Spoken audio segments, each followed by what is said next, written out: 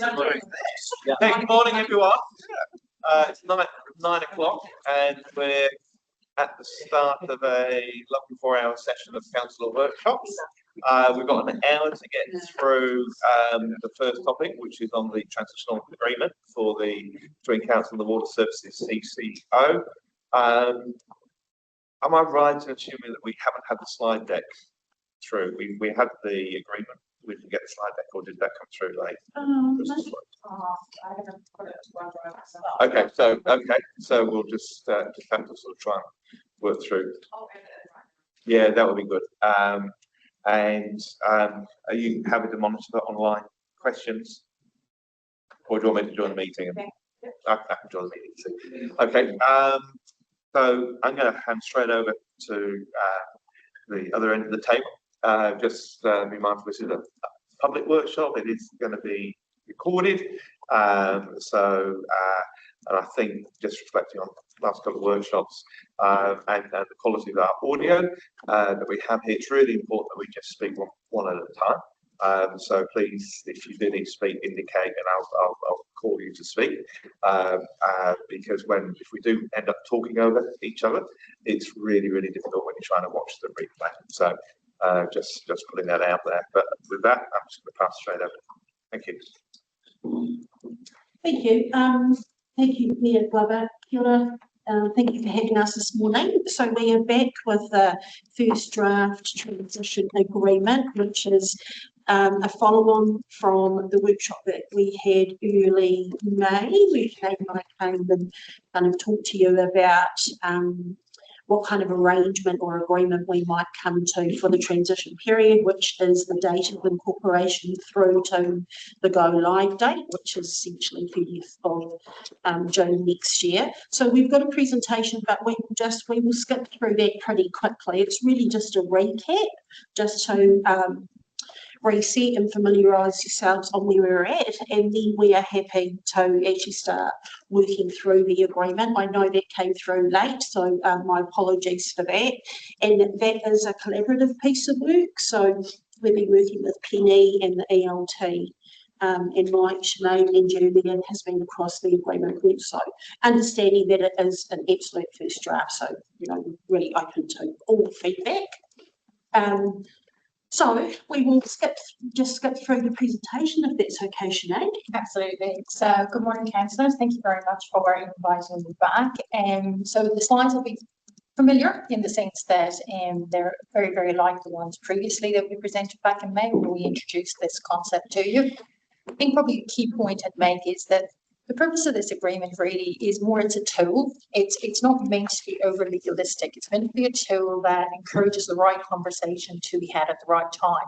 And as Maz mentioned, we have been engaging with ELT, Julian as well.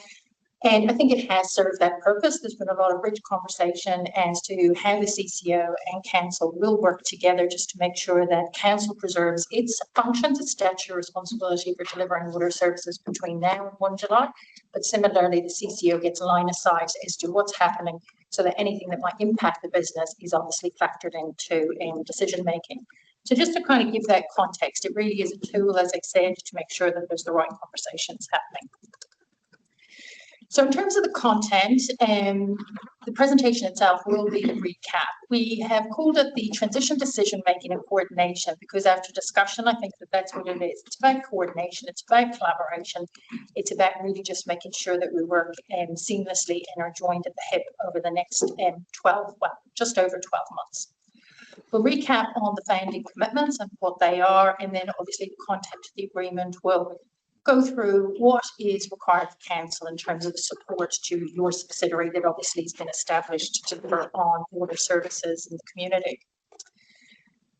So in terms of context, so as I said, it's about having the right conversations at the right time. It's about acknowledging the fact that what we're trying to do is complex. We're trying to take water services out of an existing organisation that's functioning and put it into a new organisation that's in the process of being established. So it is complex. We're trying to balance two equally important priorities, which is maintaining council's control and service continuity during transition, but empowering the CCO to do what you have incorporated or will incorporate it to do, which is to build the capability, operate independently, and have that governance focus across all that, independent governance focus on all that lies ahead. So the transition agreement sets out how this will be achieved during the transition period. So if we had to put it into one sentence, it establishes how the council and the company will coordinate, how they will share information and engage with each other on important decisions while council remains responsible and the company prepares. That's essentially what it does in a nutshell. So if we look at an overview, we've put it into two separate buckets just because I like to pigeonhole things. It just enables me to think a little bit clearer. But we've got a decision-making framework. So that just says, well, how are decisions going to be made in this context? You've got the council making decisions, the board is going to make separate decisions. There's a degree of overlap. So how's that interface going to run? So that's incorporated into the agreement.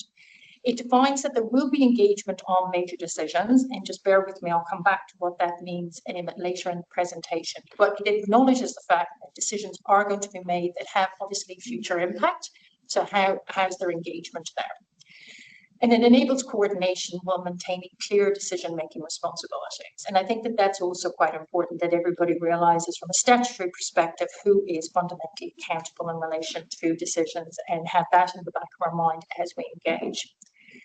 In terms of transition content, it really is about enabling coordinated delivery of an establishment program. So the establishment program will be developed by the CCO establishment team. It will be under the governance oversight of the CCO board. But obviously what it has been designed to do is to lift water services out of council and bring it across into the CCO. So just as a consequence of that, there's a huge amount of interface that's going to be required and that needs to be worked through. Need to confirm the establishment funding arrangements, and these things do cost money. It's just a reality of life. So how is that going to be structured in a way that is perceived to be fair, equitable, and obviously under the normal prudent stewardship that you would expect when it comes to public funds?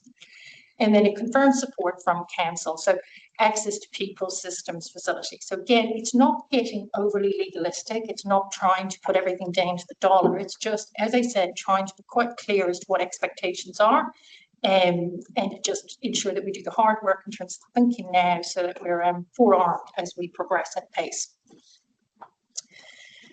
So this is really just for clarity, because despite me saying it's not overly legalistic, the actual transfer of a business and the legal transfer of various assets does require legal frameworks around it. So you're going to hear us talk about the transition agreement now, and then as time progresses, you will hear us start talking about a transfer agreement. So just want to be clear, and I know that you know, just to reiterate, they're very separate documents. The transition agreement is setting the stage for how we're going to work together. The transfer agreement is getting into the detail of what's actually coming out of council and coming across. So that is something that will be a deliverable later down the line.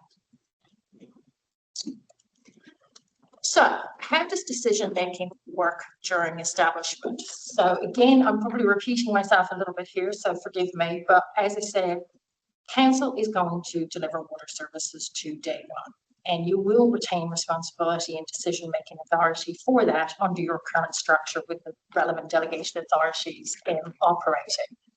During that same period of time, you will be responsible for shareholder matters. So what do I mean by that? What I mean by that is the establishment funding that's been provided to the CCO. You're obviously going to be the counterparty on the transfer agreement, so there's going to be input in relation to what goes into that agreement and the development of that agreement.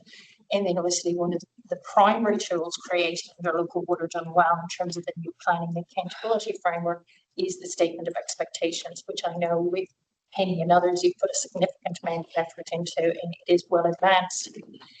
So the board is going to be governing the CCO and preparing for day one operation. So it's going to be, the phrase that I use is eyes down, but eyes up at the same time. So looking ahead at what needs to be done now, but for the purpose of preparing for tomorrow. So it's kind of a dual role, really oversight the implementation of that establishment plan and to support a efficiently operating entity.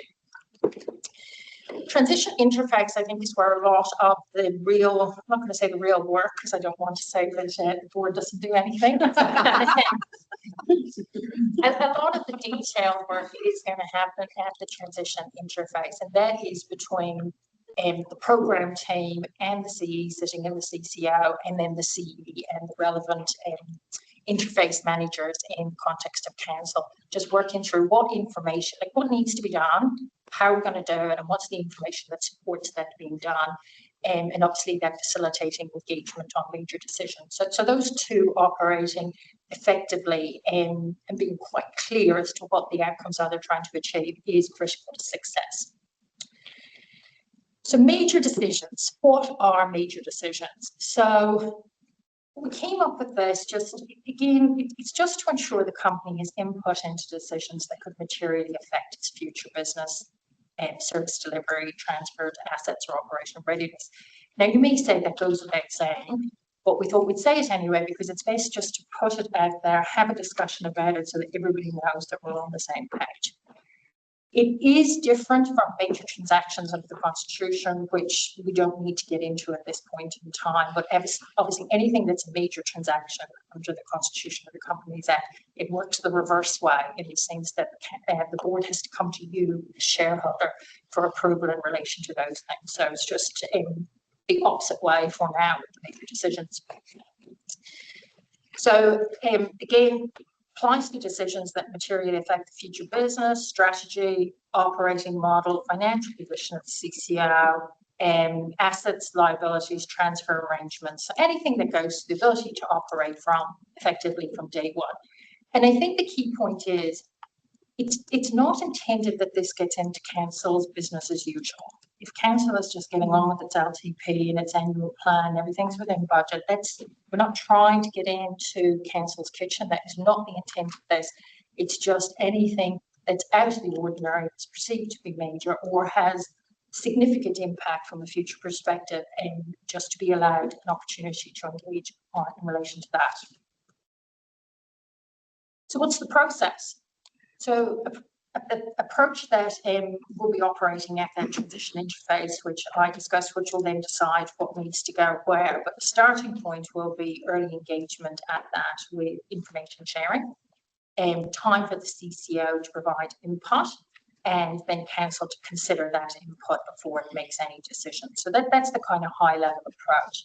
I think why this matters, I don't need to go into, I think we've covered that at length. And probably just the caveat we'd include here is it's not perfect. It is going to be working together. We're not going to be able to wordsmith everything to a degree that it's absolutely crystal clear. But this is about having something in place that we know is transitional. We know what the outcome is. It's about balancing control and supporting the entity to be ready, and being very, very clear that it relies upon collaboration for the common goal, and we're all on the same page. What we're trying to do is create the best outcomes we can for the community and the ratepayer. So I think as long as we keep that purpose front and centre, it provides an anchor so things that are not be proceeding as smoothly as they could. So when you go through the agreement, I think one of the first questions you will ask is, you talk about these major decisions, Sinead, but you don't give any examples. And we haven't included examples because we did think about it and we did go through it, and we spent quite a bit of time with ELT. And it was seen to be in the best interest of everybody just to introduce a degree of flexibility. We're not trying to pin everything down. Nobody is going to, for want of a better word, sue anyone under terms of this agreement. All we're trying to do is provide that framework for how we will be successful. So really is just introduce that flexibility so that we kind of just keep it, rather than getting into the words and what does this mean and what does that mean, just really keep that high level purpose and our principles in mind, focus on that and work collaboratively to troubleshoot. So whether a matter is a major decision, as I said, it's really just what's its impact, not whether it appears on a predefined list. There's some examples included here that are quite high level, but practically, as I said before, the key thing will be that transition interface models of TIM and working through matters at that level as they talk through specifics, as opposed to trying box and shadows at the moment.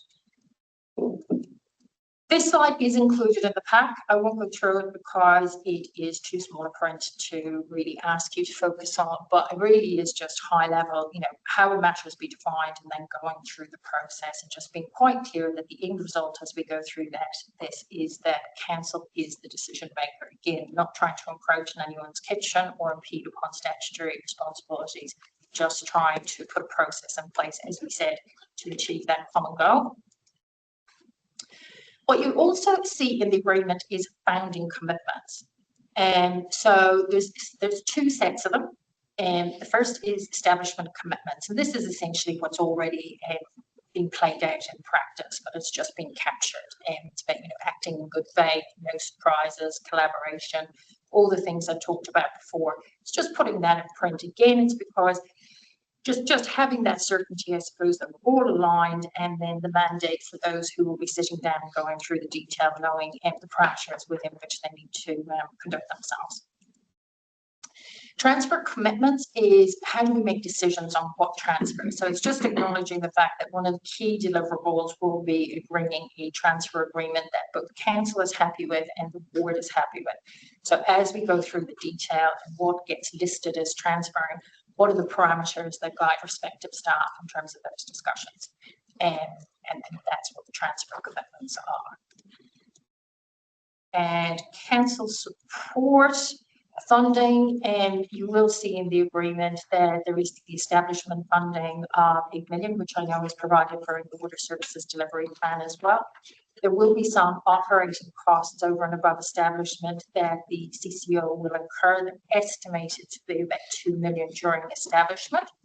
And we've put in additional funding requests. Obviously, there is going to be prudent stewardship, oversight, and so just putting that in because it's always good to have a backup, but it's not intended there will be a request for additional funding. And key point is that it's a cash flow issue from a council perspective, in that the CCO will repay all of the funding that has been put into the CCO once it's in a position to do so, which will be when it can borrow from LGFA. So the board will be responsible for oversight of budget and ensuring the appropriate controls are in place, as you would expect, the appropriate governance controls. And one of the first deliverables that we will be putting to the board once incorporated is delegations policy, just to make sure that those controls are in place and that there is scrutiny as to how that establishment funding is expended, and a procurement policy as well, just to be clear. So in terms of operational support to be provided, so there will be that detailed operational matters, as we said, at that transition interface. That's where a lot of the engine work is going to be done. But at a high level, council very kindly going to provide system, staff and operational support and manage accounts payable, receivable for the CCO and payroll, just for that period until those systems are in place by the CCO, and resources to ensure knowledge transfer. And as I say here on the left, the support does not change the decision-making authority. It's just that how we're working in the background to achieve that transition. So next steps. So feedback from elected members and incoming CCO board will be incorporated into the agreement. So I know that you've only got a draft agreement recently. So one of the things that we'll work through with council is what's the best way of collating all of that feedback and incorporating it at timeframes, and similarly with the board. Then the intention would be to have a further version brought back to the board for approval, and then for it to be considered, time permitting, as a council resolution on the 25th of June. This isn't a critical delivery in terms of incorporation. It kind of sits beside that. So just being quite clear that if elected members want some time to go through the agreement and we're not in a position to bring it back in a final form on the 25th, it doesn't impact on any of the other matters that's underway. So probably just being crystal clear on that. And that's it. So I guess I'll just ask if there's any questions, and thank you for listening. Okay. Hugh. I don't have the slide deck, but I do have the agreement, which I went through last night. And it's very good, and the spirit of collaboration is very good. There is one thing, and maybe it can't be in there, is a mention of iwi and collaborating with iwi, or checking in with iwi, or having them be a shadow stakeholder or stakeholder. Does that have a place in here?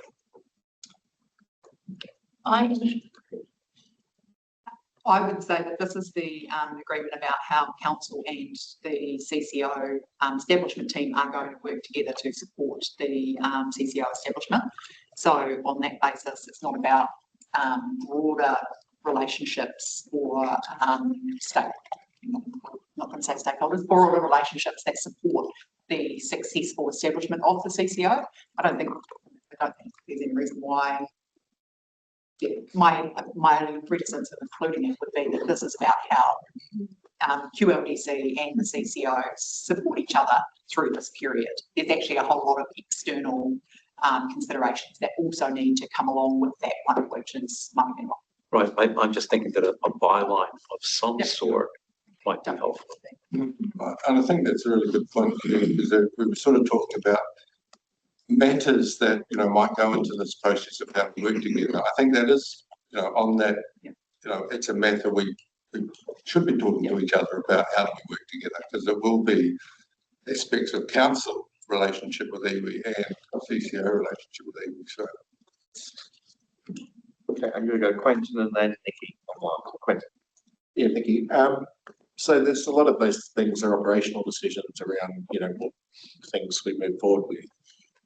How do we address the policy direction decisions that are running parallel? So what I'm thinking about is development contributions, particularly because it's a big piece of work we're trying to embark on at the moment, but we want to come out the other end of the transition and into the thing sort of heading in the same direction around growth pays for growth and development contributions model. So I'm just trying to think, how do we tackle that in a way that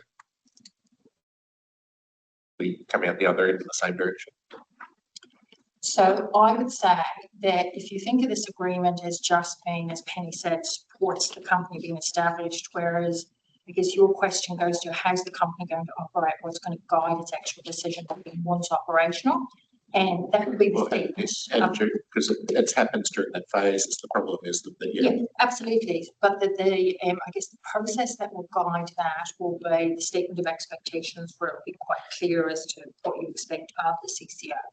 In order for the CCO to be able to charge development contributions, it's going to have a policy, and that policy will be something I will need to consult on, and it's going to have to go through its water services strategy, and it must engage with its shareholder in relation to that strategy. So parallel to the transition agreement, which you quite rightly say is more operational, and there will be a lot of that strategic thinking and planning, but that will take place through, I suppose, the long-term framework that's provided for the legislation.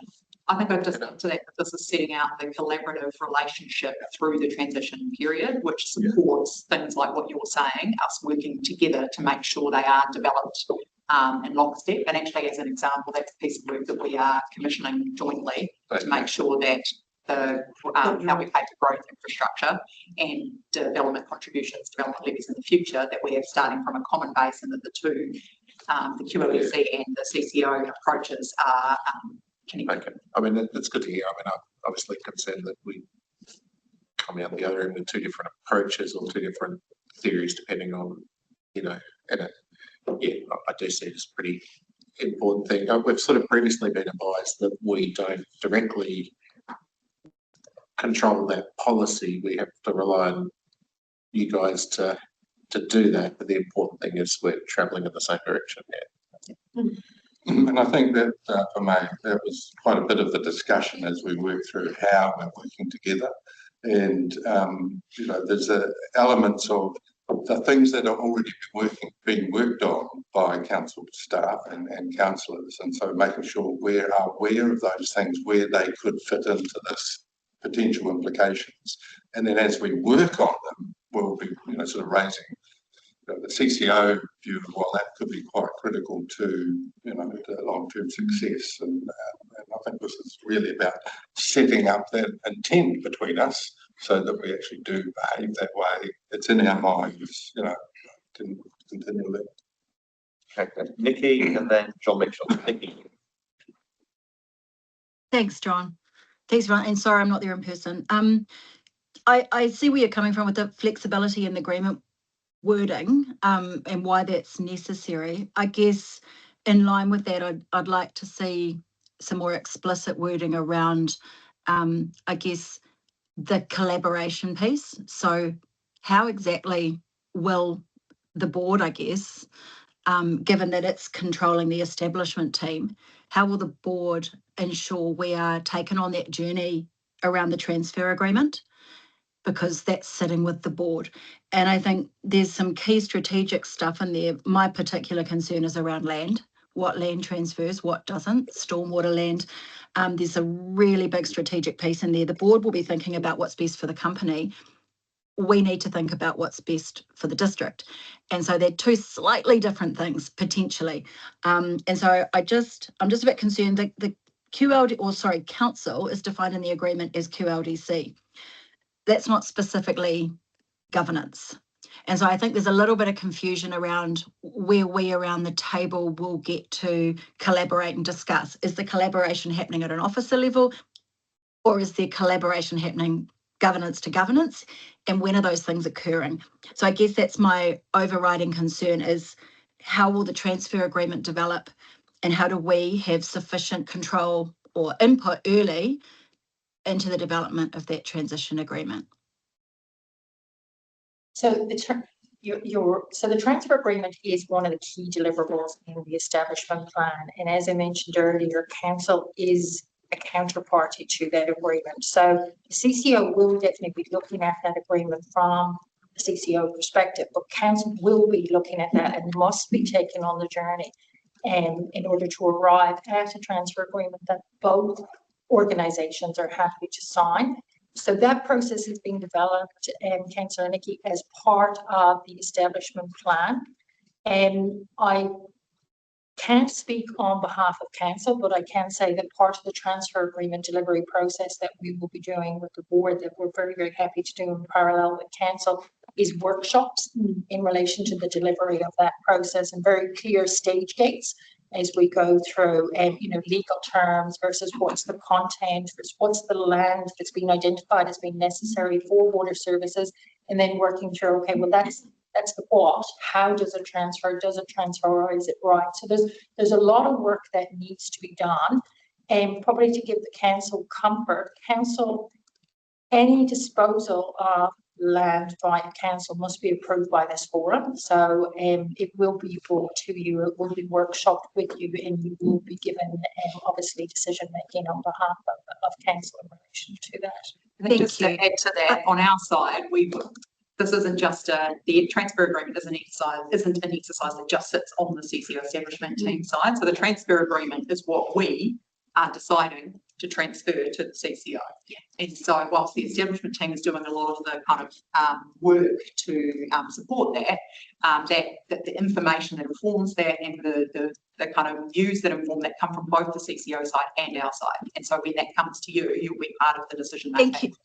Thank you. I understand all of that. So I just don't want all of that assurance to undermine the point that I'm making, which is I think it needs to be really clear in the transition agreement where governance is involved on the council side. So, it can go one of two ways. Staff can work this up right until the last minute and we can have a transition agreement that we need to sign in a hurry, or it can be worked up, workshopped with us. I guess what I'm saying is I would like, given that there's flexibility, which is what you need, I would like more certainty around the working relationship and the involvement of full council elected members in the development of the transition agreement. That's a specific request around what I would be happy to agree. And I don't know, I'd be interested, just in to have a little bit of a discussion around that and whether councillors are, just in terms of, yep. Can I just follow up on that? Because I think sure. We're talking interchangeably about the transition agreement and the transfer agreement, but they are two separate things. So, and I guess, I've looked in this transition agreement about, sort of transfer of land and other assets, and I had a few questions around that. I guess this transition agreement, we're delegating pretty much everything, right, to the chief executives. That's what we're bringing to do, apart from some quite little, some scope around the SLB. So there's a few things I'm not sure that I read in this agreement that land transfers between QLDC and the CCO. I'm actually not quite clear whether what parcels of land will change ownership, I guess, and what the process of that is, or whether it's just assets, or whether it's just the assets transfer but not necessarily the land. So I don't think we've actually discussed that. But can somebody give me some assurance that that discussion is a councillor discussion and is not a delegated discussion? Yeah, so that, so all of that is dealt with in the transfer agreement, which is yet to happen. So all this is saying in here about the transfer agreement is that we're going to work collaboratively to produce it, and it sets the kind of parameters around what's in the transfer agreement. It's certainly not delegated. You are the decision maker on the transfer agreement. What we can easily do is in the section about transfer preparation, 6.3, where it talks about that we're going to prepare the transfer agreement in a collaborative manner between council and establishment program. We can just make it clear that includes governance, that includes council laws being taken on that journey from early on. I just highlight as well that this, I don't believe, even it certainly wasn't our intent, that this agreement delegates anything. This is just setting out how the existing delegations will apply once the CCO is established. In terms of decisions made by officers now under delegation, decisions made by you under delegation, both of those decisions remain the same. This agreement is about how we as officers and you as council work with the board and the CCO establishment program to make sure that they are taken on the journey and have input into the decisions that we are making under our BAU decision-making framework. Okay. Yeah. Cool. Thank you. I'm going to go to John, then I'll come to Heath. John. Thanks, John. Sorry, my camera's packed to say it again. Thanks for the overview at the start. That was really helpful. This is my week in Wellington. I will be back next week, full steam. Yeah, a couple of points. One, I have to reiterate and support Q's observation in relation to iwi. We've got statutory obligations under the Local Government Act and the Local Government Water Services Act to have a relationship with Mana Whenua over this. So, and there are activities underway at present, particularly around the council table, but also with staff and enhancing those relationships, and in particular with the infrastructure team at council and staff. So I think that needs to be captured in here, that some of that will transition to the CCO. Some of it, though, particularly at a governance level, then becomes shared between the council and the board in the future. So, you know, I think we need to, it doesn't need to be much, but at least we need to give it some recognition so that that doesn't slip through the cracks. That's my observation there. The other point is around, I guess, what Nikki and John were talking about. To me, although the transition agreement is very straightforward, I quite found it easy to read and looks very effective. My only real concern was in line with those other conversations, that there seems to be perhaps undue, but at least a lot of emphasis in the relationship between the CE and the CCO, when I don't see, now I may have missed it, but I don't see opportunities for the mayor and the chair to check in with one another through the transition process, and for council to have opportunities as the board gets up and running to build that relationship too. I think, although Penny, I think you're right, there's no delegations per se, but in effect there are in the way that this document's written, and I think we need to make sure that council is still able to carry out its governance role and represent the interests of our communities in this process. Thank you. Thank you, John. Hey, Thanks, John. Yeah, thanks, guys. Had a good read through this document. It all looks good. I think it was pertinent that Nikki's flagged the transfer of land, and we're probably preempting that in the transition agreement for the transfer agreement. But it was a question I had in here as well. There's a bit of work done in that. where I see this playing out sort of in real life is there's going to be a massive overlap between governance and operations when it gets to that stage. And I guess what I'd probably like to see if we can early on that this group at a governance level has a good discussion, sort of puts in place almost a policy as such as to how we treat different types of the land parcels and assets that we transfer. And then for the most part, 90% of those should be able to transfer in agreement with what we've decided, so we don't have to do it line by line. And any exceptions to those where it's, they may not just fit into a cookie cutter, then potentially we need to have a look at that. But I think a lot of that will be operational, provided we give good direction from this. And I did have one detailed question here. Item 9.6 talks about transition costs that be agreed between the parties. I'm just wondering what in that clause what the definition of the parties in there is. And an example of that is maybe carrying costs on the debt that QLDC is holding, and whether or not that would be included as an agreed transition cost and things like that. I think there might be some space in there that the company will be finding costs differently than QLDC potentially. So just wanted to flag it up, just so there's no sort of conflict. Michelle. I was just going to in a number of years ago, we actually did a piece of work to tidy up the designations, land packages and assets component that relates to Three Waters.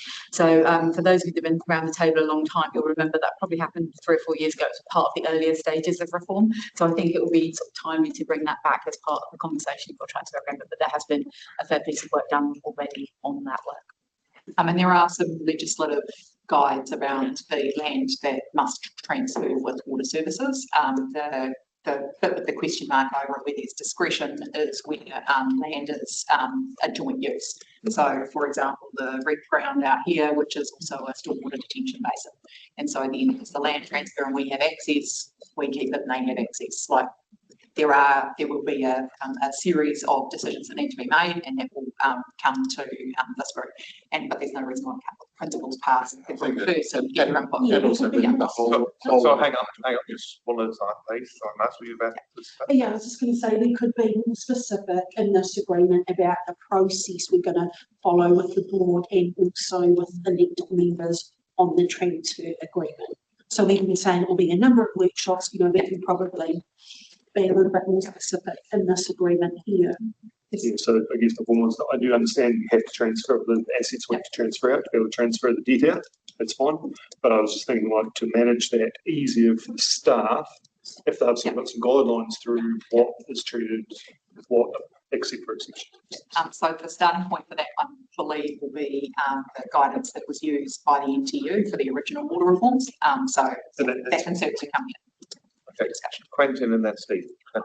Yeah, I was just going to, just on that, the potential that parts of larger sites are sort of subdivided off and, we keep part of them and they keep other, but when we discussed that last, it was quite evident that there was an incredible subdivision and easement program that's going to be required to achieve that. I mean, it's a significant undertaking to all the processes associated with the survey processes associated with that. So I just didn't want to underestimate that, and it will take some time.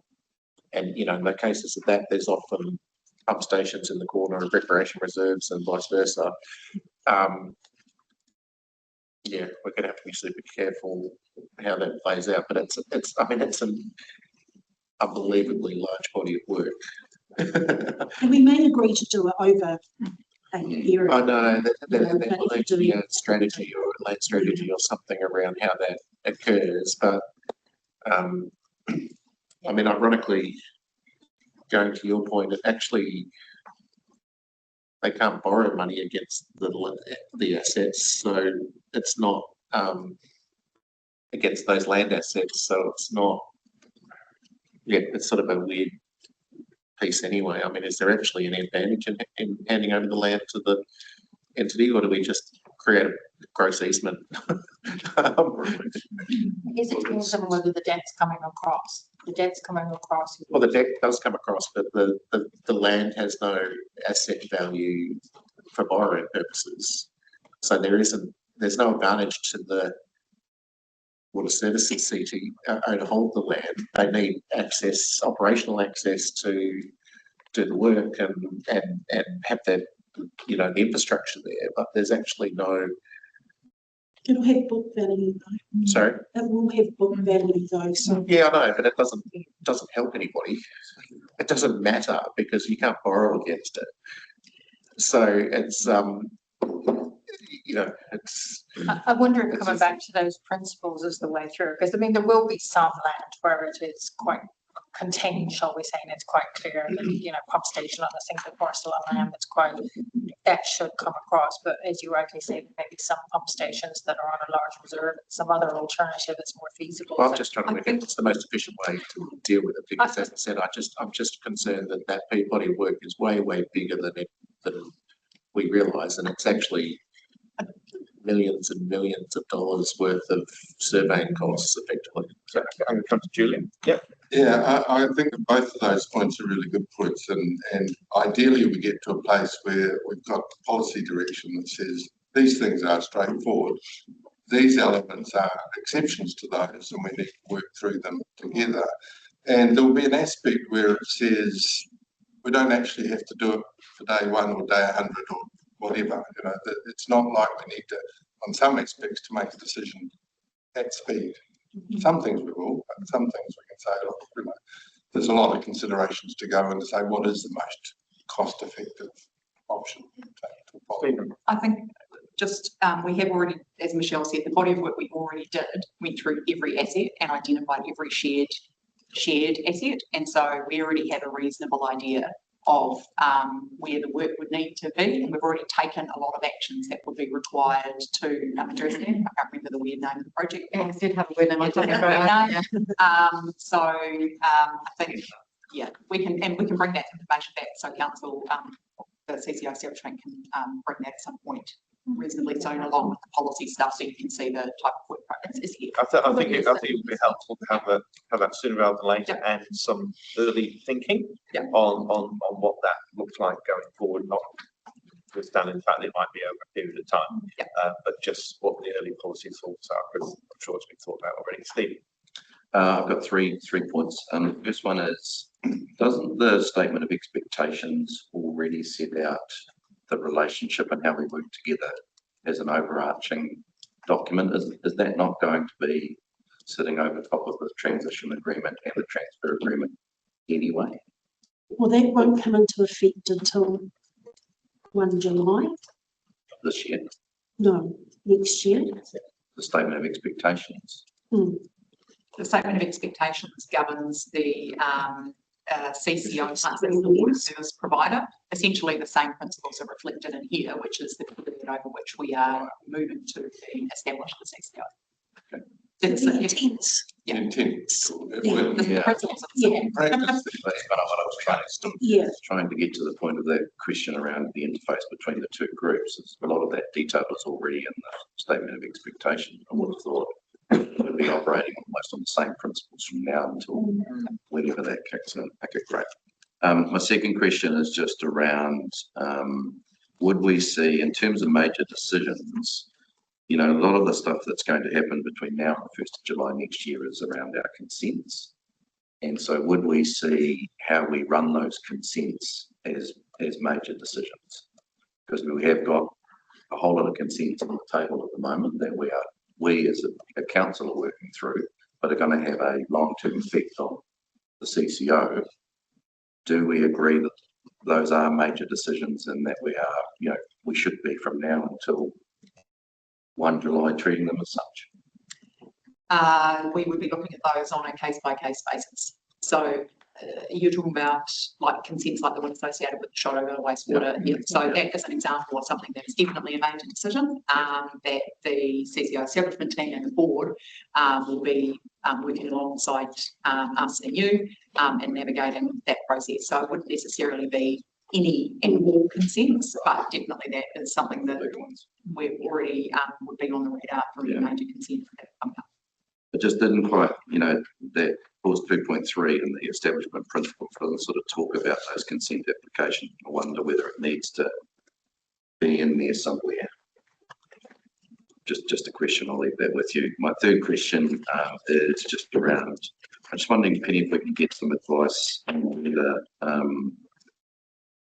we're going to be giving a guarantee, council's going to be giving a guarantee of the borrowing of the CCO. I'd like to understand whether there's any advantage to us taking a GSA over the CCO. I don't need an answer now. I'm just wondering whether there's any advantage to us in taking a GSA to support that guarantee over the assets of the CCO. Could you explain what a GSA is? Mortgage. Yeah. A mortgage over the company or a debenture, the old school debenture. So it's basically a security over the CCO, which means we're first ranking on everything.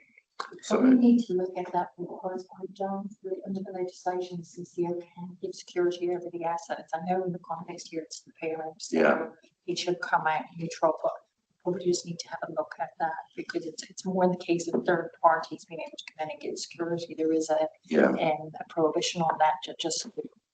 But yes. But a GSA, absolutely. From a shareholder perspective, a GSA adds an extra level of security because it means it's first ranking over the company. So if anything ever happened to the company, then we are first ranking as the secured creditor. I think it will also depend how the LGFA sets up the security and the guarantee. So I just want to ask the question as to whether it's worth something we should have and it's worth considering. So thank you, John. I'll come to you in a second, just checking down it or what's it? Got a couple of just really minor things. Firstly, you mentioned potentially coming back to the council meeting, which is next week. Is it 9 days time? How feasible is that?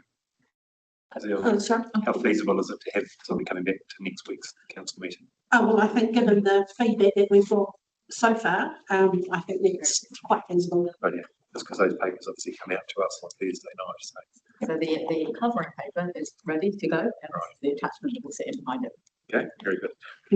The other one is maybe a little bit, might just be me. The definition, or the abbreviation for the act just says LGWS. When I read that, I say those words in my mind and I just get local government water services.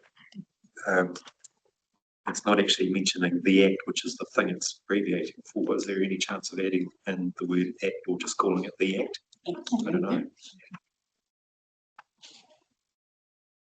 Okay, thanks. That's pretty good. Just trying to clarify, Stephen's got a good point now, trying to noodle it, and I think it's a question for Catherine. Carry on. And that is, per your comments about the Fitch rating last week. So LGFA will have a call.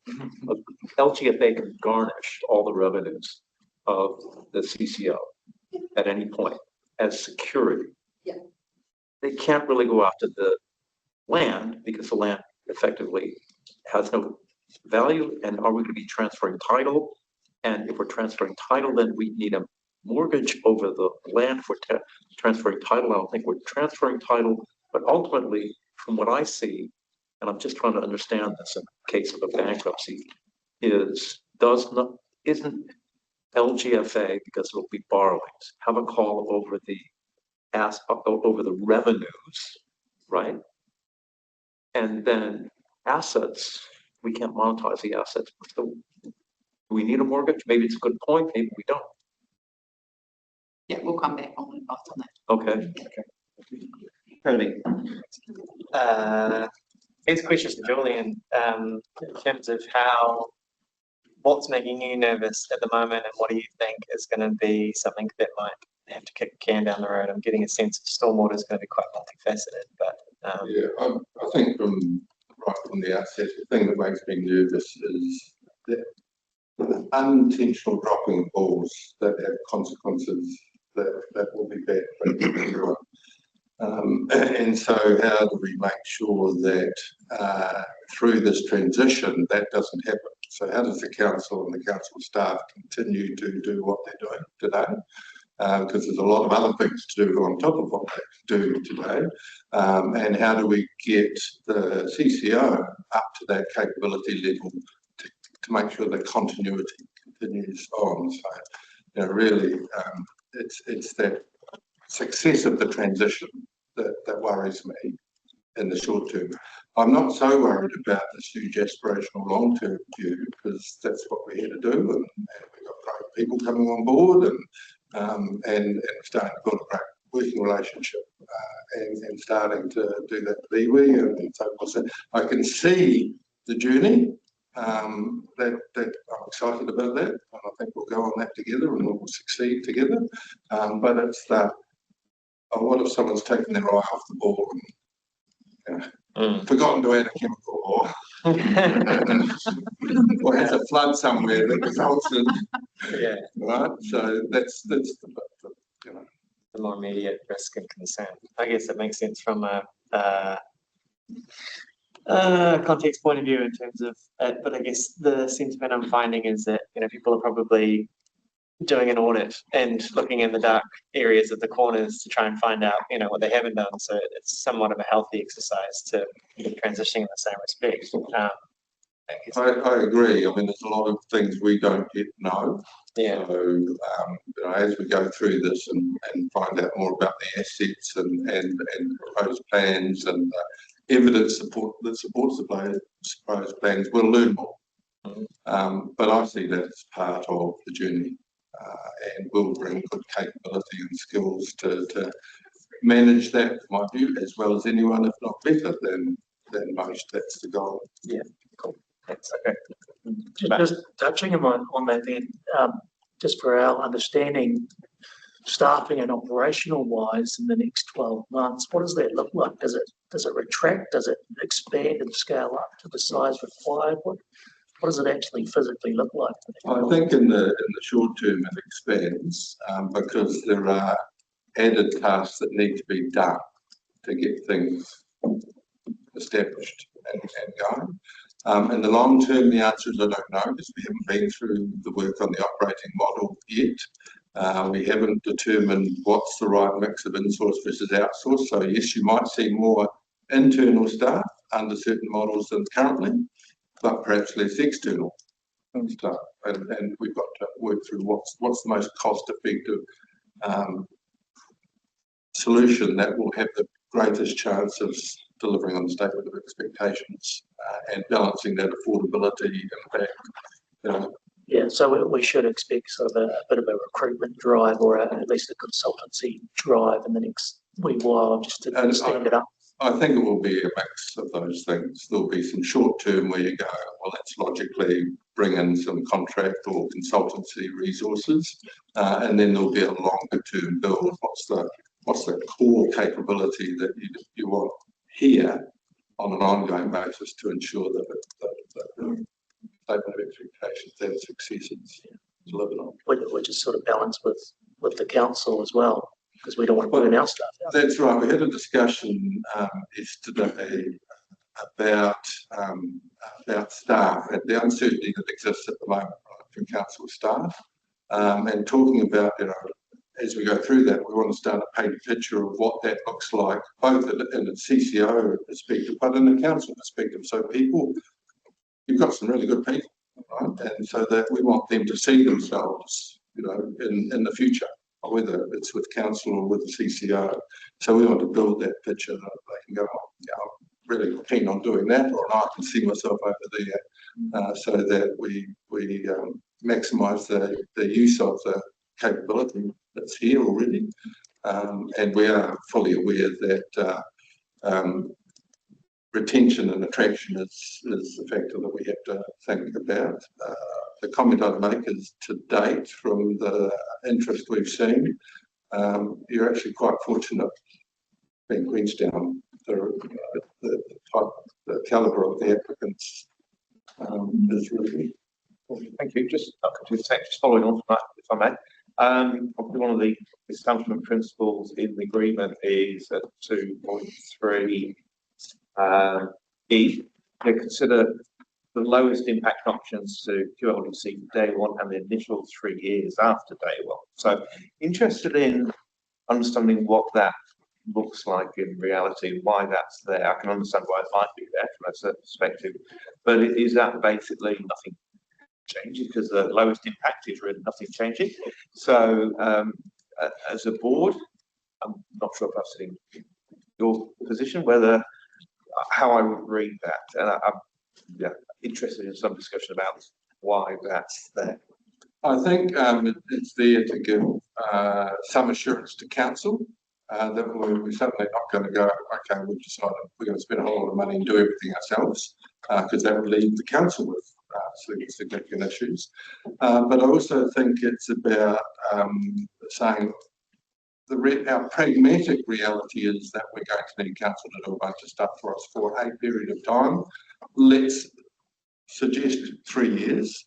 And as we develop that up, our expectation is there might be some off-ramps on certain things before 3 years, but that will be developed with council as we go forward. But it's just to give both sides time to do the planning of how you do this transition most effectively, rather than suddenly say, oh, we don't need to worry about council, we go off and do our thing over here, and then you've got a whole lot of things to worry about and spend money on that you may not be ready to do, and it may not have been, if you look at the whole, the most cost-effective approach. So from council perspective, that was off the back of when the previous council, obviously wasn't this exact group, made the decision to establish the CCO. Part of the analysis that was done was to do with stranded costs. So if all of the functions that the CCO needed were taken out of council and moved, particularly in the support, corporate support services area, that there would be stranded costs that we would need to manage. And so part of what we agreed at the time was that there would be a transitional period where we would have shared services that were offered by the council to the CCO for certain services, and we would transition out of those over time. Or if we're great at delivering those services, maybe they'll keep buying them forever.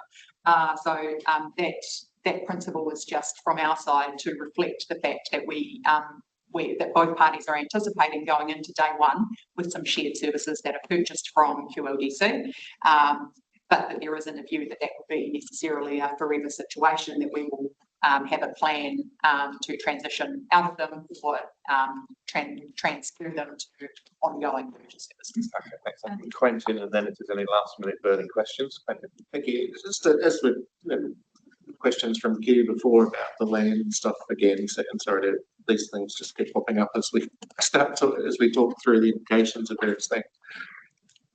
What happens in the case that we transfer a piece of land for the purpose and use a pump station or whatever you want it, and that becomes surplus to requirements?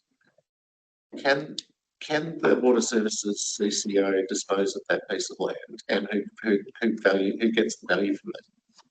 And I can use another example where we have a wastewater treatment plant of Lake Kawea, which is a significant holding of land that we will be surplus to requirements in the near future. Who gets the value for that? I think that's something we can address with the principals when we bring the I'm just going to suggest here that maybe we've strayed a little bit too far into the transfer space, so the team might not have that answer immediately. It's important, but when we come back with the piece of work around land transfers, I think that's that's a critically important piece, because obviously, there's a whole bunch of things. There's freehold land, there's local purpose reserves, there's first right of refusals, there's it's a really complex easements, and so I'm just highlighting that. Well, and we need to understand that our community, that there's a real value, the risk of value lost there if we don't manage it correctly. Very much so. Yeah, cool. Nikki, you've got one question. You're on mute. Thanks. I'm just looking at the principles in 3.2, and it does concern me that the parties will be guided by the following principles, and they're quite specific on land transfer.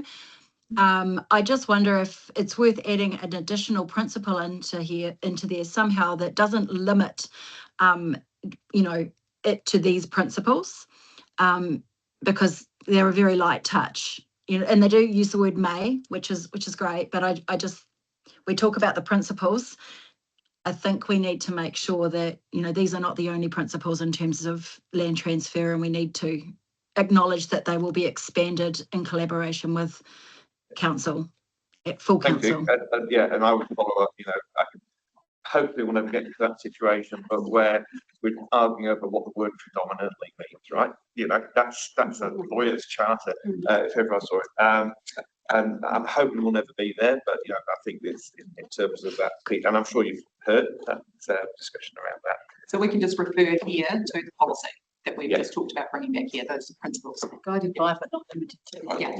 Yeah. Okay, any last question? No? Okay. If I may, we'd like to build a habit of recapping at the end of each workshop item, just to ensure we've got some coverage and understanding of what we're taking forward. So I'd just like to run through a few points, and team, please jump in if I've missed something. But we've heard here that you're looking for a more specific process on land transfer agreements and to do a further piece of work and bring it back to this table to discuss in more detail. You want to be more specific about governance to governance relationship. You want to have a more specific inclusion around the expectations of working with Mount Fenway. You'd like to explore the specific inclusion of consents, as per Stephen's point. And you'd like to explore any advantage to us taking a GSA or security over the CCO. And you'd like to add a definition of the Act itself. And you'd like to add that we'd be guided by, but not limited to, the principles listed 3.2. Is there anything that we've not taken away from you today on that? I think probably just a bit more specificity around the transfer agreement. Yes, okay. The process. Coming back to the workshops. Was there anything, Within that clause 6, Yeah. was there anything in there about that policy alignment piece that I discussed earlier? Was there any takeaways from that? with development contributions. Yeah, just as to how we align policy development in the transitions. I think we'll take that away and just give that a little bit of thought, Yeah. interrogate the document, see if it's sufficiently covered. Yeah. On the point, Michelle, just on the definition of transition costs.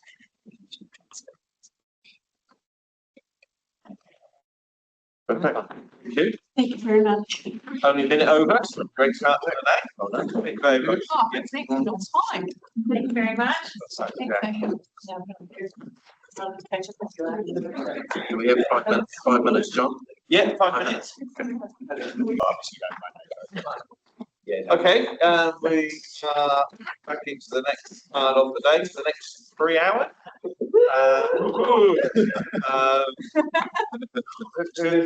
Who'd have known a long-term plan would have felt so long? Both of us have done it before. Last time we complained about being too short. Yeah. So we've got all of the activity sheets to run through, and my understanding, and I'm sure I'll be correct if I'm wrong, is that we're still at the stage of sort of effectively learning what's, you know, on the activity by activity, what's in, what's covered, what's the cost. You're not looking for specific direction from us today? So if you have direction to give, we will gratefully take it. Our ones are a little bit different to the other ones that you're seeing. So the one's for strategy and policy. So, sorry, I was going to give a bit of an overview after Ian's intro, but I'll just dive right in. My intro would be very straightforward. We've got a bunch of activity plans. Yeah. And we'll let Penny answer, but obviously, yeah, look, where there's direction to give, we're definitely looking for direction. It's not a induction. Okay. So based on the previous ones that you went through, obviously you had some commentary about the content in them. So we've done ours a little bit differently to respond in part to the commentary, but also because we have been through a detailed review of what our budgets cover based on the annual plan questions that came out of the deliberations and consultation. So what you'll see in here focuses, this is actually what our LTP proposed budgets are. So we're able to produce this because at the last session, people had finished their LTP budgeting process. We have put our proposed budgets forward. Our budgets are quite small, very small compared to a lot of the other budgets. So it's more straightforward for us to set our LTP forward budgets, or propose them rather. And it's also more simple because we're essentially, except for some minor exceptions, we're not asking for any more money.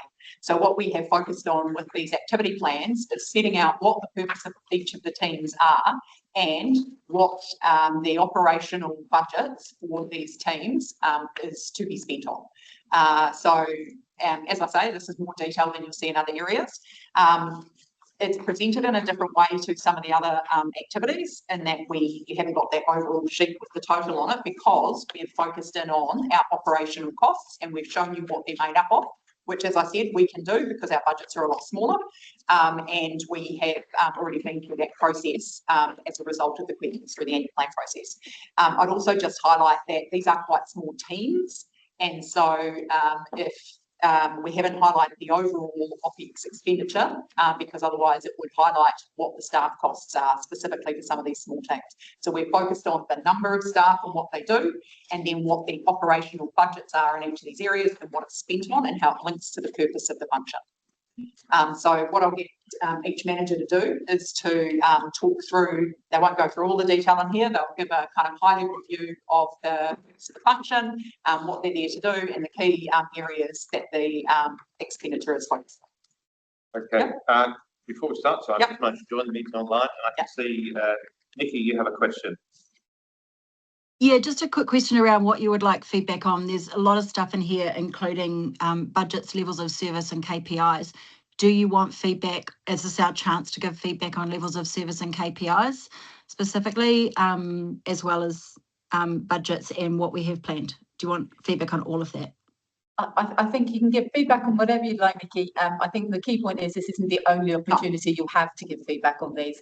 So this is the first rollout of this. You can give some feedback because this team's quite well advanced on some of their planning, but there will be future opportunities too. Just the reason I asked my question, because of the last session we just went through activity sheet by activity sheet, and there was no council discussion of more of this, less of that. We don't think that's the right thing to measure. We haven't been anywhere near any of that. So I certainly wasn't coming into today's session expecting that's what we would be doing. You don't have to. It's just we're sitting here with ears open if there are things. Okay, so there's things that leak out. Yeah. We're good to do that, but this is not the deciding whether this gets twice as much as that or half as much as that, or however we want to slice and dice. So you'll see that, you'll see the levels of service and KPIs again in a specific focus on that, and you'll get the OPEX coming back to you in future sessions. But this is an opportunity to shape, if you want to give us direction or to provide feedback on focus. Cool. Thanks. I just had one more, sorry, I just had a follow up. It was really helpful, Michelle, providing that summary of takeaways from the last session, rather than waiting until we get a sheet of stuff from Ian down the track. I think after each activity sheet, it might be really helpful if staff can do that to say what direction, if any, they've taken from us. Yeah, that's a good point. We'll do our absolute best. It's obviously more straightforward. That commitment is more straightforward in other workshop formats, but we'll do our best to try and summarise these as we go as well. I think it's helpful for everybody. Okay, and before we start, question from John. John. Thanks, John. Yeah, it is a question. It's not a statement this time. Penny, thanks for that. Thanks for the overview. You made the observation that there's there's no increases proposed in expenditure here, although other than perhaps some key areas. In looking at this, given the stated change of direction of the current government, have there been any opportunities that you've identified so far where there should perhaps be reductions in expenditure if we're going to be meeting the expectations of a new local government act with different drivers in it? So we have thought about, we have been thinking about that, as have the whole organisation, but that will be for discussion with you and direction from you in a future session. This is to help you understand what these things are, so that when we get to those discussions, you have a good understanding of what you would be giving up, and what wouldn't be being delivered if certain areas were to be cut back. So that is the purpose of this discussion, so to inform those future discussions. So if you have questions in that respect as we move through to understand, what wouldn't be delivered, then we can have that conversation. I think what you might hear through this conversation, John, is that quite a lot of these areas are actually working to quite defined plans and programs of work that have been signed off historically. So it's really, it comes down to a question of trade-offs, and that will be something for this table to consider. Because that is one of the things to consider as we move into this new environment. Is, as Michelle says, a lot of these areas have these specific plans, but more importantly, these areas reflect commitments to the community in terms of what the community's priorities are.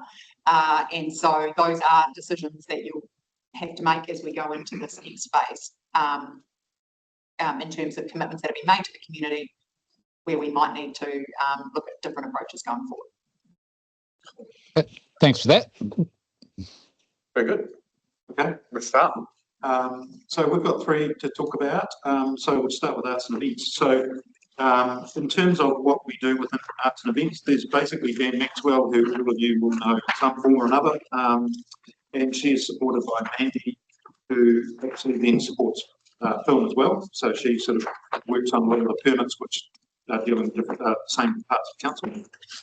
So there's, basically two main areas that we work in. One is event delivery. So New Year's Eve is the bulk of that. So around $500,000 goes into New Year's Eve, but not only New Year's Eve. And we haven't sort of worked out what else we call it, but basically prior and post New Year's Eve in Wanaka in particular. And a lot of that's been, and Quentin will know this, or any of the Wanaka councillors, is primarily around almost public safety. So we're dealing with a lot of young people. It's their first New Year's Eve, and over the years, the amount of interventions that we do there is growing. Security, red frogs, and not only New Year's Eve, but post New Year's Eve, because we found that things weren't happening just on New Year's Eve. And so we've, basically the amount that we do in the budget has expanded to try and basically keep all our locals and visitors safe. So the entertainment is sort of the icing on the top, but the reality is the real reason is to keep people safe. Yeah. Under event delivery, we've got primarily New Year's Eve and things down at Wanaka, and the Christmas show and all of the decorations that go on around the street on that as well. So that's the delivery aspect. So QLBC delivers those things.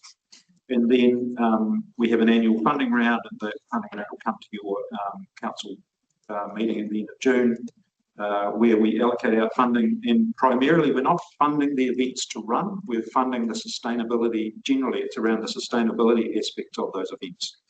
So it's actually something we've thought about, whether we change the name, whether we call it an event sustainability fund, because I think there is potentially a perception that we're funding events that actually occur. What we're doing is funding aspects of those events so that they line up with the event policy that was adopted by council. So some of that, a lot of it's around sustainability, so things like waste management, disrupt, those sorts of things. Sometimes we will fund things like traffic management plans. So Challenge Wanaka obviously has got a lot of traffic issues, so we might support those sorts of things, again around public safety. So we're not funding events for their own sake. Event facilitation is a lot around the liaison within council. So we get a lot of events, some of which turn into actual events, but a lot of them are inquiries around, can we hire that space, what will it take in terms of traffic management, all of those sorts of things. So the difference with our council compared to probably almost every other council in the country is we have more events come to us than we can probably cope with. And so that whole juggling is also part of it, of going, well, how much is too much? Where we're displacing the locals. So if you're hiring a venue, so venues have to balance that local displacement versus events coming to town, which brings money into town, but also creates a revenue stream for venues. So it is actually quite a juggle. And we also get a lot of event organisers turning up assuming that our weather will be fine all year round, and that we have an unlimited number of spaces that we can use. And we are really tight for space, both internal and outside spaces. And obviously it can, as you all know, snow in December. We have mountain weather that a lot of people don't appreciate. So that facilitation stuff takes a lot of time and sometimes doesn't end up with events happening, but that actually is probably a good thing because they realise what it takes here. And then the other small part of Jan's work in particular is her passion for the arts, and she runs the Creative New Zealand funding round that isn't our money at all, but she takes applications for that and also helps facilitate public art. So there is a bit of a fuzzy line between economic development and events and arts and community, but I think she she works in that fuzzy line incredibly well and puts in a huge amount of effort beyond her workday. So if you go to any arts related, chances are Jan's either pouring the wine or selling the tickets. And yeah, she's an absolute gem. So yeah, happy to take any questions. Can I just add one thing to the event funding? For those of you who are on the panel who will have seen this year's event funding round, and you might look at that number and say, I thought you said you weren't asking for more money. This is obviously a higher number than the current event funding. That's because this number includes the funding that we provide for Matariki and Waitangi Day, which are given as grants, but they go through a different process than the contestable fund. What we'll be doing going forward is rolling that into that same, not necessarily the contestable process, but the same reporting format, so that council is seeing that and making decisions on that as well. So that's why that number looks higher, but that budget is just set elsewhere. And over time, it's worth noting as well that grant funding pot, the total amount hasn't moved significantly in the last 10 years really, but the proportion that is spent on the events that we organise has changed significantly. Yeah. So that pot decrease, that's the flex in this budget as as it gets more expensive to run things like New Year's Eve, the event funding grants decrease over time. Contestable. Yeah, the contestable part. Yeah. Okay, just before I come to some questions, so just kind of like so the 680,000 a year for event delivery, that is the Christmas, New Year, Matariki. Just Christmas and New Year's. Because we don't deliver Matariki. Okay, it's important. Yeah. Okay. So so on top of these figures, there'll be obviously the staff cost, which will be somewhere, I guess, plus an overhead that gets apportioned. So that, where would we see what is the total cost of this activity? Well, this is the cost of delivering this activity. The overhead allocation part, the overhead allocation model is being reviewed as part of this LTP. So right. That might look different for the LTP than it does now, which is one of the reasons why we haven't included it here. Okay. But the staffing costs aren't built into these figures, are they? No, that's because there's so few staff. So I think it's appropriate to talk about individual staff. Okay, no, that's understood. Yeah. That's understood. Yeah. But we obviously will be surfacing that with you in a different format. But yeah, because I appreciate people are working across different activity plans as well, so it's not necessarily straightforward either. Yeah, actually, it's important to note that these three that Peter's going to talk to, economic diversification, arts and event destination management, that's one team, which is the economic futures team. So we've tried to show how the resources are split, but yeah. Yes, I appreciate that. Thank you. Nikki has a question, and then we'll come back to the Nikki. First, thanks. This is really helpful. It's helpful to have some figures. Question is just around revenue generation, I guess. So one is, could we be cost recovery on some of these events? So the big ones that bring in a lot of money for the organisers potentially, could we have a kind of a split around the types of events where we could actually recover some of the costs of facilitating them? That's the first question. And then the second one is around, I guess, the New Year's thing, which I'm not saying we don't do. I'm just saying it's largely for visitors. Is there some way we could access funding for that? You probably try to anyway, but from visitor pots. So in terms of current revenue, we do get some grants, or we apply for grants for New Year's Eve, and on average we get around $20,000 there. So it's not a huge amount, but it helps. Christmas show, we sell tickets, and that usually brings in around $8,000. So I mean, it's not a huge amount of revenue that comes in. I think in terms of whether we charge for permits, that is up for grabs. We don't charge for them at the moment. And as an example, we do charge for film permits. That brings in about $12,000. So that will come into the diversification fund, but it's it's relatively small amounts of money. And I guess we've seen the event permit as a they do obviously have to pay if they get a resource consent or all those sorts of things, but the permit itself, in some ways, the part that we play is actually just pulling together everybody else's permissions. So we're not actually giving, while it's called an event permit, effectively it's a consolidation of roading or parks or everybody else's things. So, potentially they're paying for a venue, they're paying for resource consents if that's what they need. So there is revenue that comes in, but we don't tag it to this because it's not necessarily our revenue, if you like. I think we did surface during the policy process for arts that we would consider looking at charging for the permits. So, I mean, that is something that we can give some additional thought to, I think. Yeah, I think that would be helpful. I think if we're shifting to user pays, if the community is paying significantly more in terms of user pays for some of its facilities, then I think this would be worth looking at. Thanks.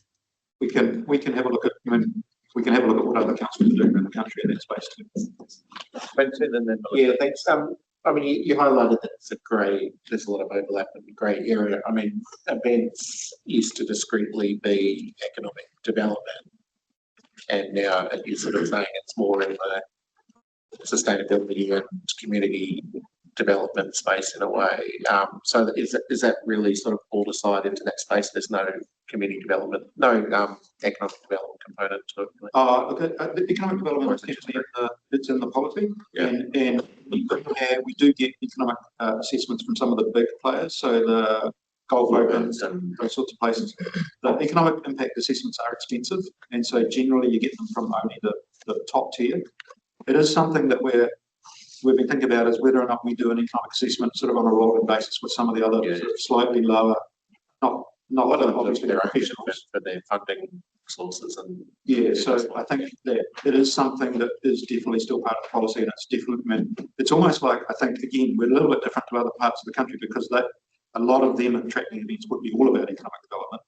We've almost gone past that and we're going, hang on, there's other things we want from events as well. But it's not lost on the fact that it is actually a really key part, and it is one of those things that we're interested in putting some budget aside so that we actually do keep that ball rolling and not just rely on the big players giving us what they've done. So the other side of this was that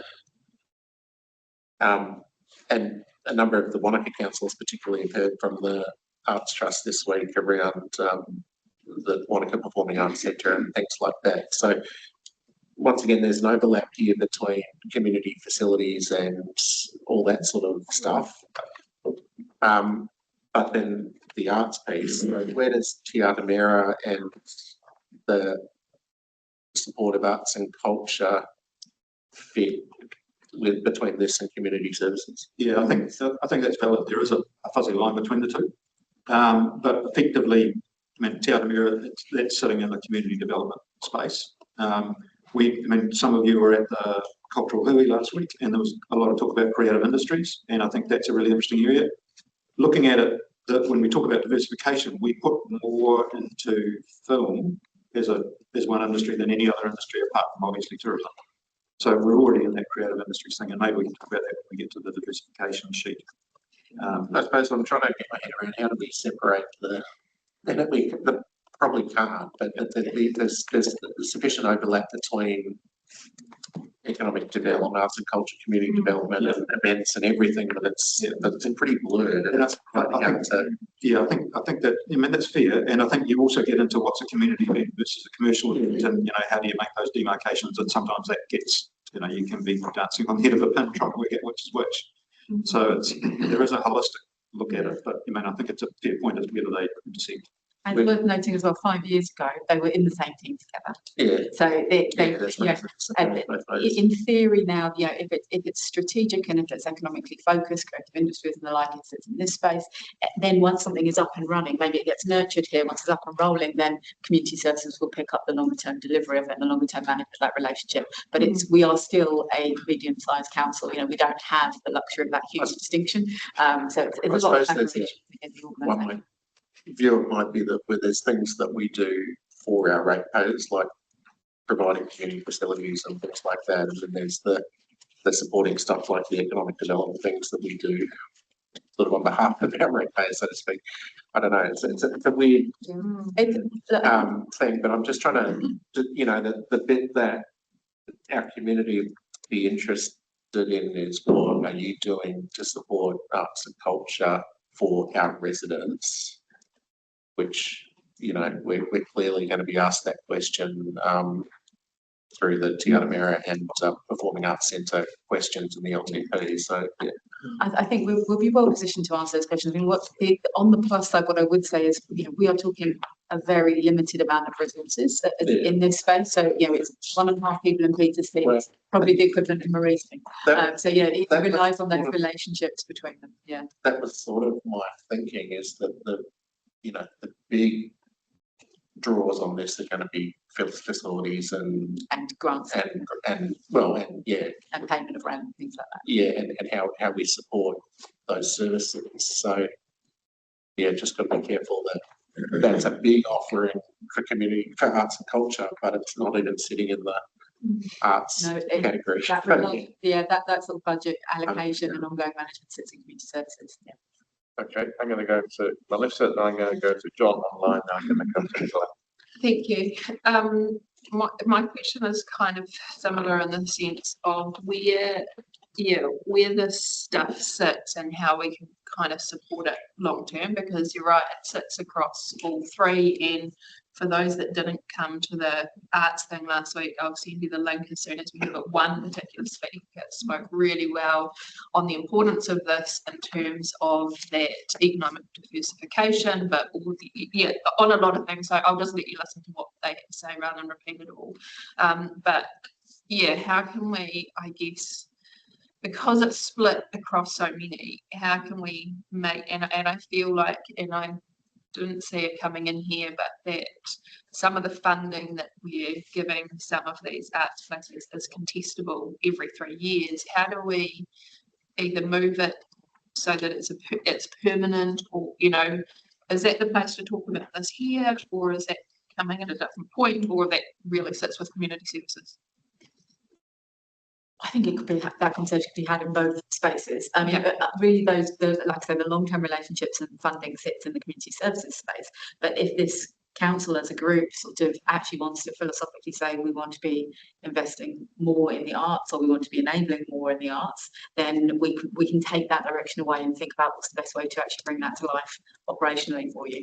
Because I also think I don't think you've had this discussion about that community development area yet. No. I think it's a unique one. Okay. So we could take that away from this discussion and talk to Marie about it. Yeah. And think about how that gets presented there and how that links with this. I guess the key link with this team is that because Jan has had this historic role in terms of supporting the arts in the community as this strategy was developed, which isn't our strategy, it's owned by the arts, sector.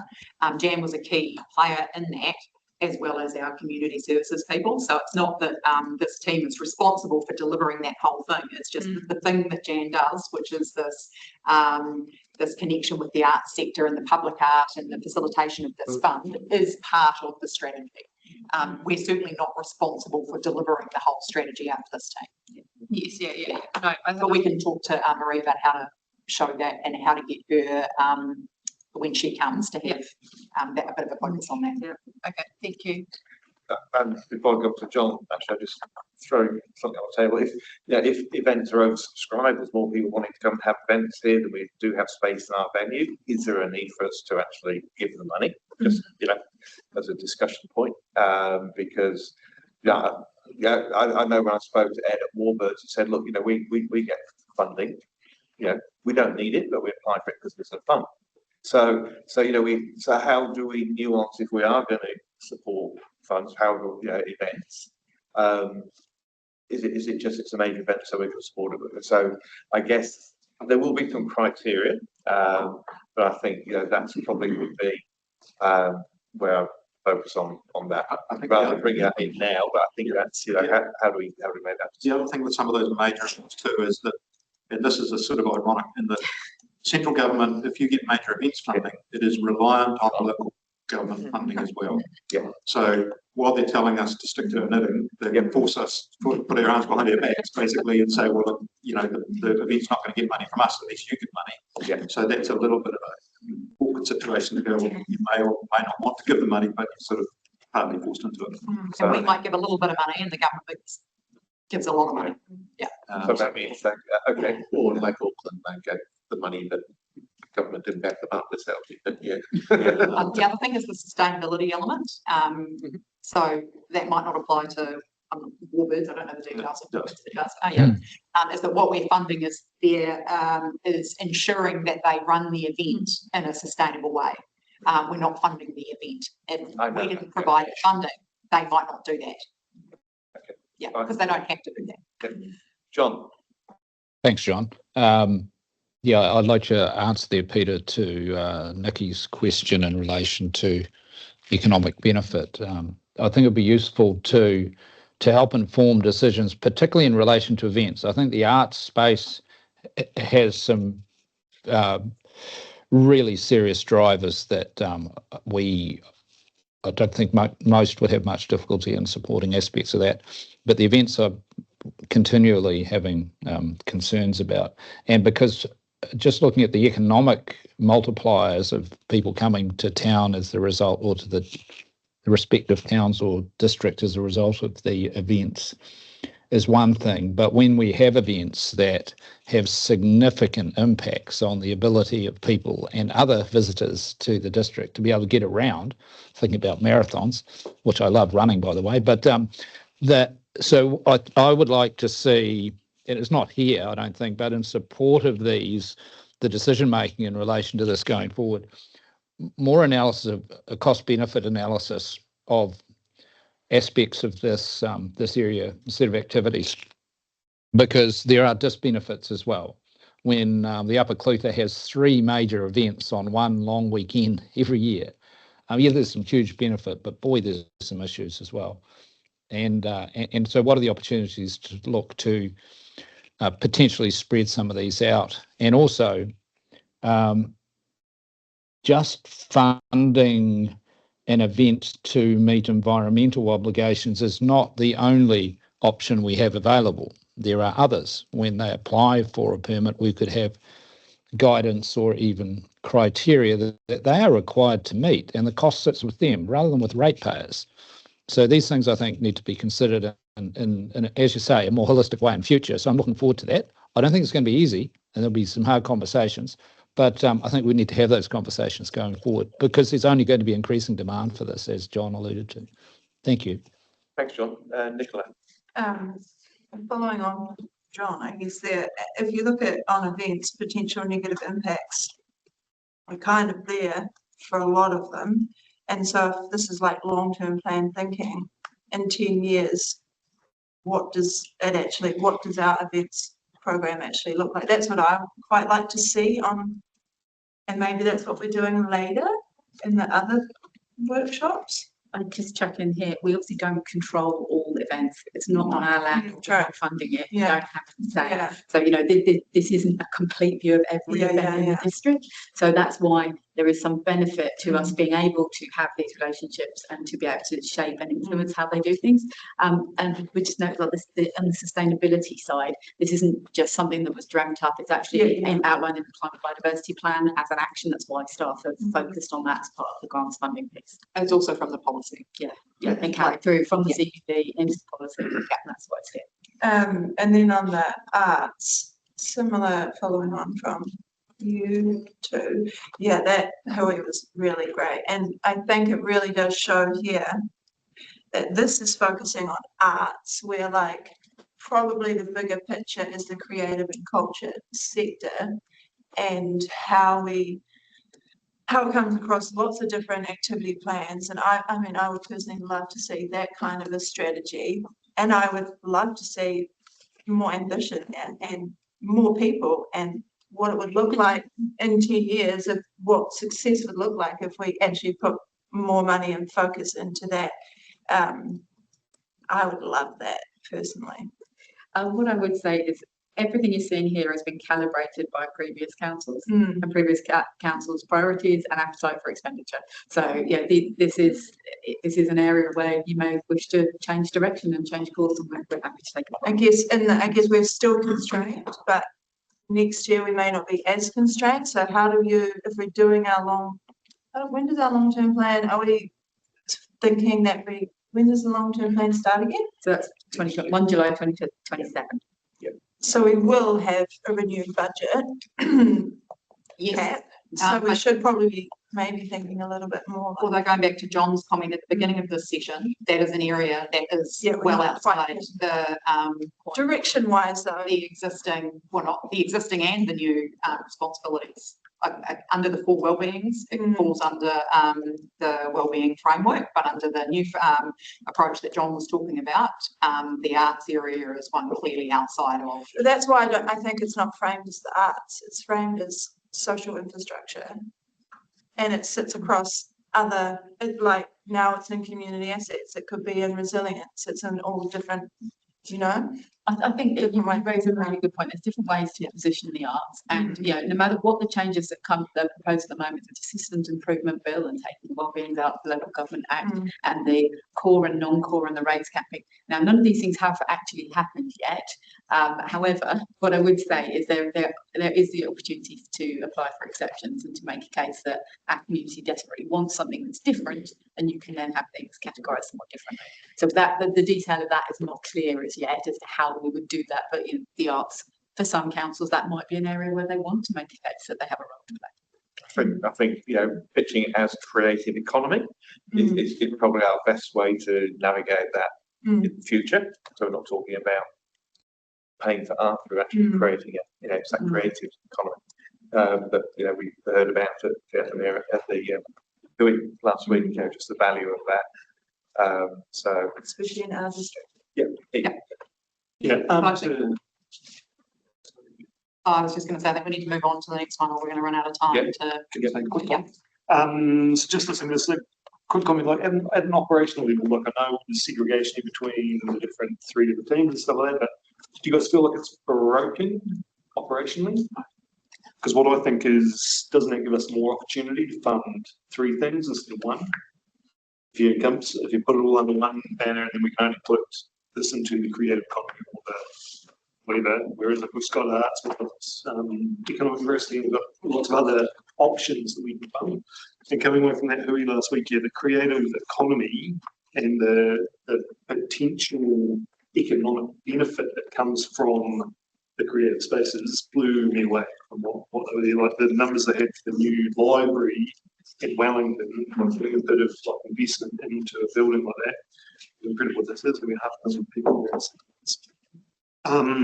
So no, I think, like I say, I don't think we should try to put it all under one banner. I think it's quite good to keep it secret so we can give different funding lines to different things. And I would just like to say the feedback we always get, or that I always get from my part of the community, is that holding events is quite difficult when dealing with council. So I'd like to see investment by council in kind by enabling events, not just cash as well. But that's conversation. We have done quite a big piece of work in the last year and a half, really, I would say, to look at the whole process and the way that people interact with council to make it easier for them. And I mean, that only really bedded in a couple of months. Is that? There was a big process improvement piece of work around events, which has looked primarily at 3 things. One is the whole process of who's needing to speak to who and how many points of contact there are in council, and that sort of streamlining the customer interface, which is all done. There's been a mountain of work go into things like venues and parks and reserves, fact sheets, and just that whole information set that's available to event organisers, plus event guides and event best practice guides and all that sort of stuff. And the third thing that's launching in July is the automation of most of the processes. So we should see some improvement in that front.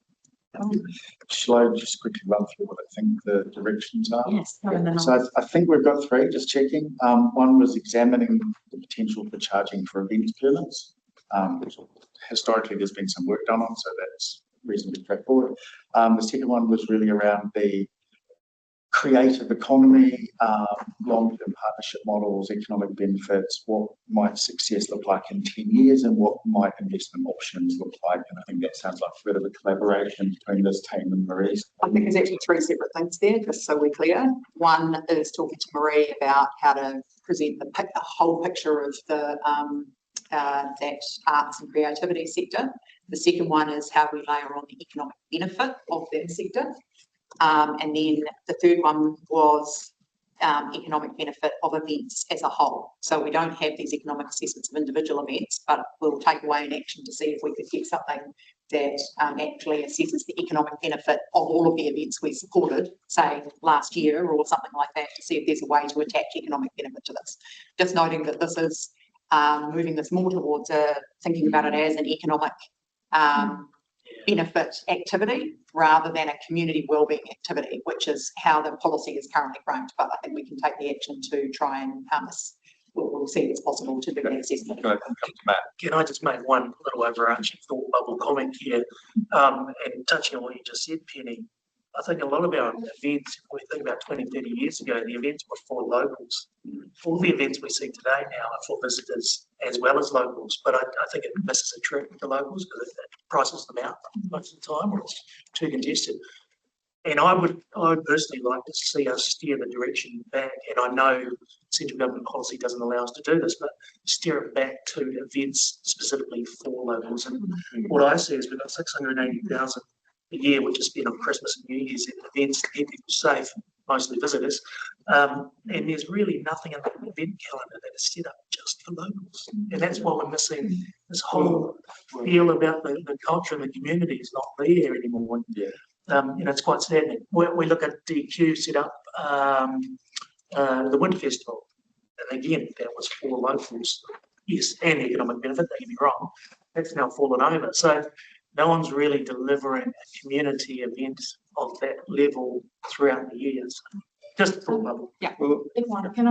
Can I just make one point here, because it is relevant to the next item for our destination management. Might be helpful here to think about a spectrum of visitation, because actually, a large part of this budget goes to keeping people safe in Wanaka over Christmas. A lot of those will be ratepayers. They're here in their holiday home. They are visitors. So we have this real spectrum of people that are here. So it's not quite as binary as locals versus otherwise, but it is sort of, local interest versus visitation. In the last comment on that, well, look, I agree with you. We need to focus on locals. There are clearly things that work really well in delivering to locals, and Challenge Wanaka is one that does that. In the most successful part of their events is running the primary and secondary schools triathlons for local kids, and that is by far the bit, and that's the bit that we now support through the public policy, is the delivery of the community outreach bit. Now, as to whether the Golf Open reaches out to the local schools to get them exposure to teach them how to play golf and exposure to the pros, I don't think they do. So I think there's, and look, we've got Mountain Film Festival this weekend, which I think stands out as a massive community-driven event in Wanaka, which I think and is held up as one of the most sustainable in terms of recycling and all that sort of stuff. So I think there are some success stories there. I agree with you. We need to focus on. I think it's worth keeping in mind as well. Maybe a helpful way to think about this is Peter's theme is focused on bringing new money into the district. So events that bring new money in from an economic development perspective are really important, and they have a visitation role with marketing and how we sell our district. Other roles have more of a community benefit and keep the money within the district. It's a slightly. That was my point before. That was the old thinking, though. That was, we used to do events to attract people here, and that's, I think, the point is that we've sort of moved beyond that because we don't attract money then. Yeah, but we don't necessarily need to. Those events either happen without us or, So, I mean, somebody flying into 2 days for a marathon is that ideal? So is that under our station management plan? You'd probably say not. The events. Depends where they're flying from. Yeah, the events that used to happen were traditionally shoulder season, right? They were a combination of those, whether that was the winter festival at the start of winter or it was the jazz festival over Labour weekend before the summer kicked off. These were generally shoulder season fillers. We're not in that space now, and I think. By listening to the discussion, we need to be really laser focused on what we're supporting and why, from a community benefit perspective, and sort of something will be double word scores like a creative economy, we'll build our communities because they'll provide opportunities, to see creative things happening and also employment. So I think that's probably. So to enable us to move into the next section, I think it sounds like there is another conversation to be had about what are the types of events and, you know. That has been covered quite extensively in the policy development. Though. Yes, but this, what we're hearing is something different, I think, than what is in the policy. So the question is whether we stick with the current policy, or is what you're saying that we actually want to have another think about that, because the things that have been raised here are valid for you to raise, but they are a change in direction from the policy, which is what guides what this team invests the budget they have available in. So I guess that probably isn't a conversation for now, because we need to be able to move on to these other areas. But I think we need to answer whether maybe we do try and answer that now. I don't know, but is the existing policy directing how the budget is spent, or do we need to have a discussion about that? Well, it probably cuts across 3 different policies, right? You know, you'll have the events policy, you'll have destination management policy, you'll have the arts and heritage strategy. So it's actually sitting across 2 or 3 different ones. So not so much. I think actually the strategies are something slightly different. So they're not determining guidelines as to how things are invested quite so much. However, what we can do is potentially look at tuning the events policy to better reflect the arts and creativity policy, and to think about some of the points you've got here. Now, look, what I would urge some caution on is this is a policy that was only signed off when? Less than a year. Less than a year ago. It's it is quite a big step to disrupt that at this stage. Just remind, the policy does have quite a strong focus on community. It does. So we can, I think, let's go back and have a look at the policy and see if we can lean into elements of it that give the kind of input you've given us here, and we'll come back and give you an update. Yeah. And I have just captured as well that the last piece of direction was around the events fund criteria, looking at economic benefits and disbenefits, and alternatives for sustainability to funding grants. So if we can add a point here that we will come back to reflect on the policy. So that's not so much about the quantum of the budget, it's about how we allocate it. And we can probably. You're good?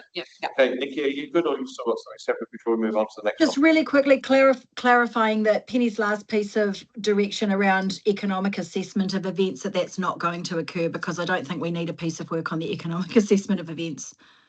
Is that been changed to what Ian just suggested before? No, I think they're two. Okay, so what I don't know, that came off of, I think, John's comments, and I'm not sure that's what John meant, but it might be. But directing another piece of work around economic assessment, to me, that means money, looking at assessment, and that focus on the economy driving our decisions potentially around these events.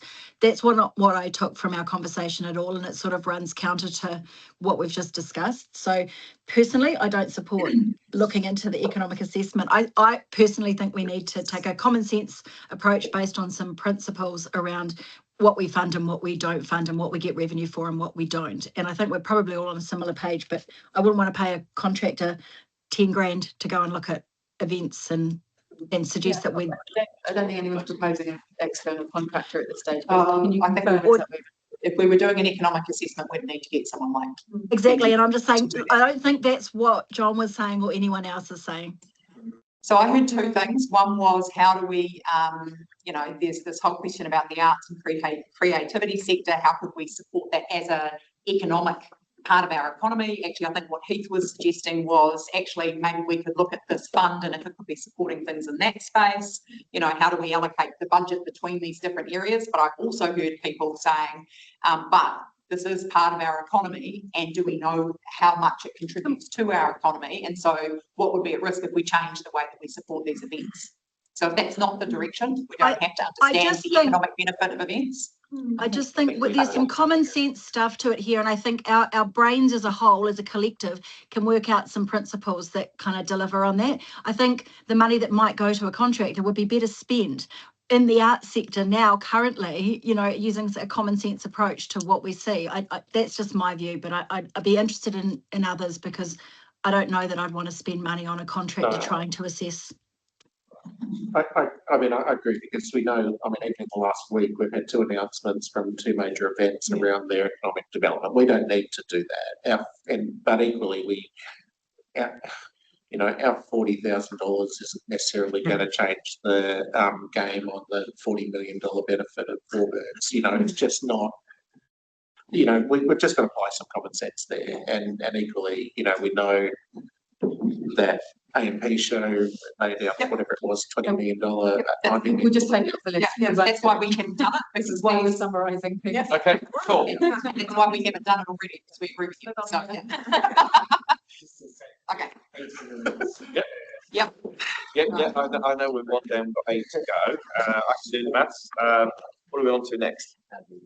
Economic diversification.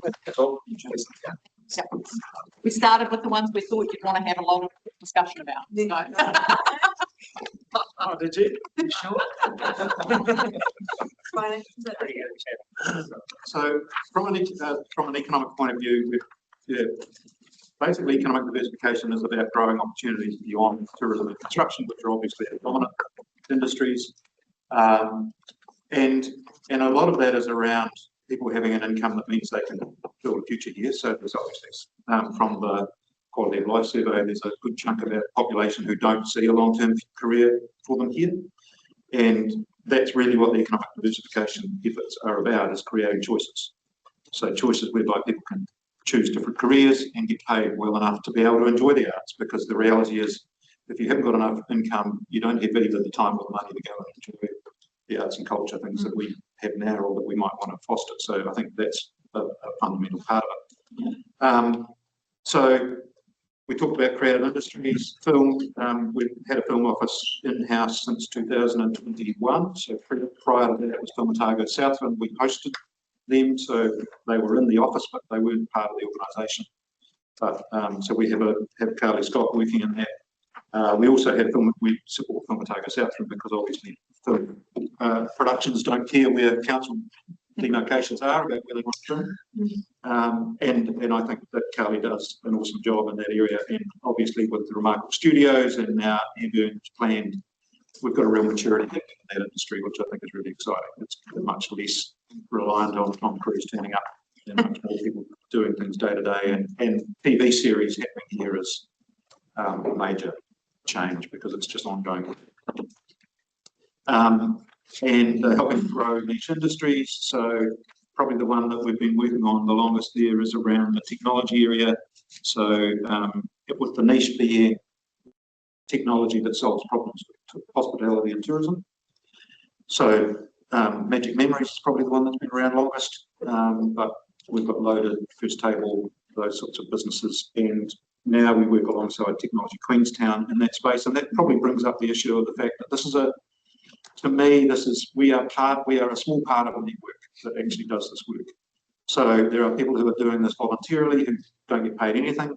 There are people who are working in this area who are doing things and getting paid less than they could in the corporate world because they see this is important.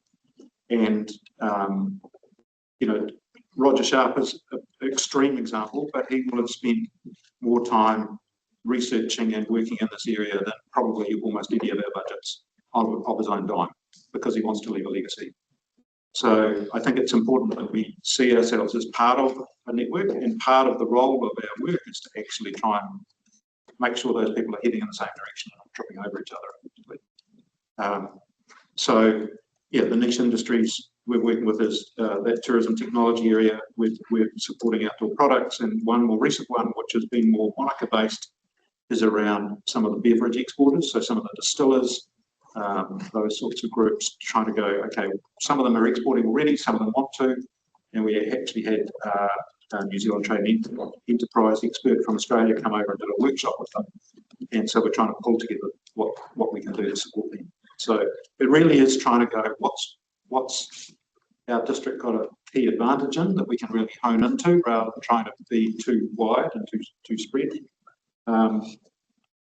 Then the supporting leaders is around how do we join these people together. So there are a lot of people, so there's founders, there's people working remotely, there's people working in the businesses, and there's some awesome people doing Women in Tech. Jenny from Both Brains has pulled together a Women in Tech group. They meet semi-regularly. The last event they had 100 people turn up to. So the fact is you come to a small community like this and it's very easy to feel isolated, because so for those sorts of people to feel like there is a community around them actually helps attract and retain staff. And I think that's really key. So there's a number of those groups. There's a Women in Tech group in Wanaka, there's another tech group in Wanaka. There's probably 6 to 10 of those groups and they're all different sizes and they all have slightly different tribes, if you like. But it does mean that then people have somewhere, have a connection to, and they can speak the same language when they turn up. And Startup Queensland Lakes is part of that, about supporting founders and helping them build a toolkit of how do they assess their idea, how do they launch their idea, who do they need to connect to, so that they can access investment and advice. And then a little bit around supporting business, but predominantly we don't do a lot in that directly supporting individual businesses. We support the groups that support the individuals and the businesses. So that's the difference between economic development and business development. Under that supporting business, probably the main one we're working on at the moment is we are working to try and lock down a contract with ECA to help businesses access industrial side batteries. So that's a whole energy resilience issue, but it's also, and we're just working our way through that contract, whether or not we can sign up to that. But I think if we can, that's a pretty exciting opportunity to, I guess, get down at the whole base. Probably the wrong word when you talk about renewable energy, with businesses and really help them off the ground. So yeah, happy to take. I mean, I think the other thing with this is the other quite exciting thing. We've got a lecturer from Otago University who's been over here last week, doing some research on how do we know whether this work is barking up the right tree, or how do we measure our impact? Because the reality is it's very difficult to see it in the economic stats because you're playing the long game. It's taken tourism probably 100-something years to get to where it's got in terms of its place in the economy. Some of these little niches are pretty young and pretty small. Some of the businesses are still young and small. And so realistically, the question we've asked him is going, how can we come to you and go, hey, look, you might not be able to see it in the infometric stats yet, but how can we step back from that and go, yep, we're doing things and we're heading in the right direction, and there's some indicators there. So that's an ongoing question for us. We don't, and I think it's really exciting that Otago University is leaning into it, and they're going to give us some expertise. So it'll be interesting once he's finished his research to get him to come and even present to you about what he's found. So yeah, apart from that, happy to take questions. Cool. Cody and then Nikki. Who we did here last week, they're talking about creatives and infrastructure. And then I asked, what is creative infrastructure? Being a creative, not knowing if they're meaning internet or if they're meaning, like roads, whatever. But I guess they referred to a lot of soft infrastructure, which I think a lot of the work here is around trying to make those connections and foster relationships, which is always quite hard to do things intangible in the same domain. The way I look at this is always a case of like, two sides of the coin of housing costs and incomes. This is the income side of the housing cost.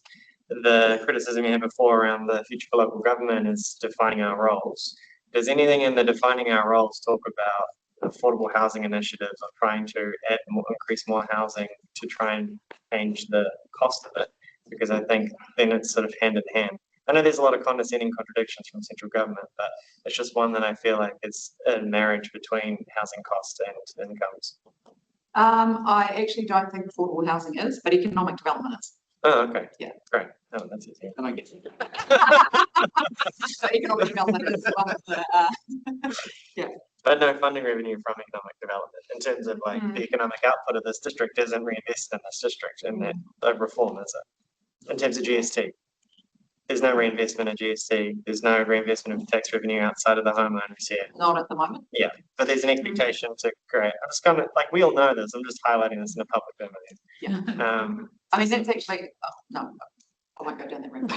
We don't have time for a rabbit hole. Stop. Anyway, I think our take on the housing aspect of this is that there's two sides to affordability. So the cost of the house and there's the income of the people in the house. And ultimately, if this work helps drive up incomes of the residents, then the cost of the house, it's a counterweight. And there is a reason why this team is in the same division as strategic growth. We very much have focus on affordability, so the teams work very closely together.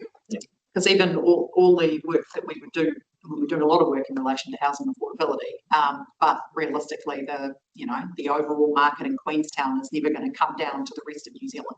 So we are trying to create the conditions for affordable housing in segments of the market. This is about the whole economy coming up to a level where salaries are, are higher. So that housing is more affordable. Yeah, yes. Where income is the driver. Okay, Nikki, then John, then Steve. Nikki. Yeah, thanks for this. It's really helpful. My question is around how long do we continue to support things? So all of this stuff is good, right? But to me, it all comes down to who pays for it and how long does the ratepayer support something before it can stand on its own 2 feet. The big obvious one is film. The other one is probably startup. Do we have something in-house for sort of looking at, film is never going to forgo the subsidies we give it. At what point do we say, we've done it for this long, it is of this size, it is delivering this, sorry, now the ratepayers want to fund something else potentially. You could take it from film and put it in a different area, or we could reduce rates. But is there an answer to that question around how long? So, no, we don't have an answer to that question, Nikki, on how long. I think probably with film, it's worth pulling it apart into 2 aspects in that any council that has to deal with film productions has a whole permitting issue. So obviously the film turn up and they may well want to close the road or use public land and that sort of stuff. So there is a permitting aspect which is almost administrative. And then there is the fostering the industry, helping with skills and capability. So there's actually 2 sides to that. We do charge for film permits. We could charge more, obviously, if we wanted to. But that work doesn't go away. We could stop supporting the industry in terms of skills and capability, but I think to me the thing that the Film Office has, I've seen since I've been here, is a maturity of the industry that I think we had helped happen. So I guess that's my point, is the maturity of the industry. At what point does it become, it should be able to deal with it. So I guess my question again is, how do we make this cost recovery so that we can provide services, but the ratepayer isn't funding it? So I think that's a good point, Nikki. We're going to take away that cost recoverability thing. I think with regards to the Film Office, it is a service provision that we make. We probably would, unless we can find the cost recoverability, which we will explore. As a creature, we're never going to be setting the Film Office free. The Film Office is part of our service that we offer.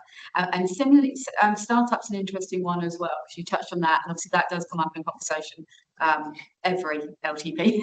And I think what we see across the country, and Peter, you can jump in here, is that effectively that kind of startup support never sort of flies the nest in and of itself. It doesn't become a standalone creature that feeds itself because of the nature of the service it's providing to the kind of businesses it's providing it to. So that's something that just needs to be kept in mind. Again, it can be well and discussed in detail. It's not something it's not like Tech Queenstown that we would, you might give it some seed funding and then it would fly and do its own thing. It's quite a different creature. Sorry, I'm just aware of time and how, our input is what we need to have, I guess. And I guess my input is we need to look at cost recovery, remembering that we have Mountain Club, we have NZTE, we have other places where these people can get support.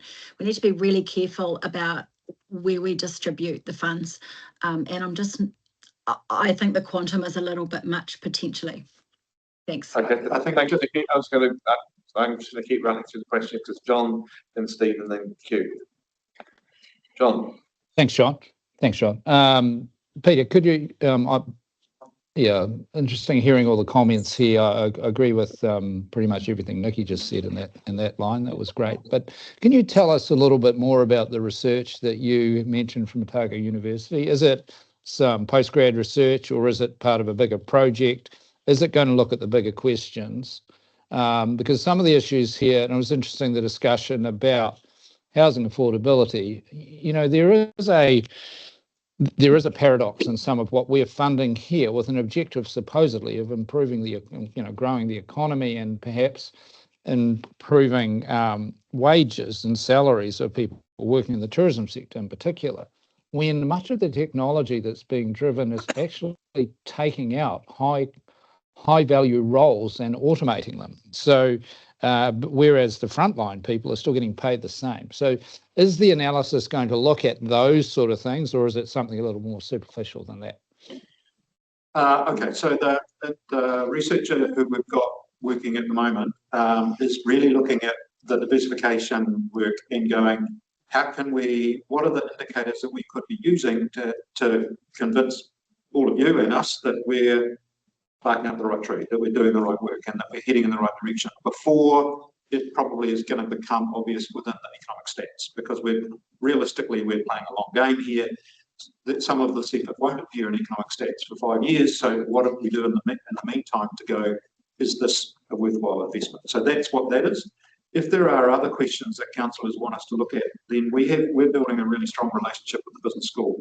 And Dunedin, they're very keen to do more research over here. So if we want to tie down some research questions, we can definitely go to them and talk to them about what we can do there. So I think the door is open, but the research at the moment, the danger with researchers is you give them too many questions and they'll run down lots of rabbit holes. So we've kept it quite narrow to start with. But as I say, very keen to do more with the Otago University, and they're keen to do more with us. So there is definitely opportunities. Thank you. Thank you. How much of the success of the economic diversification plan is reliant on power supply and resilient power supply in the future? Are we talking a huge requirement? It sort of feeds into other discussions we will have, but I'm keen to know. It's a really good question, and it is something that we're starting a survey at the moment to work out with some of these businesses to go, what is the infrastructure that you need now? What's the infrastructure that you see you're going to need in the future? So it's definitely something that we're concerned about. And I don't have an answer right now, is the answer, but it's something that we want to get to the bottom of, because it's not only energy, but we were in Wanaka a couple of weeks ago, and some of the businesses there are going, hey, look, we would love to be co-located. The growth of Wanaka isn't fitting where we're sitting as a business now. So there's multiple things that are impacting on sort of their decisions. But yeah, it's definitely something. I think the Queenstown Fashion Accelerator, all of that sort of renewable energy effort is helpful. But yeah, as I say, don't have a definitive answer for you at the moment. Thank you. Thank you. Thank you very much. Just going into back to the film sector here, I spent 3 years on Film Otago Southland, and I think for the amount that we contribute, it's actually quite minimal. And a lot of the economic benefit goes unnoticed because it's all shrouded in the NDAs. But let me assure you, there are other regions knocking on the door of film to get this work. Now, Queenstown gets more than its lion's share for what it puts in. So those that are less familiar with the film sector, I think you really need to understand what we get for this money that we contribute to the sector. And when you look at it compared to tourism, even though I'm a tourism operator, and how much we fund tourism as ratepayers versus film, I think it's a drop in the hat. We probably should be investing more into the sector. It's an established industry already, but it's still got some challenges. Anyway, that's all I'll say. And I was just going to put it in a similar context, is I think we need to view these investments as in return on investment. And the films, I suspect that the film office probably returns its investment many times over. I'm less confident about startup. We also need to view it in the light of are the outcomes measurable? Are they would those outcomes still occur if we didn't intervene? All those sort of things that, you said, would that business exist in 5 years' time? We simply don't know. And it's not measurable. It's not meaningful to whether our intervention at a startup phase actually results in a change down the track. We just simply don't know. Anyway, I'm keen to look at where we get the best return on investment there. I've got no problem with us. There's sometimes we do play a startup, a initiation role. Startups was a faux pas there. Initiation role, and something rolls on later on. Sometimes we sustain something, but we need to understand the benefits and the outcomes. And I think that's to pick up on that. That's what that researcher is. That's what we're tasked with. I think the other thing that's important to note is that the CEOs of these sorts of businesses who choose to stay in the district are the heroes, because often it's not a logical place to be starting that business or running that business.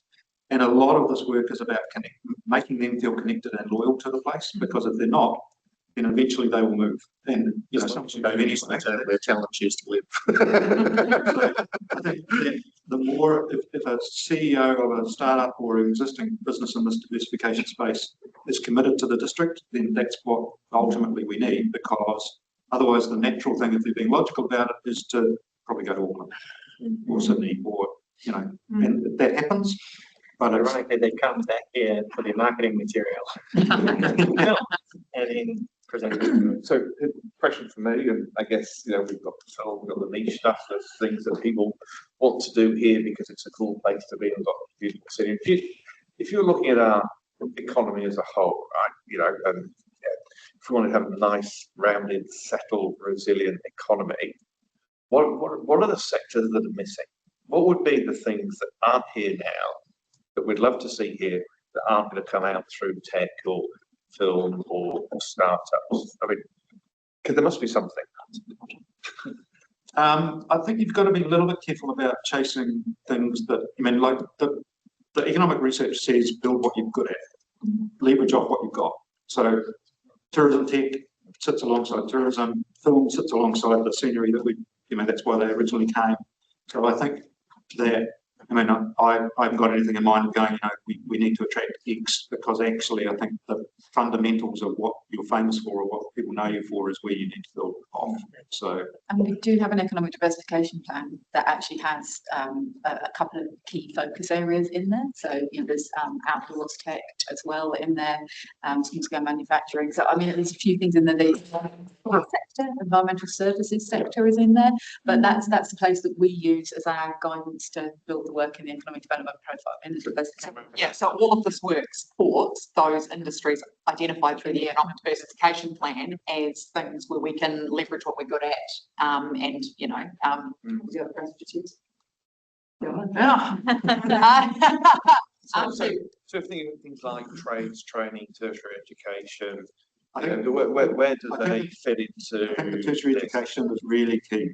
And certainly, I've got to give credit to Technology Queenstown. I mean, when they were doing their original plan, they talk about the sort of triangle of academia, business, and civic, effectively. And their efforts to get a Otago University to commit to being here, I think, is hugely exciting. And a lot of those, I mean, there's been a lot of tech businesses make noises about potentially having satellite offices here, but I think one of the key barriers is where's the talent pool. And so the fact that Otago University is coming to town, they're going to start building courses and build a talent pool, I think is really key. So, and this is about diversifying the economy not away from, but building the sectors that aren't construction and tourism, because those are our two dominant industries that we're very dependent on. So the economic diversification plan and all of this work is about how do we build other sectors so that we are not as dependent on those two. And the EDP itself was actually built with 16 different partners, of which there's all sorts in there. But that's why trades will not be covered in there, because we've already got a very well-defined construction industry. So other trades that don't. Or we've got a transient construction industry, which is not the same as training our own local construction industry. But, true, but it's not a focus of the economic diversification plan. But I'll send you through a link So- to it so you can see what it is. yeah, okay. And just following on, I mean, I guess for me, one of the benefits of having an in-house ED, you know, team is that it links across to land use and planning. So, and you know, if we needed somewhere for tertiary education, how do we go about zoning and looking at that? Does that happen? Absolutely. Is that, So where have we got the zones for tertiary? Well, so tertiary. If we wanted to really incentivise something happening. So the university discussion, for example, has been happening on a number of fronts. So obviously there's been discussions through the regional deal. There's been discussions through the strategic growth team with Peter's team in terms of what's needed there. It hasn't got to that point yet because you don't need specific zoning, I don't believe. We don't need specific zoning for a university. The point is, where is a site that would work that fits with the spatial plan, that has the infrastructure that's required, where we will have housing for the students. All of those discussions are happening at the moment. So it's not just an economic development or diversification discussion. Because I mean, I'm just going back to when there was a proposal, I think, in the Southern Corridor Structure Plan to have a area set aside for education. I'm not sure. Oh, high school, yeah. That was high school. Yes. Okay. I thought there was university there at one point. That was probably the early Homestead Bay. Not that. Okay, cool. All right, I'll get in more time. John and then Nikki, and then we'll come back to the room. John. Thanks, John. I think it's really interesting. I like Nicola's point some time ago, I think, around the value of the film sector and how it operates. And then Matt's observations, I think, were entirely valid as well. You know, it's critical, it's growing, that can result in more sustainable economy.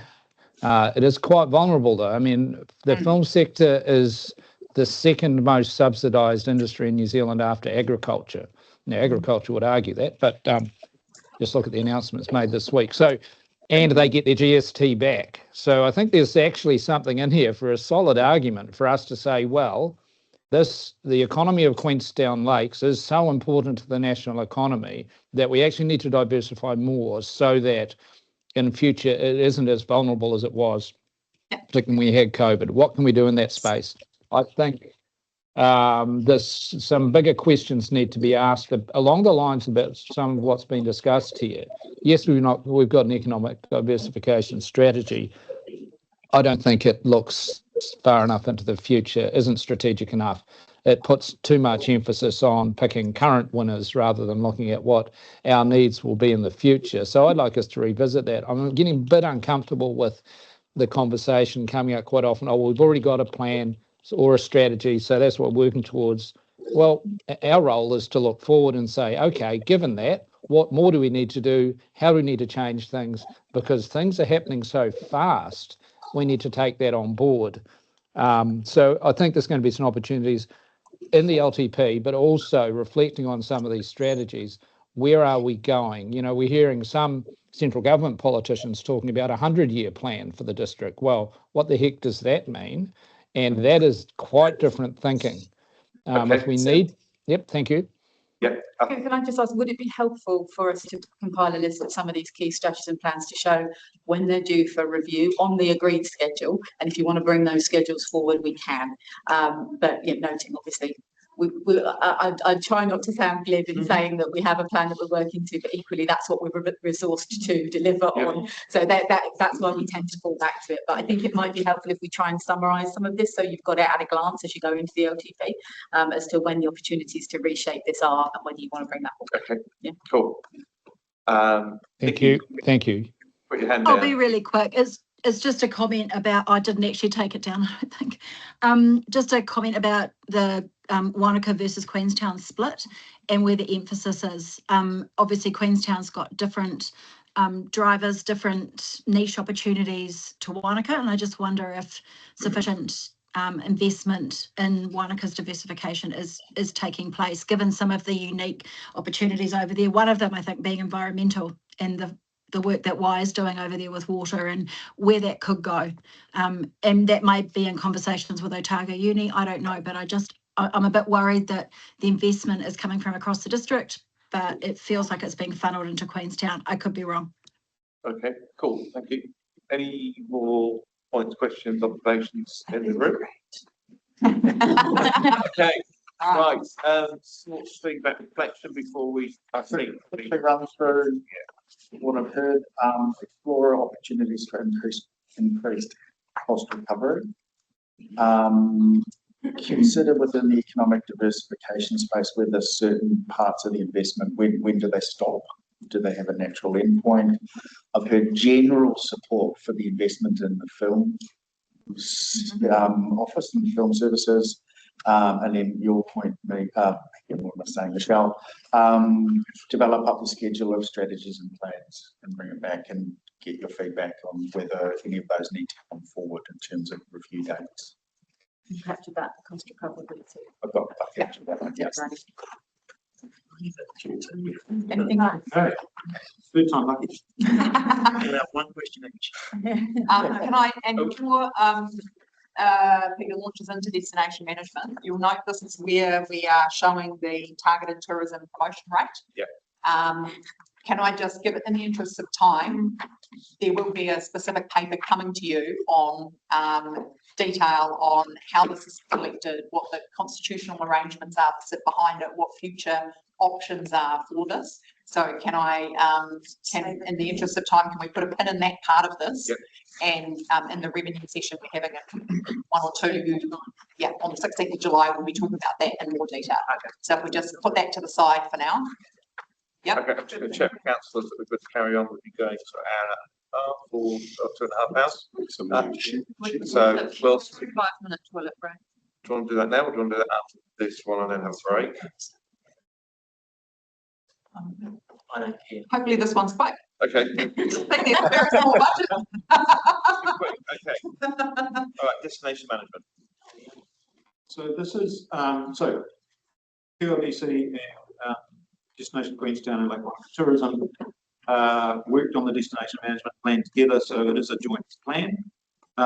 We have one person within the team who is dedicated to tourism, and really they are, I see them as the glue between council, the RTOs and the industry. So James comes from with really strong industry background and does a lot of work alongside DQ on the work that they're doing in destination management. Probably the main project that he's working on that we're leading at the moment is around the productivity of the industry. So we're interested in how do we, so the danger is that tourism is seen as a low productivity industry and the government just sort of accept that's the way it is. The productivity of our tourism industry is about a third better than the national average, so we're doing well already. But we believe that with the technology changes that are coming or that are already here, there's room to encourage businesses to take up more tech. So that's what we're working on. We've done a pilot already, and we're looking at expanding that next year, and that's where the bulk of that budget is going. We've actually got interest from government on that, and we're talking to them in Wellington next Tuesday, with the idea of Queenstown being a hub for this work, that then the lessons we learn can be rolled out elsewhere, because we believe that there is a small percentage increase in the productivity of tourism is a pretty major economic benefit. So that's the focus of his work, but he does work right across and with other departments across how do we help support the destination management plan. And just coming back to that research work, the other thing that I think is he's working on is developing that relationship with Otago University so that we can get research out of them that helps us make better decisions as a council and you know, overall around the plan. So yeah, happy to take questions. Okay, good comment. I mean, the way that in my head I've turned golf, I can't get there quick enough. Golf seems like the answer to slower tourism, higher value, because golfers pay 3 times the amount of money, and I look around and everyone's building golf courses. Is that something that's been considered in the destination management plan, out of curiosity? Because it seems to be that the market's delivering. I know that DQ have a golf strategy in terms of targeting that market, and obviously the Golf Open is a big, you know, showcase of that. Yeah. You know what returns way more than golf? Pickleball. No, cycling and cycling tourism. Really? Yeah. Tracks and trails return on investment is way higher than golf. I can guarantee you. Okay. That was a good one. I think we just answered the question, but I'll ask it anyway. How do we determine that we're 1/3 higher in terms of tourism per capita, GDP per capita tourism? Are we simply taking GDP bulk and dividing by the number of individuals who are in the industry, hospital, what have you? How do we determine that, and what do you think the reason is? Maybe it's tracks and trails. So why are we doing better than the rest of the countries? How do we get there, and why? An economist assesses that. Yeah, it's quite a detailed methodology. I don't think. No, but I mean, so look, I think it's a GDP per full-time employee equivalent, effectively. So it's basically the value that employees are putting out. I think there's probably a couple of key reasons why we're hitting above the national average. One is scale. So we've got some big operators here that don't exist in other places. So tourism in some other places is just full of small businesses, whereas here we've got the Skylines of this world. So we've got some big operators and scale matters. And the other one is seasonality. So we have really 2 strong seasons, whereas a lot of the other parts of the country have 1. And that makes a big difference. And, There's a third one actually, and that's yield. We actually had much better yield than most other towns. the seasonality factor, the shoulder seasons are reducing. So it is increasingly. I think you'd probably add into that because we're reliant on a lot of imported visa holders, that there's probably people paying higher wage rates in this area than they would need to do where you've got sort of an abundance in local labour market, because everyone that you can get a visa on median wage, so that's going to put them above what a lot of jobs would be. Question, so there was a work done a couple of years ago, wasn't there, and then kicked into touch when they had a change of government on the industry transformation boards.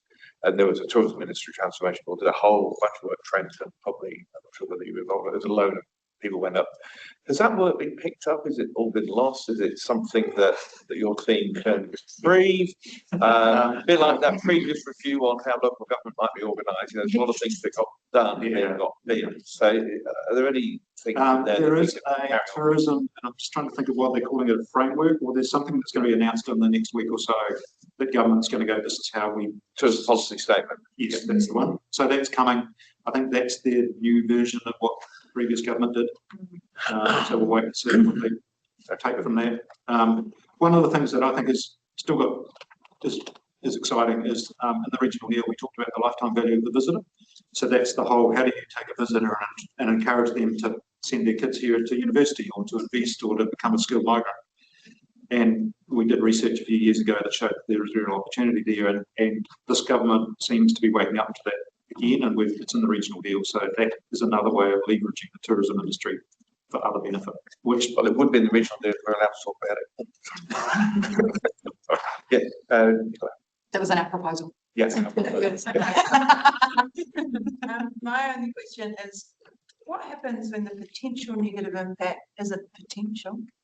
Because you could argue you could remove the word potential on those ones. In terms of social license? In terms of all of those three. Oh, I see, yeah. Yeah. Is that a discussion for our next? I think, it's a valid point, and I think, you can see from those stats there, there is a social license issue that, we're grappling with again. We've grappled with it before COVID, and it's here again. And that actually that underpins the destination management plan, the economic diversification plan, and a lot of the discussions we'll be having through the regional deal in terms of how you spread the cost of visitors, how you ensure that locals retain, their ability to enjoy the district, that they have jobs that are high paying, that are not reliant on the tourism industry. All of that links together to support that social license. But yeah, so it's not just one thing. It's not just this function. So I think it's important to view us as a cog in the machine as well, to a degree with this, because our destination management plan sets forward one very clear approach that's designed to try and reduce that pressure on locals, and it's not a more kind of a model.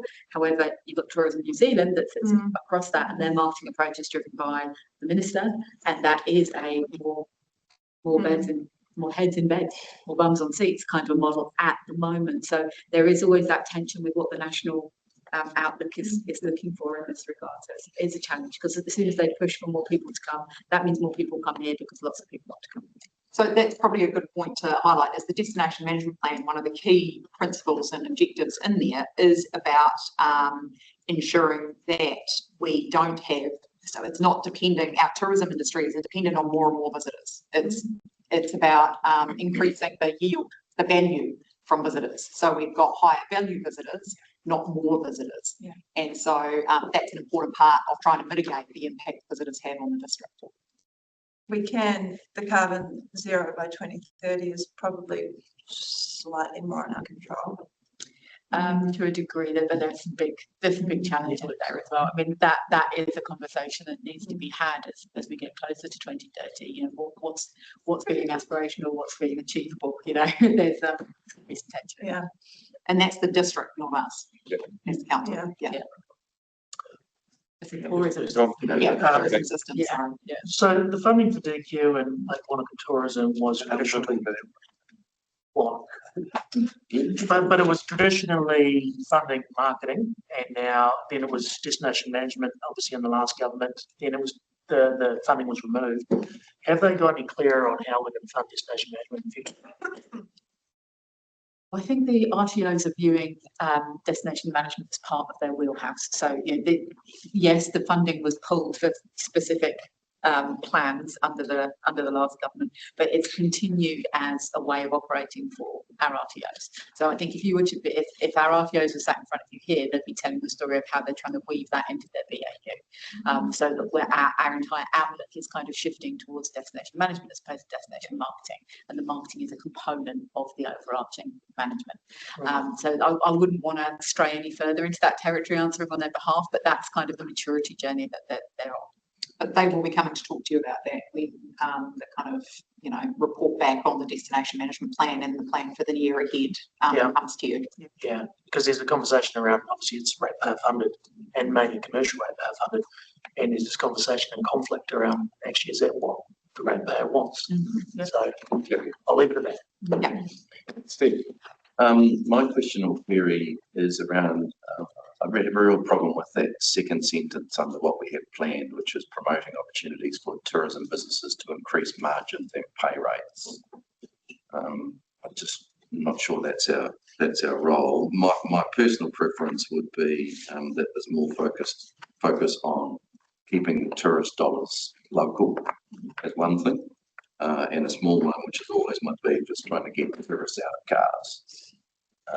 And I wonder, I'd like to see those two things become a bit more focus on our destination management. I see a lot of tourism businesses where the money just does disappear out of this town and it doesn't stay local. And I absolutely believe that the number of tourist cars on Franklin Road is the majority of our problem.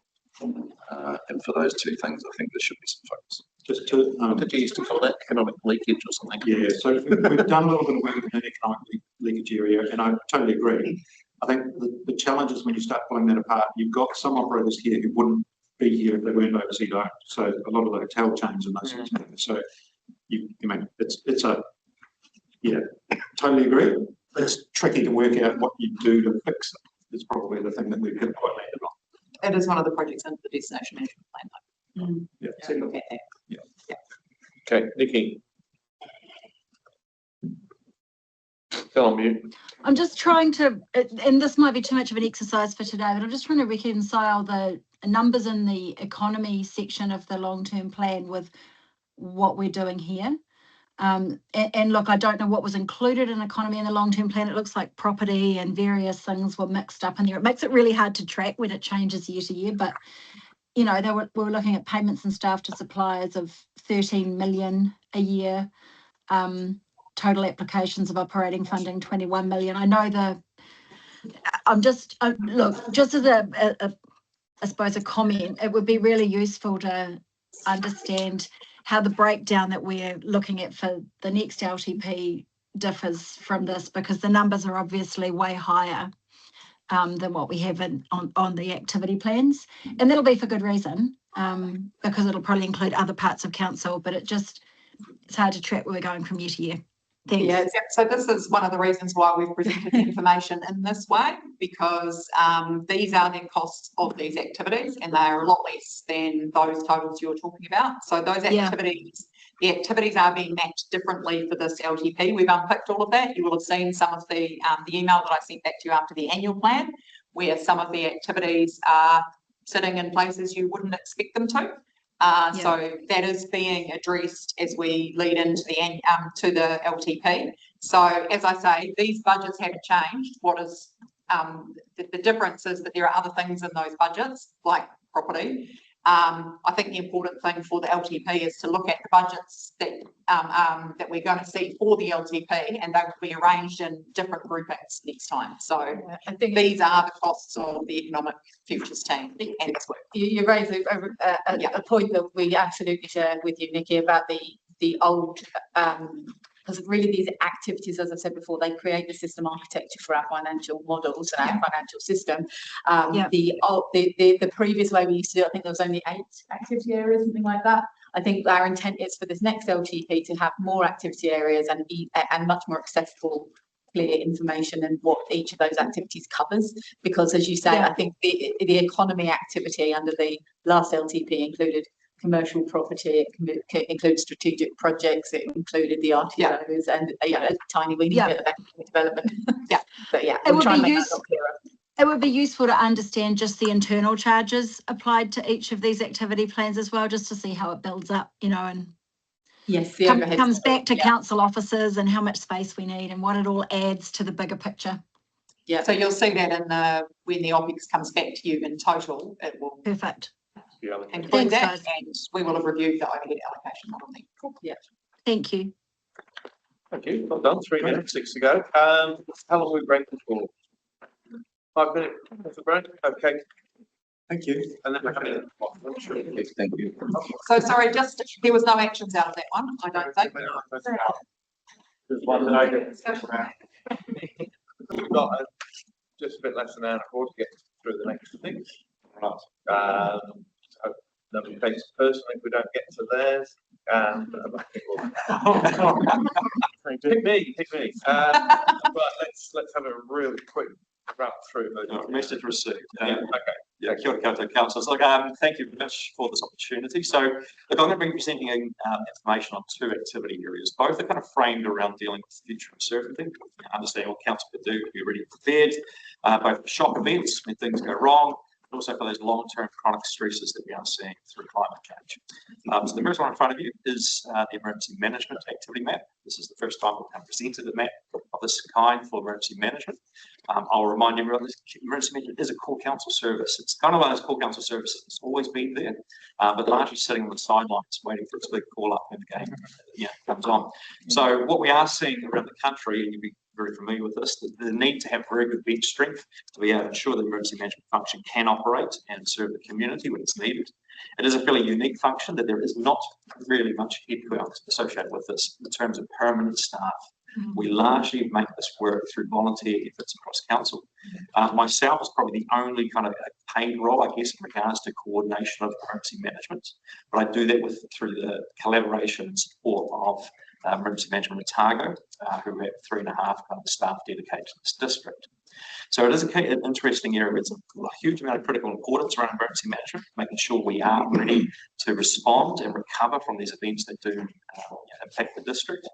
But we're doing it from a largely volunteer base, and we're doing it from a fairly modest operational level of budget. So there's approximately about $200,000 of funding that goes into the space. It is dedicated towards the, I guess, peacetime development of a response capability. That's not what we spend when we do have an event.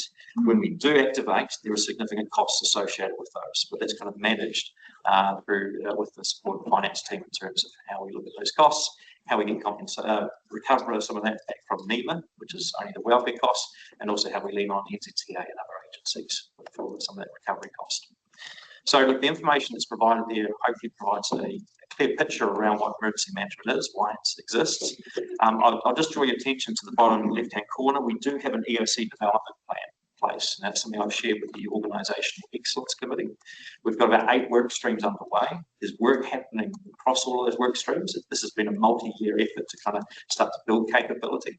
But we are looking at what we're doing in-house in regards to the governance and the strategic support of emergency management, as well as what we're doing across training and development, what we're doing across the equipment and facilities, which is a big area of focus, what we're looking at in terms of building capability through recovery functions as well as response, how we work across the sector, and there's a lot of sector networking activity that happens. Police, emergency services, as well as lifeline utilities, health. Yes, there's a significant amount of work that happens there. And also into the bigger level of planning, which is what do we do for an A to fate? So the earthquake planning represents a maximum critical scenario. And so there is projects underway to see how we manage the complexity of that event when it does happen. So quite a bit of work in this space. And finally, underpinned by the community resilience group we do as well.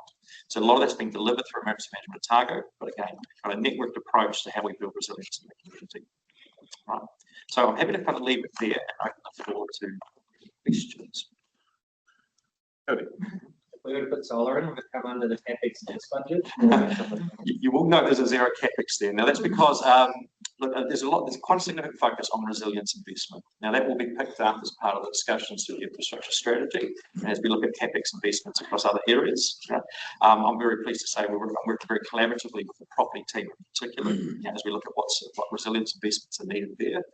As we look at things like energy resilience, as was mentioned earlier, that's across the entire asset portfolios. Anything to do with energy, so a lot of focus on that, but also in the community services side of things, particularly as we look at facility investment. How do we look at those kind of sites that are required to be either community emergency hubs or for actually part of the EOC response structure?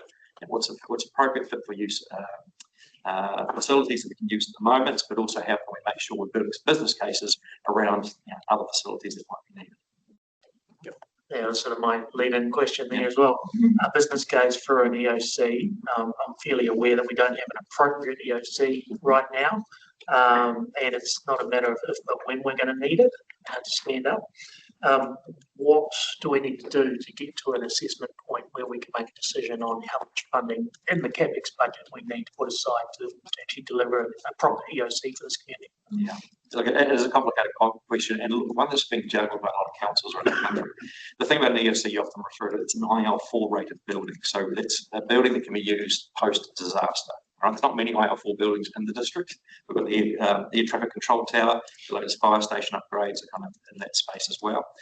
So when you're looking at that, it is around making sure that a facility can stand up, that it can have access to power and all of the water utilities, that is fit for use for that post-disaster capacity. Now, as a council, we operate at the moment of utilising various facilities depending on the nature of the emergency event. So, for example, we've used this council room during COVID. We've used the Memorial Hall when we had slips. We've used the Church Street building when we had flood events to cater for. We've also activated a larger EOC, the Queenstown Event Centre. I will say Frankton is the most strategically appropriate place for how we operate, particularly for a large event. If you look at an earthquake scenario, we will be in Frankton, all right, under some form of pop-up or kind of facility, utilising probably the QEC space, but also integrating with our other response partners. So the question of a kind of standalone EOC is a tricky one. We've always looked at how can we look at the use of multi-use facilities, and if we are looking at, for example, say the courts upgrades, if we're looking at the future of the Alliance Border Comms, those are opportunities that we are keen to explore. There is currently some funding in the current LTP for next year, and I think the property team are working with them in regards to what some additional funding may look like. So when we look at signing off the next LTP, will we have a figure, I guess, that we can then put into the LTP to say, right, this is the intention going forward? If that's the will of this council, to go, we want to stand one up, whether it's a partnership with the Queensland Event Centre or whatever it might be, or purpose-built on its own. Will we have a figure that we can actually put into CapEx? There will be certainly the scenarios there, particularly the building resilience kind of work stream there. So you'll have choices to make about that if you go into the CapEx program. It's unlikely to be a new standalone building, but if we've got another investment, then we would be able to do it at a level that meets this requirement. Yeah. Yes. So yes, there'll be discussion about that as you go into the infrastructure strategy and the capital program. Sorry, I had a second question. Sorry if I you. Staffing, I'm very conscious. Bill, you can close your ears while I compliment you for a second. You appear, certainly in the last 4 years, I've been sitting here, to be an expert in your field, and no one can touch you in this council as far as knowledge. You are a key person, but hit by a bus scenario, who else have we got other than Bill? And it's a serious question, right? Because we are fundamentally at risk if something happens to Bill, and we have to think about key people in our organisation. Who have we got to back them up? We've got no one. Do you want me to answer that? I was going to jump in and say, you're absolutely right. Bill's expertise and knowledge of the coordination of the system and all the various elements of this is exceptional. Obviously, we do then have 70 or more EOC, 160 roles, people that are fully trained within the EOC system. So there are people that can step up. We have a raft of controllers, we have recovery managers, we have people that qualify to a very high level to Bill is not entirely exposed in that regard, but with regards to the day job and the space we have made for that work, it's sitting in Bill's world, and I would say it's a very small piece of his world, really. Yeah, well, it's not full time. We are very conscious. we're very fortunate to have some quite amazing people in the EOC. And I think it's one of those areas of council where probably a few things that everyone across council can contribute to a united effort. So we leverage the expertise across so many different people in different roles, some of them standing up and operating above, I guess, what their natural hierarchy in the organisation. So we're very focused on system capability, ensuring that the system isn't reliant on single people. We've got four controllers, which is quite unique for this across the region. Many of the councils don't have that many controllers. We've got a functional manager team of up to 40 staff as well. So these are people dual capacity, because under emergency management, we have lots of different teams. We're wearing different vests and colours. We're trying to have two on either side of the hill. So we've got two managers, Queenstown side of things, and two in Wanaka, have that capacity. So there's a fantastic kind of maturity building opportunity, professional development opportunities for people to really stand up. So we are seeing certainly a bit of strength and depth in that team to activate. And we are very fortunate with the staff that we've had at the emergency management target too. They are providing some very good strength as well. This is also one of the areas, one of the two areas where we are looking through the LTP process for a small uplift, and that we're looking for an additional resource for Bill's team that would be half focused on this, or part focused on this and part focused in the adaptations. And it's a role that was actually approved in the last LTP, and then with the cost savings that had to be applied over the past few years, it got deferred. So it's one that we'd be encouraged to be reintroduced back into there. But as a role that we would be looking across the broader budget for strategy and policy for how we could essentially self-fund it. Okay, got questions from Nikki and then John. Thanks, John. My question's just around what you've got planned, and obviously you're delivering a lot for very little and are leaning on other people in the organisation and outside to deliver their bit, to deliver what we have planned. Of that list of things, bullet points under what we have planned, what is definitely included in other programs, and is it resourced within other activity plans, I guess? To be frank, this is all what Bill does. Yeah. This is all the stuff Bill is focused on, is going to be focused on. But Bill's not upgrading the IT system and the comms equipment, or is Bill doing that? Is that coming under that budget? Strengthening planning, governance structures and frameworks and so on. How does this integrate with, I guess, what the infrastructure team is doing around bridges and preparedness and all of that stuff? Because you're relying, I'm imagining, on other departments doing their bit. What I'm asking is, we're going through these activity plans. Is the resource that they need to have to help you deliver your side of the things, has that been put into those activity plans that we're considering for those areas? Yeah, no, it's a really good question, Nikki. And if you look at it through a CapEx lens, which I think is probably what we do when we look at some of those. So certainly there is a significant level of collaboration and shared planning happening at the moment.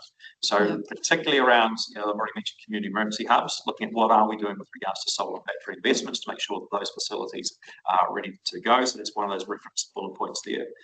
We're also working with the knowledge management team, and particularly it's very handy to have our logistics manager, Simon Jobson, also running point on some of the IT equipment. So we are looking at what we can do with regards to those systems that are ready to support the EOC.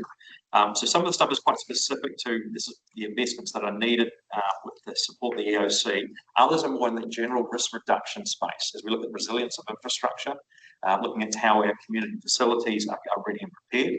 So that those kind of focus areas that you do cut across into my colleagues' other areas of, I guess, their activity plans, but particularly the CapEx budgets. We're looking at, there's quite a strong resilience kind of lens applied to a lot of that, to look at what are those sensible investments that ensure that we are ready, that our infrastructure has the right level of resilience to support critical routes and other kind of things that the community may require.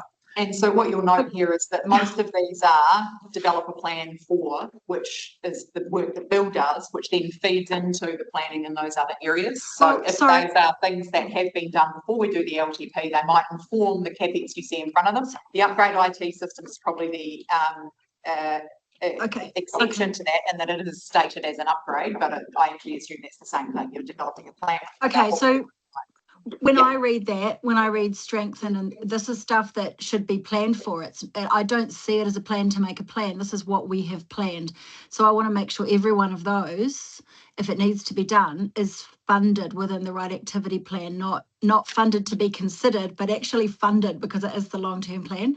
So if my direction to staff would be make sure everything that we've got under what we have planned has sufficient funding, CapEx wise, but also operational budget. What I wouldn't like to see is staff being so stretched in their other areas with business as usual that they can't deliver on what we have planned here. So if we could get just appreciate a little piece of work around that, that just ticks off where there's sufficient budget and where there might not be in CapEx and staff resourcing OpEx. Yep. No, and that's fair feedback, Nikki. And I will say that the stuff you've seen there and what we have planned, that is built into that EOC development plan, which I've shared with the Transition Excellence Committee. So we are looking at it, ensure it's fully budgeted so that the work can continue. And outside of, most of those things are OpEx driven or kind of resource driven, but the CapEx side of it is where we're just working through right now to ensure that that's reflected. Thanks, but it wasn't a criticism. I'm just making sure that we can actually deliver, given your numbers are so low. Thanks. I actually think it's extremely well received, Nikki, because that's a very clear signal to the entire organisation that this is expected. This is not just a bill job. Thanks, Michelle. John. Thanks, John. Yeah, Bill, you're doing a marvellous job, mate. The feedback that I've had on the exercise that occurred about a month ago across Otago, and that the QLDC staff and others were involved in the Queenstown Lakes context, was exceptional. This capability cannot be delivered, particularly in response and recovery and readiness, without the willing participation of the professional staff involved, who are, it's not their profession, but they have to approach it professionally. So, you're doing extremely well there. I think I really enjoyed Matt's questions. Well done, Matt. I think we have to, as a priority, have provision in the LTP for proper fit out of an EOC, wherever that might be. And I'm enjoying the conversations I've been having with others recently about potentially the Alliance village, if you like, out at Frankton. Having worked in a post-earthquake emergency coordination centre, very similar style for months, that would seem to be ideal. So, and then though, I also like the and perhaps deliberate, but the first dot point here about improving governance and reporting, etc. We need to, as a collective, as councillors and mayor, need to have a better understanding of all of this. So, because when this happens, we will be at the front of it, along with the staff. So I don't think we're there yet. Staff are doing a marvellous job. We need to bring the governance component along. An issue that came up in the discussion last night, Local Government New Zealand, around the Head Start process. There were observations made about emergency management in the Auckland context in particular. We need to make sure that through whatever change occurs, this emergency management, the broad emergency management capability, isn't one of the balls that gets dropped. And not the least because expectations from central government have significantly increased, as embedded in the bill that's about to go through Parliament, that there will be an assurance process and we will be expected to be doing more. So keep up the good work, and we're here to help make sure that gets resourced. Cool. Thanks, John. Nicola. Mine was covered. It was about the CapEx. Anything else? Perfect. Very good. We'll roll on. Excellent. All right. Any slides? So now we'll kind of move into, I guess, the broader, department that I lead. So it's called Resilience and Climate Action. We've currently got 3 staff, myself, Kirsty Pope, Tilly. Cool. As Penny alluded to, we are looking at the potential for a further increase in staffing levels. Across the Resilience and Climate Action. Oh, sorry. Oh, there we are. Sorry, there we go. Look at that. So obviously, clearly, the main focus that we have is around the development and the delivery of the triennial climate and biodiversity plan. So this goes back to the commitment that Council made back in 2019. We're now into our 3rd iteration of this plan. They have evolved and matured as we've progressed, and certainly they reflect a lot of the opportunities and the challenges that we see for the future of this district, as well as what our community and partners have focused on. So the current climate biodiversity plan has 7 activity or outcome areas. We are working actively across those. We maintain a budget, operational budget of approximately about $500,000, about 533 at the moment, to help with the delivery of those actions across that broad plan. Now, within the, I guess the focus areas of that, there is a significant amount of funding that does go towards our community partners. Now, that is managed through the annual or the long-term plan community funding process. So all of that funding that does go to those organisations is approximately 180 at the moment. We're probably looking at about 150,000 going forward. That is signed off through councillor consent and the agreements and the priorities from that process. Outside of that, we are also looking at investments across the energy system. There's been a significant amount of focus on the district's future energy system. Just to respond back to your question earlier around the future resilience, council are currently on the working group looking at what the future forecast of electricity demand is for the district. It's part of the transmission line program, as we're looking at where those, what the trigger points are for when that construction and physical works has to occur. As part of that, the opportunities associated with distributed energy resources and non-network solutions are being reviewed. We're activating as many of those opportunities as possible to look at where batteries and solar can be part of the district energy grid, and really start to kind of participate very clearly in a collaborative work program around all these opportunities where we can look for council's energy use. And I will note the significant cost savings associated probably as we look at where council can participate more clearly in the demand flex management kind of contract program that Aurora Energy are running. As previously shared with you, it's not as much about how much energy you're using, but when you're using it these days that drives those network charges and what those costs are. So as we try to mature that council's energy future, the work our team have been doing to kind of coordinate that and look at those future opportunities, that's been a really big area of focus. In addition to that, we're looking at the work that happens from an environmental lens. We've been tasked with the mandate and the responsibility to look at how do we support landscape scale biodiversity outcomes in the district.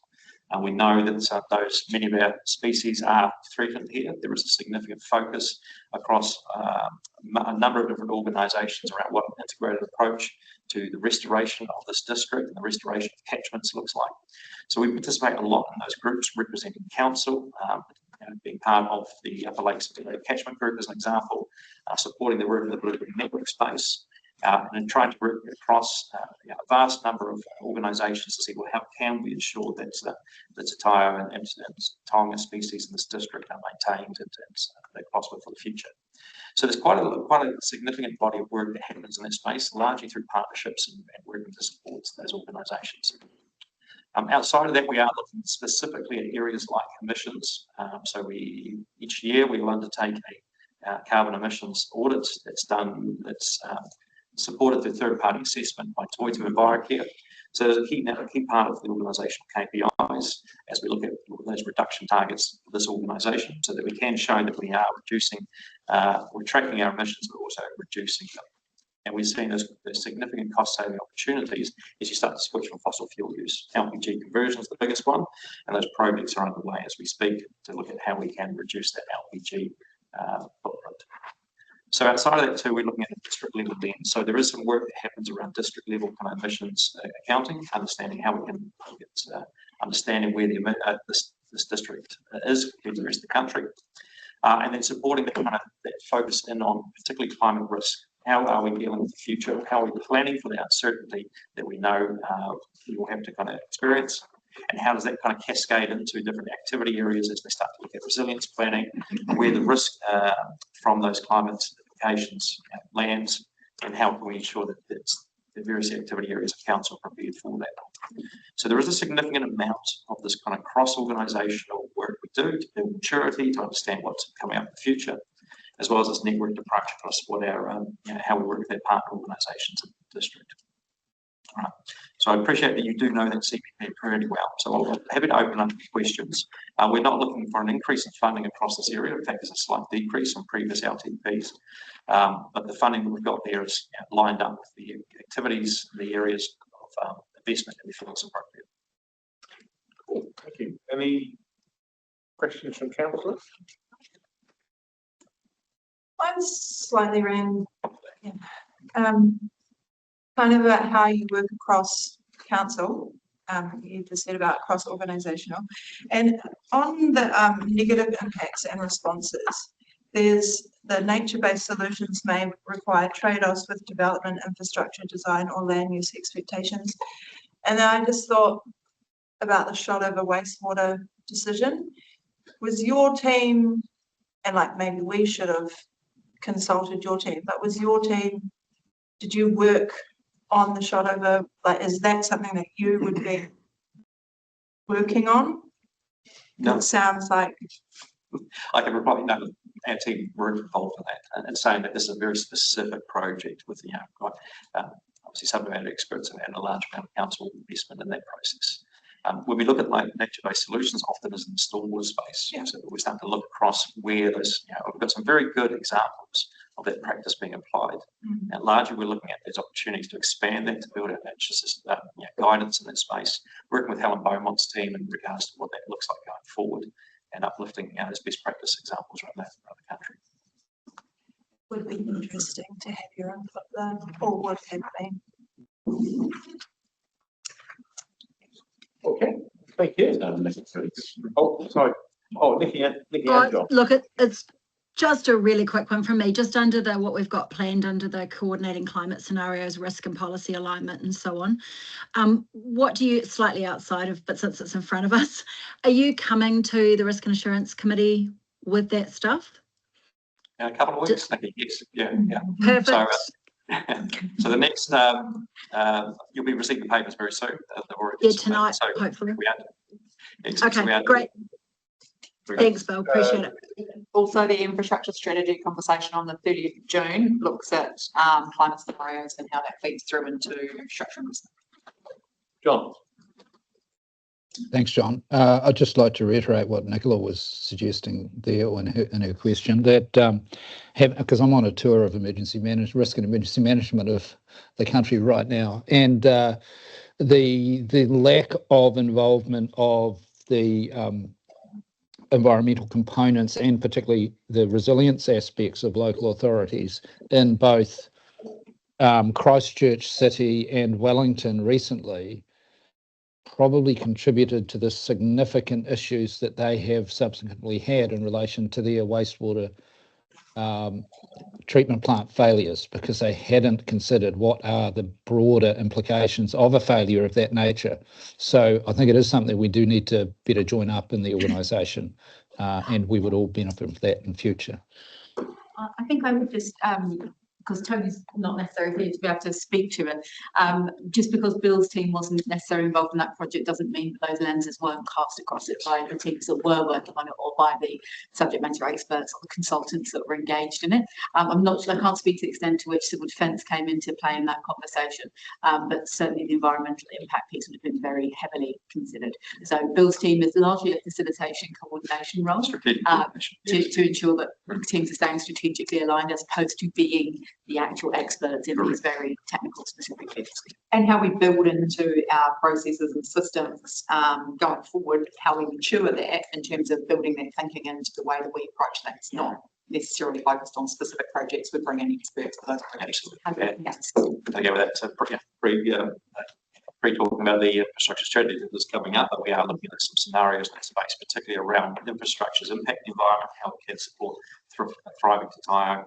And there are those kind of considerations around what the system kind of investments look like to ensure that maturity is there to get those better outcomes. Thanks for that. Cheers. Thanks. Okay. Excellent. Before we move on to the next one, there's no actions on that one. And I took two, just to make sure we round this out, on the emergency management one. The two were ensuring that there is a discussion about EOC as part of the capital program infrastructure strategy, and ensuring that anything that's in what we have planned is included in the investment asks either here or in the other associated activity plans. I think there's a third one that came up on the chat as well. Nikki put a request in, there's some sort of training and understanding of the elected members' roles in civil defence going forward. Okay, yes. The government. I'll be running for the hills. but- What is Uh, the you've what got- kind of skills might? At least the hills are falling down. Okay, all right, thank you. What's up next? Before we just dive into the next one, giving you the opportunity to skip things too, so we can move to the next ones, Which two? or you want to keep going? Skip to. Well, we've got. Which one's up next? Oh, sorry, the next one's our strategic growth and the strategic mountains. Go strategic growth first. Yep.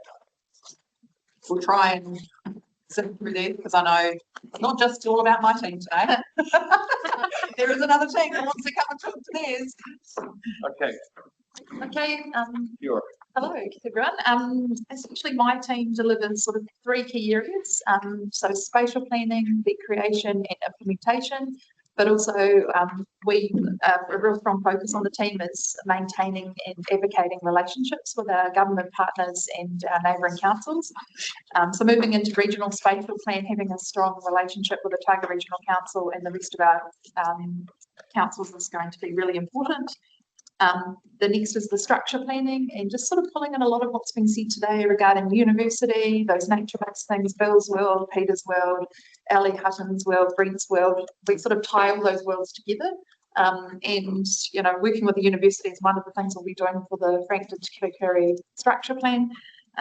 Also, a big part of my team's work is the implementation of the Joint Housing Action Plan. So we have one dedicated officer and part of my time to that. And also a big part of our role as the strategic growth team is that continuously improving how we monitor and predict growth and where it's going to happen and bringing our government partners on that journey. So for instance, the other day I talked to all the, it's the first time a council's ever talked to the government agencies about our growth and why it's really important they don't use the median projections. So a big part of our role is taking our partners on the growth journey that we're experiencing too.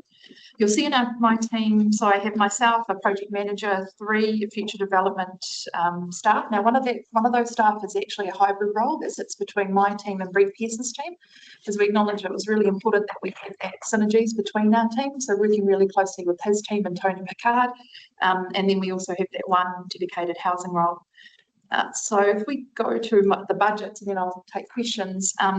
Most of my budget is taken up. We do a lot of it as much as possible internally.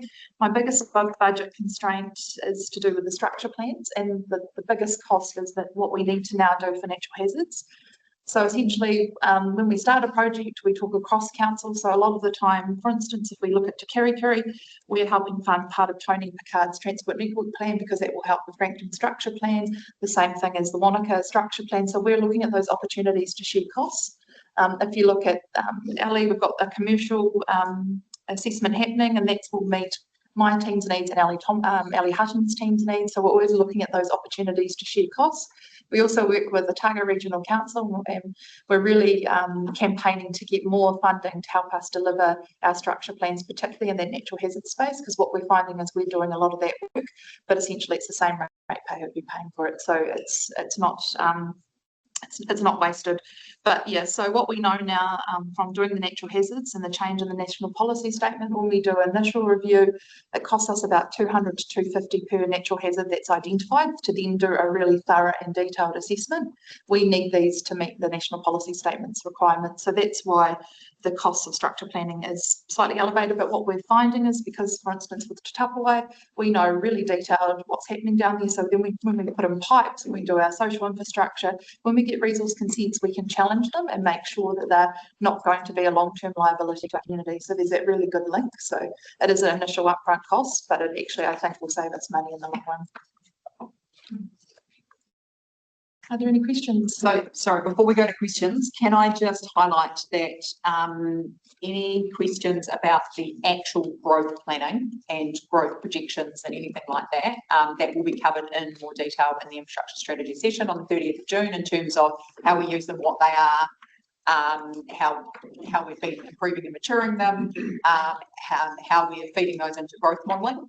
So just in the interest of time, if anyone has any specific questions or wants to talk about that, if we can hold that for the infrastructure strategy discussion on the 30th of June. I guess the only thing I would and it's not something for now, but yeah, sort of in looking at what we've done in terms of working in planning for growth for the last 10 years versus how well we did it, anticipating that for a number of reasons, sort of, is there still stuff that we, lessons to learn and how we go, not believing Stats New Zealand is probably one of them. But, so what's been the learnings? I think the biggest learnings is and probably just what Penny said, we'll talk about in more detail, but that under projection of our growth and the understanding of the distribution. So on the 30th, you'll see we've done a lot of work in that space, and we've actually got some customised projections from Stats New Zealand. Also, I think, lessons learned, we have been traditionally quite developer-led. So what structure planning has given us the ability to do is to get that community input, and whether we do have limited tools to make it actually happen, but at least then we have a blueprint, then we know what the infrastructure is going to be, and we're thinking about the broader community, not just that one individual developer. If we could start again, there'd be so many things we'd do differently, but I think that's the critical learning. And also the value of a structure plan also elevates community services and reserves. We know that's a space that is the first to under threat when we have developers coming in. So that's something that our community see is really, really important. They don't want housing estates, they want communities. So I think what we just need to, us as a team, and Brent's team and Ali Hutton's team and Tony Pickard, there's a group of us who we're always looking at ways we can improve and what we can do and lessons learned. So a big thing now we're going to be doing is monitoring the growth and testing that against lots of things that are happening to make sure what does that mean for our investment and how does that change over the annual plan and LTP processes. Nikki, did you have a question? I did, yeah. Hand went down somehow. Just interested in under what we have planned. So we've got 6 people working in this area, but then on top we've got these contractor costs. And I'm just interested in, I guess, what exactly we're getting for those things and whether there are ways to deliver them more cost effectively. Yeah, so just under so looking at the 210, the 1,250,000 for the structured plans and so on. Can you just give us a little more detail around the breakdown and why that much is necessary, whether you've thought about other ways of delivering, given that you've got, staff involved and. Yep, no, that's exactly what we've done. So that's why we have a project manager and the 3 staff. So we do everything as much as possible we can internally. The biggest costs, as I said before, are the natural hazards and consultant spend that we don't have that expertise within council. But essentially we run the entire project ourselves, and where we can, we use Ali Hutton's team planning, we use Brent Pierce's team. So we whenever we can do it internally, we do, and we're really big on that. And so we project manage and we look at improvements. For instance, the way we did natural hazards for Te Tapawai, we learned that we need to do it, we break it down into stages, we need to get competing companies to do the different work, so then we're not tied into one company. So as we progress, we're looking at ways to cost save and work more closely with the Otago Regional Council to make sure that we're getting value for money in that space. In terms of the 210, that is really set aside because we are moving into a regional spatial plan. So there'll be costs. For instance, there might be a lead that sits above us that we'll have to contribute to. There's likely to be an independent chair that we'll have to pay towards. So that's trying to consultation costs, yeah. So just running of the partnership. So that budget is really limited. That could be a lot more, but what we're saying is because we have this internal team, we can keep those costs down to a minimum. So that 210 is effectively a shared service obligation that we would have. Yeah, would be shared with all the other councils. Yeah. And I think the contractors, the key thing there is they are very specialist technical skills that have to be purchased from specialist external firms, and that the rest of the work is done by the internal team, which are people with planning backgrounds. So we don't buy in the planning, the core planning role. That's what our internal team does. When we did the original spatial plan, Nikki, so we based the costs on that. When we created the spatial plan, that was mainly internal. That was internal powerhouse only. And when we got the Boymid, the paper, they said they were really disappointed because they wanted it to be more cost. But we, in terms of that, I think we spent about 250 creating that spatial plan, you know, and that was on expertise that we just didn't have internally at the time. What would, just be, given that we've got planners in the team, sorry, and I should understand this more, you know, but what's the 1,250,000? Given that we've got planners on board, what specific technical skills will you be going out requesting? Yeah, that's just what I said before in regards to the natural hazards. So what we know is, and unfortunately we're a district with lots of natural hazards, so it's really understanding those. So what we know is once we get natural hazards, it's about 200 to 250 to really understand it. But what we're looking at as a team is we've contacted Auckland Council and Tauranga and we said, how do you guys do your structure plans? Is there a way that we can get some sort of cost recovery back to the developers, because they're the ones, you know, getting a lot of this benefit. We've looked at DCs, they're not appropriate, but then we could look into targeted rates and maybe something through the IPFA. So there are things that we're looking at. Is there opportunities where we can cost recover, particularly in that structure plan space? I think what's worth highlighting there as well is that there's a new national policy statement for natural hazards, which is why this is actually much more of a cost and a bigger deal than it has been in the past over the last year and in the future, because there are much more stringent requirements from government. Okay. No, I was just going to say thank you for that. Was really helpful. Is it scope in development levies to include the cost of this?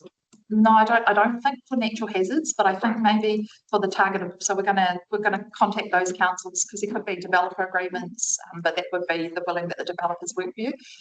But what this is really flipping is understanding those natural hazards right up front. So it is quite helpful for us in all our planning in terms of even, you know, with our community services. If we do build a building, say into Tapua, we'll know what the risks are up front now. So we are looking more broadly at the cost of structure plans and whether there are mechanisms to have developers contribute to the cost of structure plans based on that whole growth for growth conversation we've been having here. So that's still in progress. But also thinking about it like it's service cost that's built into consenting as well. Like if it's a small portion that goes towards a natural hazard assessment, because if it's a globalized sort of network approach of thinking, then it'll benefit more than just it could be built in. Stephen, then Quentin. We've had huge growth in this town in the last 10 to 15 years, and a lot of it developers have made a huge amount of profit out of this town in the last 10 to 15 years, and yet we're now faced with an infrastructure deficit that the community is being asked to fund. Is there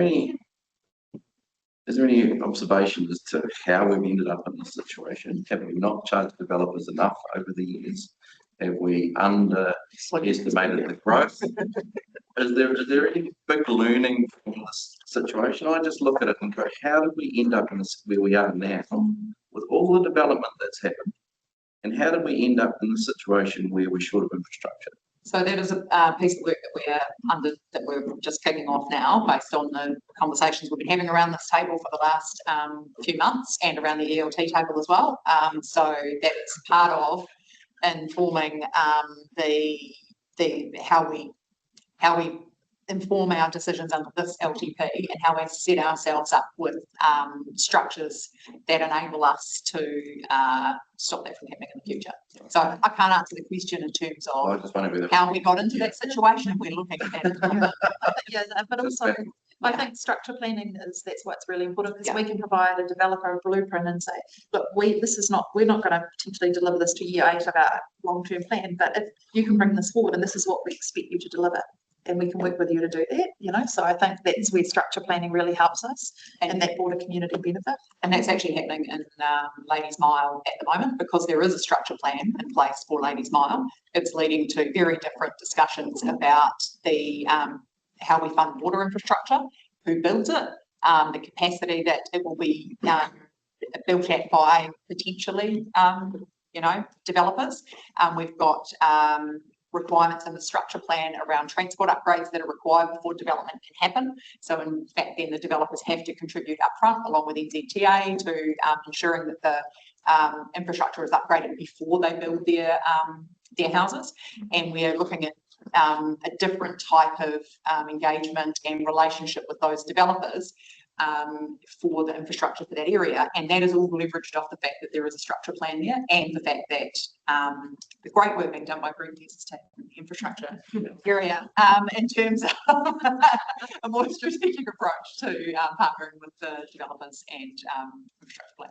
I think it's a really good question. I mean, I'm sure there's various theses that could be written on it. Yeah. But you know, 10 years ago, I think in the space of 10 years, our population's doubled, the size of our organisation has grown. You know, I think there was just a universal inability to really appreciate the pace of growth that was already happening and then continued to happen even faster and faster. So, you know, I think it's actually, this council's in a really good position to look back and understand the rate of that change and to not make the same mistakes in disbelieving the growth figures that are in front of you. Sometimes it's hard to really conceptualise how that pace of change might be. And I think that's something we will have to sort of challenge ourselves a little bit to make sure that we're not sort of confusing the current paradigm for the thing that will stick around for the next 5-10 years. Okay. Just I'm going to come to just one question to, not for now, but well, that just maybe to come back to us. So we talk a lot about the infrastructure deficit, right? So I'd love to see a description of what that looks like. How much of it is in pipes? How much of it is in water? How much is it in transport? You know, how much of it is ours? Yeah, how much is hospitals? How much is schools? How much is health? Because I think if we actually understood what our backlog was on all of those things, that should give us some really good direction for where we invest over the next 10 years. Because people keep at the infrastructure deficit. Well, yeah, but what is it? Yeah, and whose is it? So, yeah, so I think it's really good to have a sort of explain on a page. You will see, honestly, on the 30th of June, I'm here to deliver.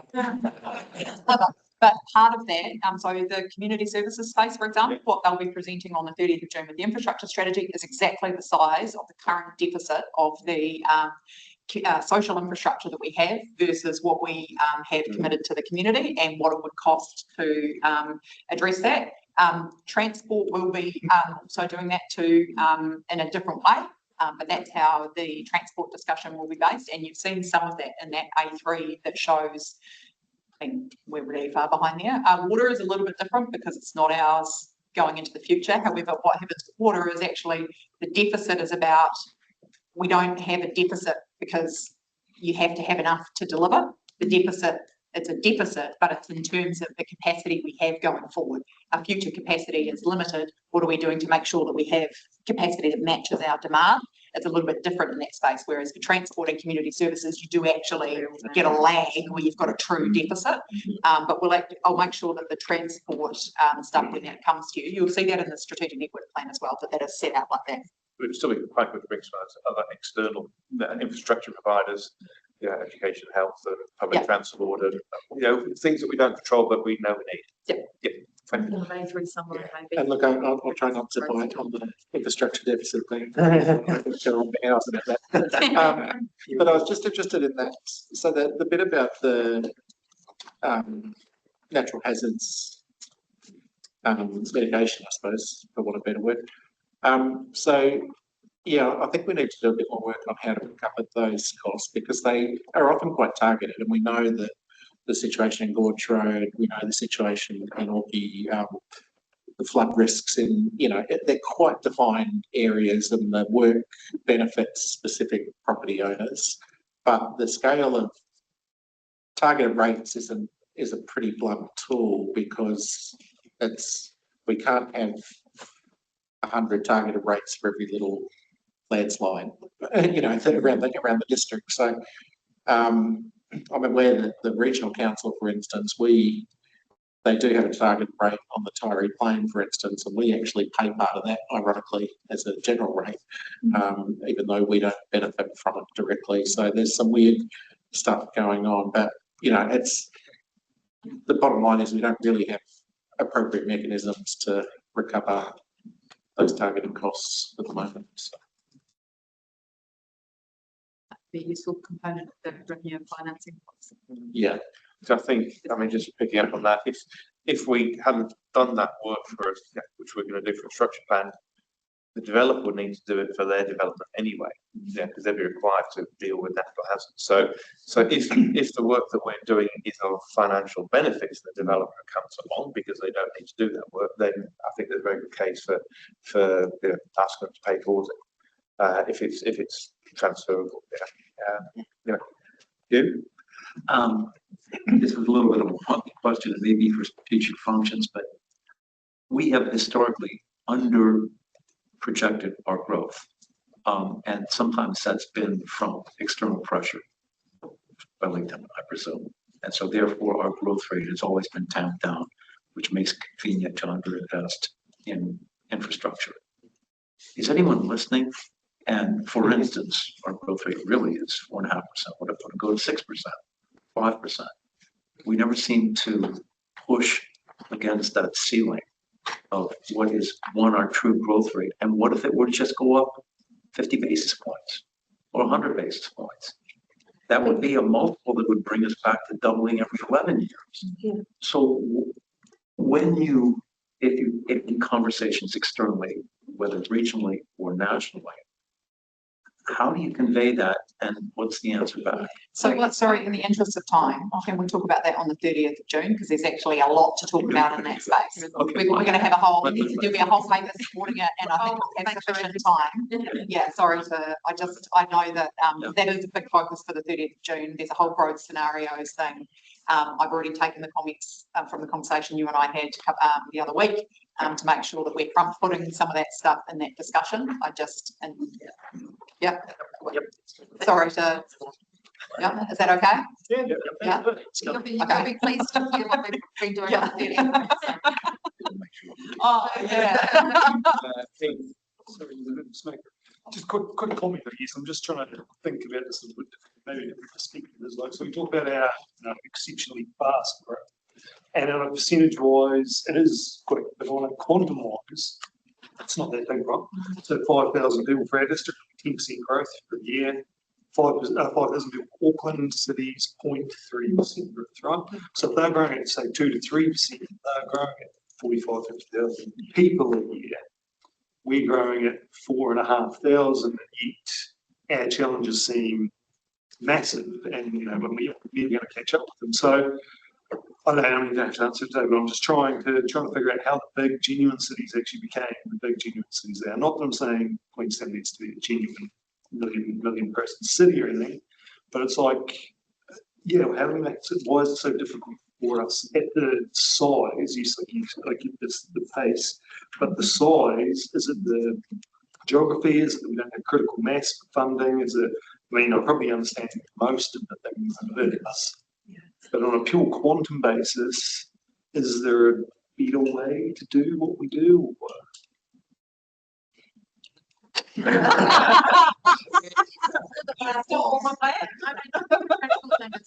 the nail on the head, and that's what a big part of this regional deal is, showing the importance we have to New Zealand Inc. Because we are competing against Christchurch and Auckland and Wellington for funding, so we've got these big city challenges with a small population base, but the value we bring to New Zealand is that on any one day we can have triple the population here. So we're trying to plan a town not only for our residents but for a massive lot of visitors. So the challenges that we have, but we can learn off. So we work really closely with Hamilton, so they and Tauranga. So we're looking at our neighbours, our urban growth partners who are growing like we are, and learning from them and taking points. So we're not reinventing the wheel here. We're taking their lessons learned and building on them for us. But I think that's a big, and also we've been a small council for. I know that and we've gone into a slightly bigger council. But when you think about the fact we're the highest issue of building consents per thousand, we're only surpassed by Christchurch and Auckland. Look at our small building consent team. We're the most appealed council in the Environment Court. Look at our small policy team. So when you see what our people are doing, they're dealing with massive issues that are comparative to Auckland, but with Auckland have 100 times more people. So, and maybe we come back to this on the, but I think one of the things that we've been really trying to get across to the people in Wellington we've been working with on the regional deal and talking about the cumulative impact of fast tracks, is I'm not sure that some of the people in Wellington can picture the physical size of the area we're talking about. So when you talk about Queenstown, even if you're talking about Queenstown through to, you know, Sunshine Bay, through to Arrowtown, it's a very small landmass that has mountains and rivers and a lake. And so I don't think they visualise that, and that's what causes a lot of the difficulty we have with growing, is it's not like Auckland where you can just keep sprawling and you just build more infrastructure to support it. We're in a very geographically constrained area that you're putting more people into and having to build more infrastructure within. So that's one of the reasons why it's quite difficult. I would say probably that, you know, we're constantly reacting, right? Yeah. We know we need to be proactive, we need to be ahead of the game, hence the spatial plan, the regional spatial plan. So we know what's going to happen, we've got a plan for it, and that's the whole point. And of course, the fast tracks just make it more and more reactive because they're just sort of accelerating the rate, but also taking it away from what we did have as a plan. So that's the, you know, the double whammy. Sorry, John, and then. Thanks, John. Yeah, I think it's worth having a bit of a reality check on the policy context within which this all occurred. We've had developers, some of whom have been, you know, very constructive and voluntarily taken approaches that are perhaps more progressive than others. But otherwise, particularly when it comes to long-term plans, we've had developers who have understandably taken a very hard line to ensuring that they pay as little as possible. We've had a policy position, particularly for 2 terms of council, where there was effectively a rates freeze for 2 terms. So that now we have a legacy of those policy approaches and the wholehearted approach of some developers, including, you know, large-scale environment court challenges to initiatives that past councils have tried to take. Now, I think our opportunity is to look forward and say, well, let's do all of this better. Let's make sure that we actually attribute the costs to where they lie, where the benefits are falling to commercial developers, and make sure that that those costs are far better covered in future. Cool. Thanks, John. Cody? Actually, I think. Okay, you don't need to say anything. Are you good? Well, I can say it looks good at the gym. All right. Thank you. I think the only takeaway from that would be, can we make some of these people pay a bit more? Yeah. There were 2 takeaways, the infrastructure deficit and the cost recovery. Yeah. And the growth pace for growth general work, but that's on an agenda anyway. Yeah. Okay. All right. Last, but certainly not least. Well, it's not the last, because we've still got sort of. Last for me. So this area is so this represents the rest of strategy and policy, which is essentially Kerry's strategic policy team, Anne's role in the strategy, multi-strategy and partnership space, and my substantive role in the strategy and performance space.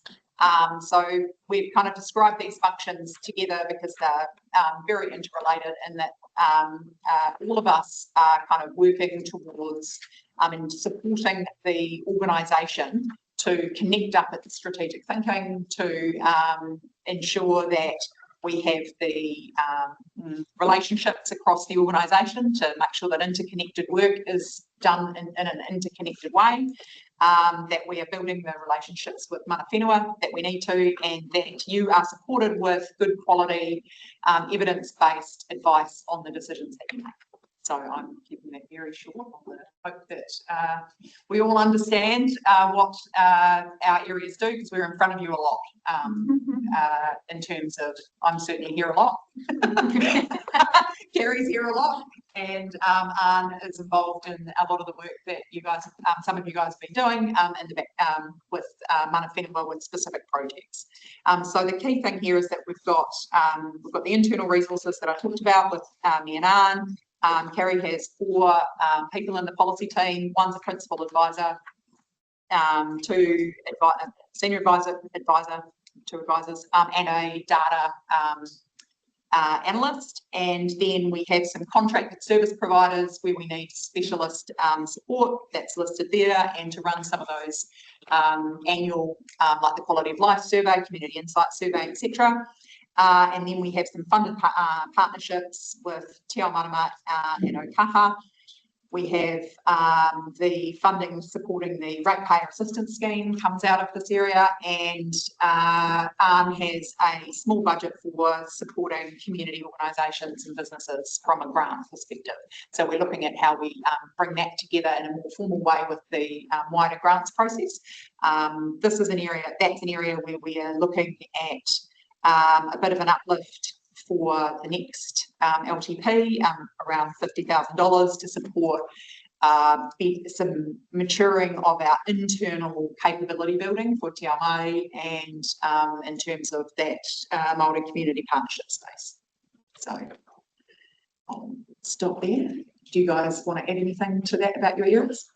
I think Penny's nailed it. I think as far as policy advice is concerned, you guys see all of this here a lot of the time, emphasising that in the long run, having robust policy advice is a cost savings to the council because you're getting, informed options analysis ahead of time rather than in hindsight. And no, I know we're short on time. I could keep riffing, but you also do play an advocacy role as well. Yes, obviously most will be familiar with the sort of work that I do in and around with iwi partnerships. There's some that may have been exposed to some of the community work that I do. Melissa's probably the one that's been involved. Well, she came to a Christmas party with me. So.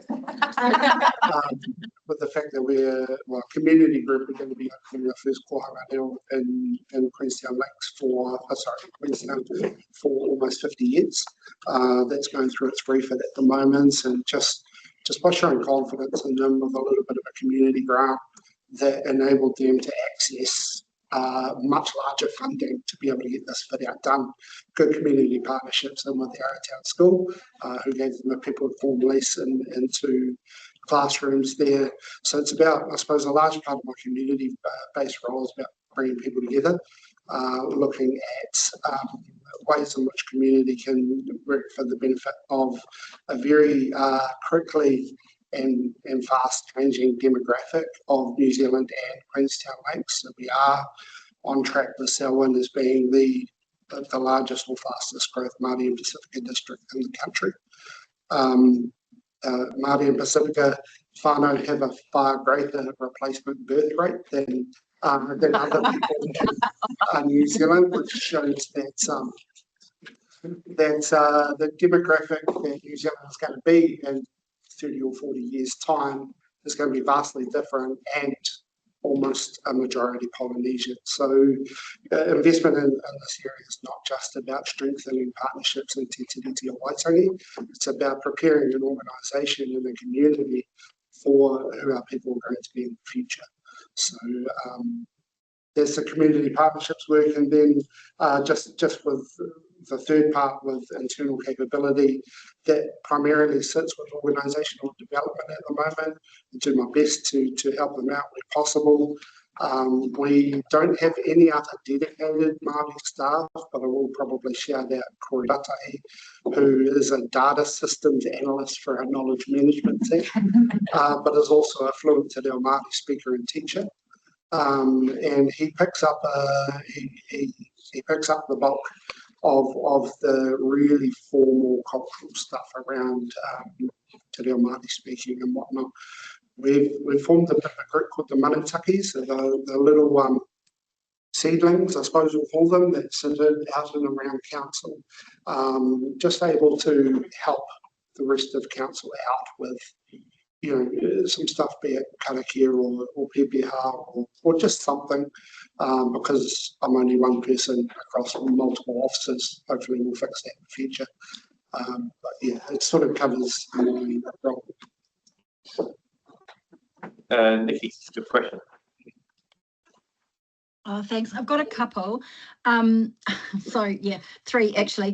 One is just around a request just for a bit more of a breakdown of the costs would be great. You've got a total sort of 400,000, but it would be interesting if there's the opportunity to just kind of be more detailed in that where those costs lie. The second one is just around the advancing of, no, not the advancing of advocacy priorities. I'm thinking about the participatory democracy piece. How much have you got budgeted for that, and what do you plan to do with it? So that is an ongoing piece of work, working together with the comms team about how we would approach that going forward, how we could undertake those processes for specific projects, how we would embed it in a framework below that supports our significance and engagement policy. The costs of running specific participatory processes would generally fall with the specific projects we're talking about. So, for example, we're considering that for the Wanaka, well, we're planning on doing that for the Wanaka Structure Plan. That cost will be part of the costs of the Wanaka Structure Plan. Yeah, okay, so this is not resource. The budget sitting here, no. Yeah, so that's not resourced externally, that would be use of staff internally, probably? The bit that... no, there'd be some external resource as well, because we are not experts in this yet. And so particularly the first few times we do it, we will need external expertise to support us. Yeah, sorry, I was talking more about the embedding in the framework, but maybe, yeah. Look, my third question is just around, it's probably around Anne's work. Is just, because I asked this question earlier around another piece of work, is like, how are we dividing the stuff up between Queenstown and Wanaka? And it'd be interesting just to understand some of the work that in activities and grants funding that's being done across the district, and how that's sort of divided between the two, and whether we've got a fair balance. Yeah, it's a good conversation. Obviously, with regards to internal capability building, hopefully, well, one of the big needs that we need to do is we need to understand who our people are. So we've got a little bit of a Manutaki group, which is about half and half Wanaka and Queenstown, or Upper Clutha, Queenstown. So I've got a couple of seats over in the Upper Clutha, but I'll be really, really honest about my ability to get over to the Upper Clutha since I started is next to nil. I think I could probably count on at least both hands, if not one, the amount of times I've been able to go over there to do something that is targeted at the Upper Clutha. It's sort of more generic across the board, which means that my connections over there with community groups has been probably impacted. I definitely don't have the same relationship with the community groups over there. We did have a resource over there that sat in the community services team in and around welcoming communities. It was a great resource, but that resource he left to another job, and we decided, I believe, to refocus that funding. So it's probably, as far as a community partnerships point of view, from my sort of world, it's definitely lopsided towards the Whakatipu Basin. Hopefully, with regards to an uplift to internal capability, we'll be able to understand our people a little bit more, and hopefully I'll be able to see how many more seeds or birds that I can get over in the Upper Clutha and work with them more directly. We've got a highly competent libraries team over in the Upper Clutha, and a parks volunteer coordinator who have high cultural competency. So it's not as if we're sort of lacking resource. I suppose the thing to understand is when you've got a data systems analyst, a parks volunteer coordinator, and librarians that are doing the Māori functions over and above what their normal jobs are, I'm hyper aware of burnout, and I'm hyper aware of not impacting their performance within their own jobs. So the uplift that we're looking at from internally as to how do we support that without pushing it too far, so to speak. So I'm not going to lie, after 2 or 3 years, I would have loved to have come into a reality in which I would be able to ask for 17 staff and have built a marae by now, but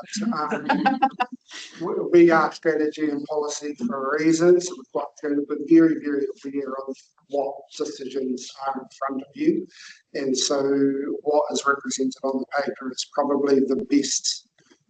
I can squeeze a stone pretty hard and get a decent amount of blood out of it, and that's probably what it represents at the moment. I just wonder then if in terms of direction, if we could, just a little bit of, just so we could see a bit more about what might get delivered if there was what sort of additional resource, whether it's grant funding that you need or whether it's, you know, additional stuff or whether it's taken from somewhere else, but options for balancing that out might be useful to see. Yep. Yeah, thank you. It is, sorry, I will mention it as well. It was a conversation that Simon and Kathy have had with me around the Wanaka with the community board as well, around some of the people that are coming to access them and ask questions. So I suppose the one thing to point out is that my capacity is limited because it's not just Queenstown and Wanaka, I'm also in Dunedin and Invercargill as much as I can. Yeah, okay. Thanks, Anne. Okay, thank you. That is all? We are. We've got two minutes for the last two. Right, sweet. Thank you very much.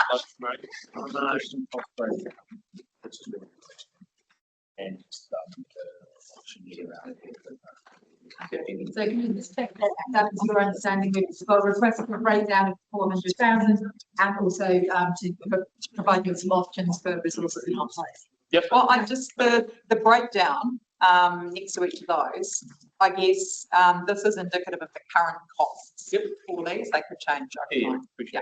Cool. Sorry, I just need to mobilise myself. Okay. Okay.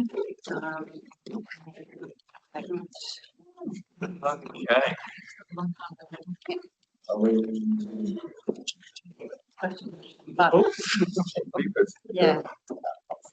Are we able to continue? Yeah. 15 minutes or something afterwards? Yeah. Yeah.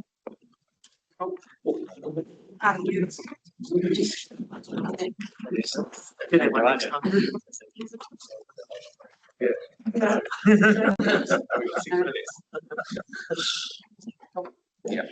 All right, so we've got the regulatory and enforcement activity plan. Now, this is quite different to anything else in the council.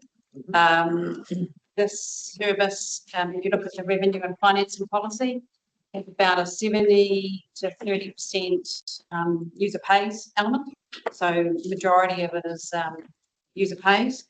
100% on parking is user pays enforcement. And it is a 24/7 service where it is needed. And as you can see from the left-hand side, there's a whole lot of services, all set by legislation. And so it's how we respond to the volumes that are increasing in this space. If you just want to add. Yeah, made a couple of key points just to sort of focus your attention. Obviously, this is quite a high level overview on an A3. Firstly, I want to thank you for the opportunity to talk to you about regulatory. It's a topic that I've been talking about for many years, but don't always get in front of you guys. And what I'm really excited about with this new council is that we have the Organisational Excellence Committee, where I present on a quarterly basis.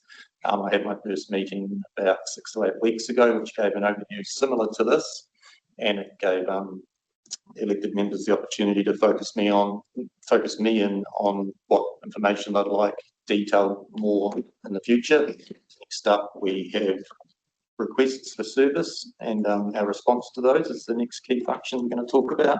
And then following on from that, it's going to be the waterways regulatory services prior to summer, which is a big topic as we go into summer, and we'll just keep rolling those topics as we go. As I've sort of touched on, this is a high level outline, but it does give enough detail for the community to understand what we do.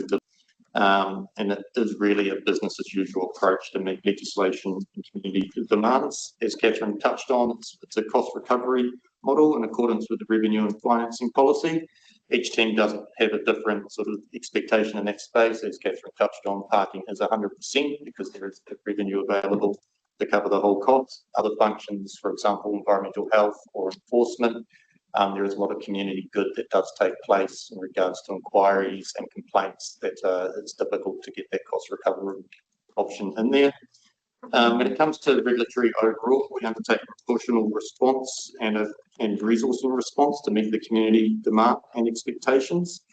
And where practical, we utilise internally managed contractors.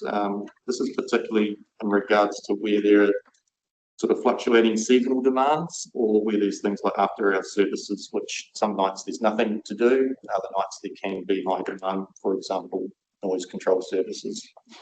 Overall, a major focus for the whole regulatory team and our contractors is to operate in a manner that is to be considered fair and trusted by the community. So every decision and action is taken in that regard. That's the high level overview, and certainly happy to answer any queries.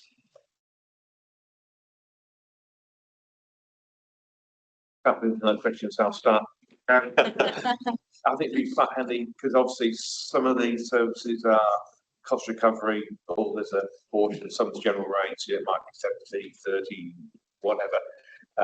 And I guess it'd be quite handy almost to merge some of this with understanding what's 100% cost recovery, what's 90% or whatever, because yeah, I think that just would support some decision making. And then obviously we've got a significant OPEX chunk. It'd be quite, as much as we're publicly able to just give some ballparks as to how that splits up. Not so much the staffing, but I guess, you know, there'll be a big OPEX cost with some of these contracts that we've got for, you know, sort of, whether it's you know, for the likes of towing contracts, you know, does that cover its costs, or we, so yeah, because that'll be, if we're looking at where we're going to focus on either levels of service or increasing or decreasing spend, then it's probably good to understand the quantum and so what's washing your face and what's not. Yeah. So first question, revenue and financing policy has where all percentages are, and so you'll obviously be doing a full review of all that, and so that's your go-to for that information. Having it on the slide would be quite complicated and duplicating. And the only other thing I'd say is in the slide pack we had regulatory enforcement. We had a table of finances in there. You can see there for each of the descriptions how much is contracted on the expenses side, direct costs and activities. You can see where those costs are. I got the keyboard. Yeah, I'll stick it on the screen. Yeah, okay. It obviously depends on time of the day, depends on the... Yeah, like I'll touch on an example, and I think everyone knows Freedom Camping pretty well. Yeah, we utilise contractors in that space, and we certainly focus on being cost neutral. It's not that we are completely focused on cost neutral, but it is kind of an indicating factor to adjust demand. Right now, we've got 2 hours of patrol happening in Queenstown and Wanaka. We still have infringements being issued. Last month was 168, for example. But in our peak period of summer, we issued 664 infringements in January. We had 5 hours in Queenstown, 4 hours in Wanaka. So we are constantly adjusting based upon the statistics that we're receiving at the time. And then when it comes to things like noise control, we have an obligation to do those responses. So we're not paying on the hour, we pay on a call-out basis. That's part of the contract. So we just meet the demand of the community for those sorts of aspects. Yep. Another question. Just wondering around the future of technology within your department, especially, and do you see that actually it's still always going to be quite human-centric in terms of how you deliver it, especially around enforcement, or do you see technology actually starting to replace some of the human element? It's a really good question, and technology has been a focus for me since I've been at QRDC, which is a long time, and we have seen change take place.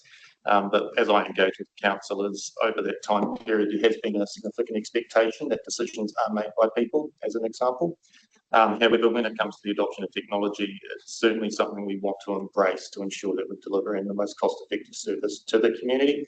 A key thing is parking, as an example, that you guys know about. We utilise CCTV to assist us in that space, but we also have staff on the ground to ensure we've got that face of the community still out there. As you guys are certainly aware, there's been some perception at the time, it hasn't been probably in your term for the last 3 or 4 years, but people thought infringements just popped out on their own through the CCTV. That's not the case. It actually gives the officer the best information possible to make a decision, and then that information can be reviewed as well, so it's credible to be able to have that kind of thing. In the future, with some of these transport strategies, likely could be more rules sort of spread out into the community. I don't have control over those rules. We have multiple customers. We have a lot of internal customers, for example, the infrastructure team. If they roll out rules into the streets of the wider community outside the CBD, will likely introduce, say, license plate recognition systems and those sorts of things. So we're very embraced of that. We work closely with our knowledge management team, and a big part of it is making sure our systems and processes are efficient. We have a lot of background technology that links with the courts to run our infringement systems. There's a lot of sophisticated stuff that actually takes place in the background. That's why we can produce significant volumes of things like infringements with electronic processes in the background that put them through. When I started here, you'd be literally handwriting infringements. There was a lot of errors of that manual transaction as well. These days, that stuff's down to 1 in 1,000, but less than that is an actual error through recording. Just all little examples, but they're across all the teams. Even dog control services about 2 years ago introduced one tag. I think anyone of the dog owner would know about that. That means we can just reduce our paper by like 5 times the amount, faster, more effective. It's what community demands that we meet those expectations. Okay, Nikki is next, that's right. Nikki? Yeah, sorry, I hope I'm not asking a question that's already been asked, but I may be, it's 25,000 in CapEx, that's fine. The Freedom Camping bit, just for next year, how are you planning to approach that? It's slightly to the side, but you're talking about 2 hours now. If we're removing the Freedom Camping ambassadors, what have you got planned there? Yeah, I anticipated that question coming up, Nikki. At this stage, I reflect upon the experience of operating Freedom Camping prior to the ambassador system, where MB initially provided the funding, which changed the way in which Freedom Camping was looked at as a holistic service.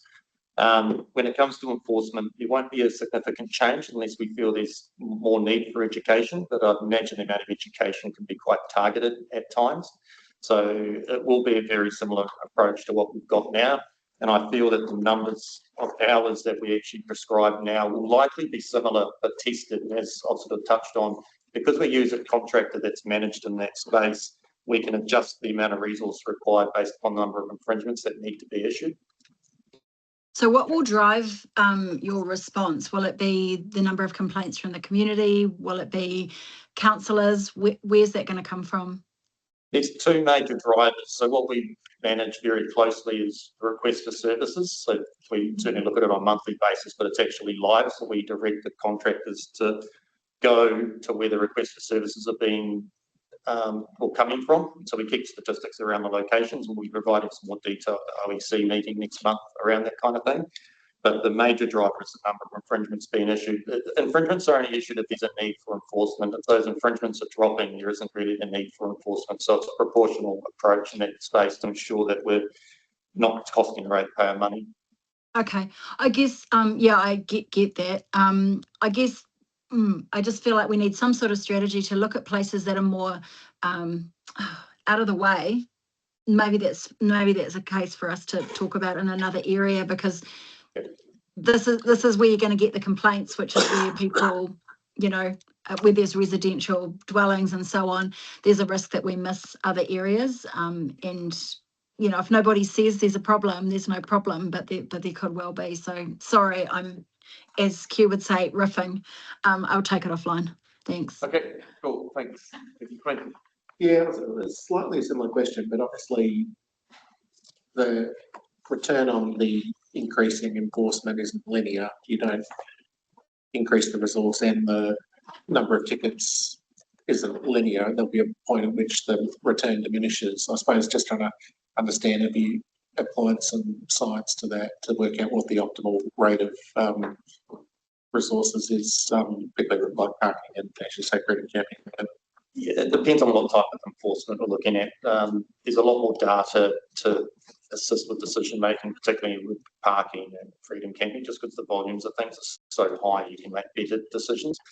But there is certainly yeah, just adding resource doesn't always result in more infringements. And the aim's not to be issuing infringements. Ideally, what we're actually looking for is zero infringements. That means we've got voluntary compliance. So the core focus of the team is always education through to enforcement. So we're not just out there trying to issue infringements, education first. And then there's the deterrence factor of infringements if we can avoid. With freedom camping, we're talking about numbers of hours, and we sort of measure it every month. We also do a cost comparative around what it's actually cost to deliver that service, have we got a surplus or a deficit. And winter we will likely end up in a deficit, but when you look at freedom camping as a total package, but the aim is to be about neutral. So it's nice to be continuing with a level of service in winter just to keep people on their toes over that period of time.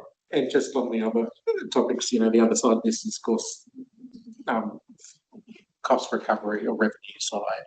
And we're talking about things like the rent fees. Have you done, coming into the LTP, we've made progress on sort of working out what the, I'm aware that we pay for most of our harbour master service through the concession on the shot over, but equally we could be supporting that more through rent fees and something like that. Yeah, and I certainly take on board your comments around that, and I've spoken to you around that a few times, but just for everyone's sort of knowledge, we don't control the ranks or the resource provision of ranks through the Waterways Regulatory Services side of things. That is provided for from the property team, but I certainly support the notion that there is opportunity in that space to bring in more revenue through the ranks, and then obviously we can provide better facilities as well. But typically what I've seen other councils do in that space is they utilise the ranks with managing facilities rather than the regulatory service.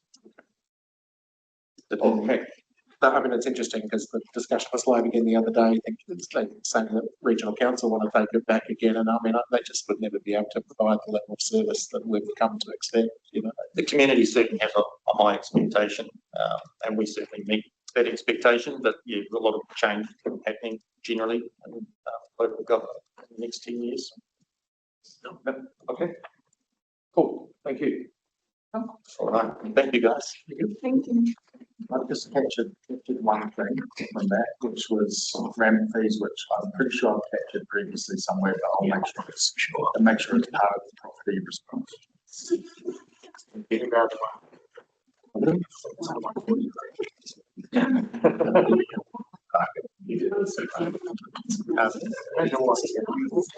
Okay, well, on the homeland now. So let's see how we go on this one. Thank you, Catherine. So, as I said, the regulatory one was special. This one's special as well, because this is an internal service. Okay, so this is basically an overhead to everybody else. And yeah, so we just thought it was really important for transparency that you saw this, and in the same style as the other activities. And we have 4 kind of key areas: the finance team, the procurement team, the risk and assurance mini team, and legal. And so I've got Vanessa Fole, who's here. She's a financial controller. And we've got Gareth, obviously. And in the back, we've got our acting finance director, Tanya Hawkins, who's just started last week. And right over the back is our new finance business partner manager, Stephen Bailey. So we've got the full team. Yeah. All right. Yeah, so it's pretty much business as usual for at the moment for the long-term plan. We did, as indicated at the procurement policy discussion, talk about procurement team growing. So we have proposing to put 2 extra people into that procurement team. But otherwise, it's really stable as. A lot of the finance team might be supporting a shared service through to the Water Services CCO. We have a very small accounts payable team, 2, 1.5. We have 2 in payroll, 2 in accounts receivables got 3. Yeah. So it's a very small, lean finance team. And yeah, so it seems cost efficient to support the Water Services CCO instead of them having to set up a small team as well. So that was the only thing that I wanted to talk about.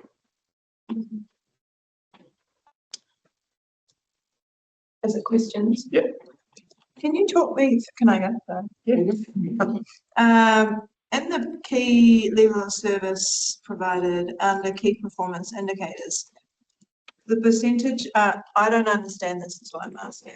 Percentage of legislatively required and high risk council policies reviewed by the due date, and then we've got changing percentages over time. Can you talk me through that? So I suppose that sits in my space with Carrie and the policy team. So this is around reviewing internal policies, of which we have from memory about 106. So we did an audit of the status of those policies a few years ago, which indicated that several of those were overdue a review. Obviously, some of those are really critical for us as an organisation. So this is pointing out the fact that we need to make sure that we're focusing on reviewing those critical policies with an ever-improving target until it's just normal practice for us to go through the cycle of review. Yeah, that's what I thought. That's good. What is it at right now?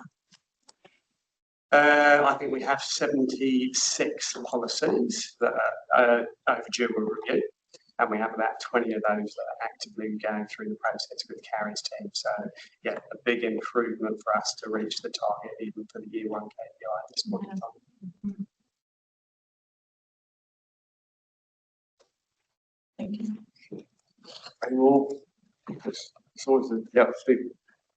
Christian, given what I asked before about the gap between growth and infrastructure deficit, Jessie and Paddy sit in this team as well? Yeah, so Paddy sits reports to me. Yeah. My question is that an area where we should be focusing more resource on trying to be better recoveries going forward, or do you think we're okay in that space? What are your thoughts on that? I guess, what we're trying to do through the LTP is be really upfront around projects that are growth and making sure that the growth percentage is correct. So we're going to bring back to you all our capital projects with that growth percentage, because if it's got a growth percentage, then it can be included in actually policy. So that's the key element. And then once all that capital is accumulated into the policy, then we're charging that. So, and I guess it's the developer agreement, so a key component of that as well. So making sure that developers, if they want to have CapEx earlier, that they're paying for that upfront and getting that so that we're not having to fund that. Yep, thank you. One thing I've been banging on about is third-party philanthropic funding for social infrastructure within council and the opportunities for that. Do we currently have resource within your team to actually look at investigating that, building a case for it? No. If not, is it something we can frame up with strong political will from this council to do so? Sure. Yeah. We can find that philanthropically. You mean I'm going to go find that as well? There's obviously a skill set that we'd have to find. It is. Yeah. It's probably something we have to partner with somebody on, like Budget South or whatever. But we certainly, I know Simon Patrick's got very strong relationships with the trust funders, obviously, which is a type of philanthropic funding, through Hedgeways Trust and various things, and he works closely with them on community facilities and things as well. Yeah, but it's more, I think, a business case to see actually if it will fly in the first place before we get to that stage. There's a stage before that. I mean, we had the conversation with the Water Performing Arts Centre Trust this week, and they've got that same outlook, I suppose, to look for philanthropic funding, but then obviously even going back to the Performing Arts Centre and Project Manawa and stuff, even Jim Polk's outlook was very strongly, but there was, I don't recall a specific plan on how to achieve it other than to work with community on doing it, and I don't know. Yeah, and I think that's the strategic. The intent has to be a bit stronger than just let's do a little scratch at the surface. And think just going back to that era, I think there were conversations with the foundation as to sort of ways in which they would help set up structures to enable philanthropic donation to the council. We had a couple of successive mayors that were very interested in that space, but probably didn't have the infrastructure around in the district to actually really support them. But that could be a different conversation now if that was something you wanted to explore in more detail. Yeah, so as I said, building a case study for it first before we even think about the next steps before that. I think we I suppose that comes back to that piece, understanding what the deficit is, what the gap is, and how we can fill it. Yeah, because if we say this is the need, this is what we can do over the next 10 years, and this is where we're going to fall short, and then that makes the case for the community to sort of go, if you want this stuff, we're going to have to find a way to fund it. So yeah. Okay, sorry, Nikki and then Nikki. Thanks. Quick question to start with. The 42 FTEs, how's that divided? I'm assuming legal and finance have got the bulk. So as I said, procurement will potentially have 5. Legal will have 6. Risk and assurance 2. Then the remainder is in finance. Okay. Yeah.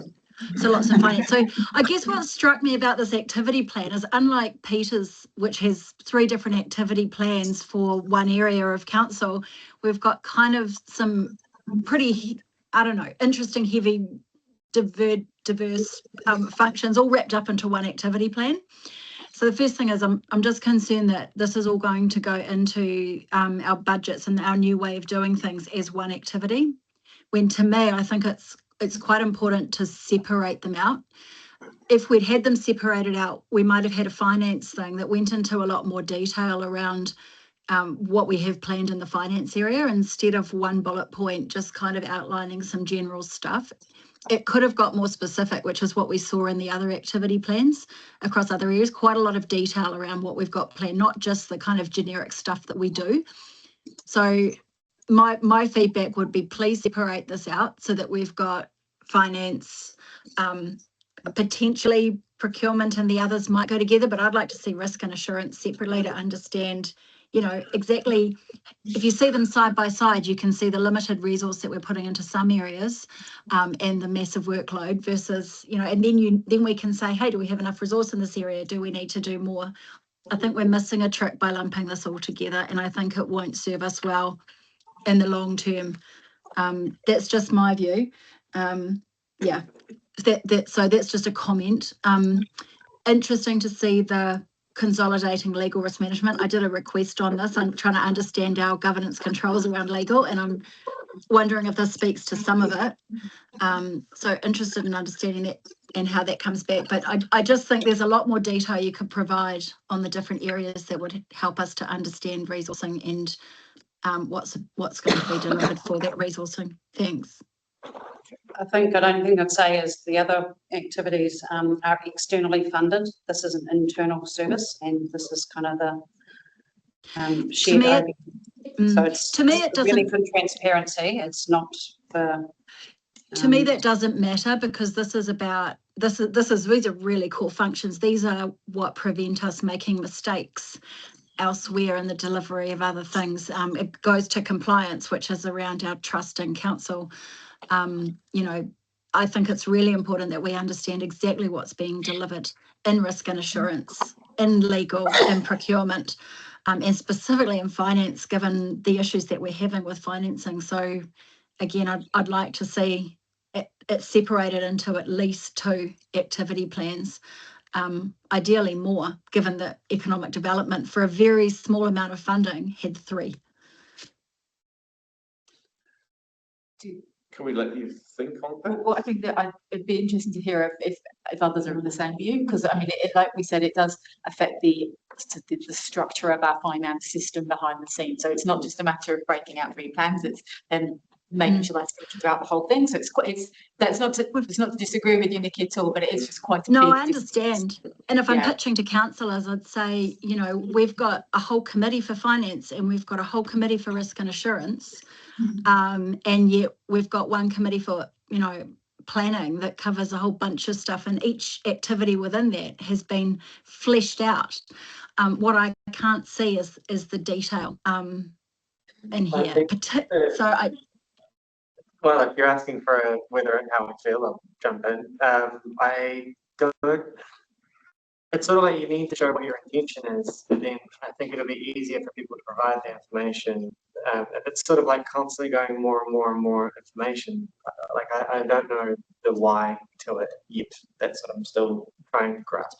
Okay, Nikki, because we are completely out of time. Can I ask that you try and verbalise your why?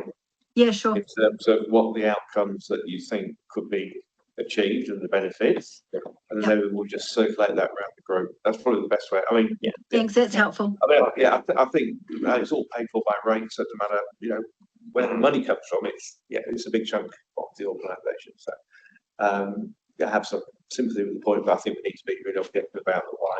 Yeah, nice. Oh, right. Cool. Wow. Big morning. I just captured two things there. One was to look at potential business case or case study around how we might harvest, that's the right word, philanthropic funding. And then I've just captured which we can take away and consider the scale of the AFI activity. Yes. Okay. Great. Okay. Right. Thank you, everyone. Maybe if I just wrap up in 30 seconds. Okay. It may not surprise you that the very next exciting steering group is the 30th of June. Very focused on the capital, the infrastructure strategy, and the issues with infrastructure and the options to address those, and a big focus on growth. And then we have a reserve SG in the schedule for the following week, in the possibility we don't get through all the infrastructure strategy work in 3 hours. And then mid-July we'll wrap up activity plans, but actually probably really importantly in the mid-July steering group, we're getting into the review of rating and revenue and financing policy. Thanks, Ian. Cool. Thank you.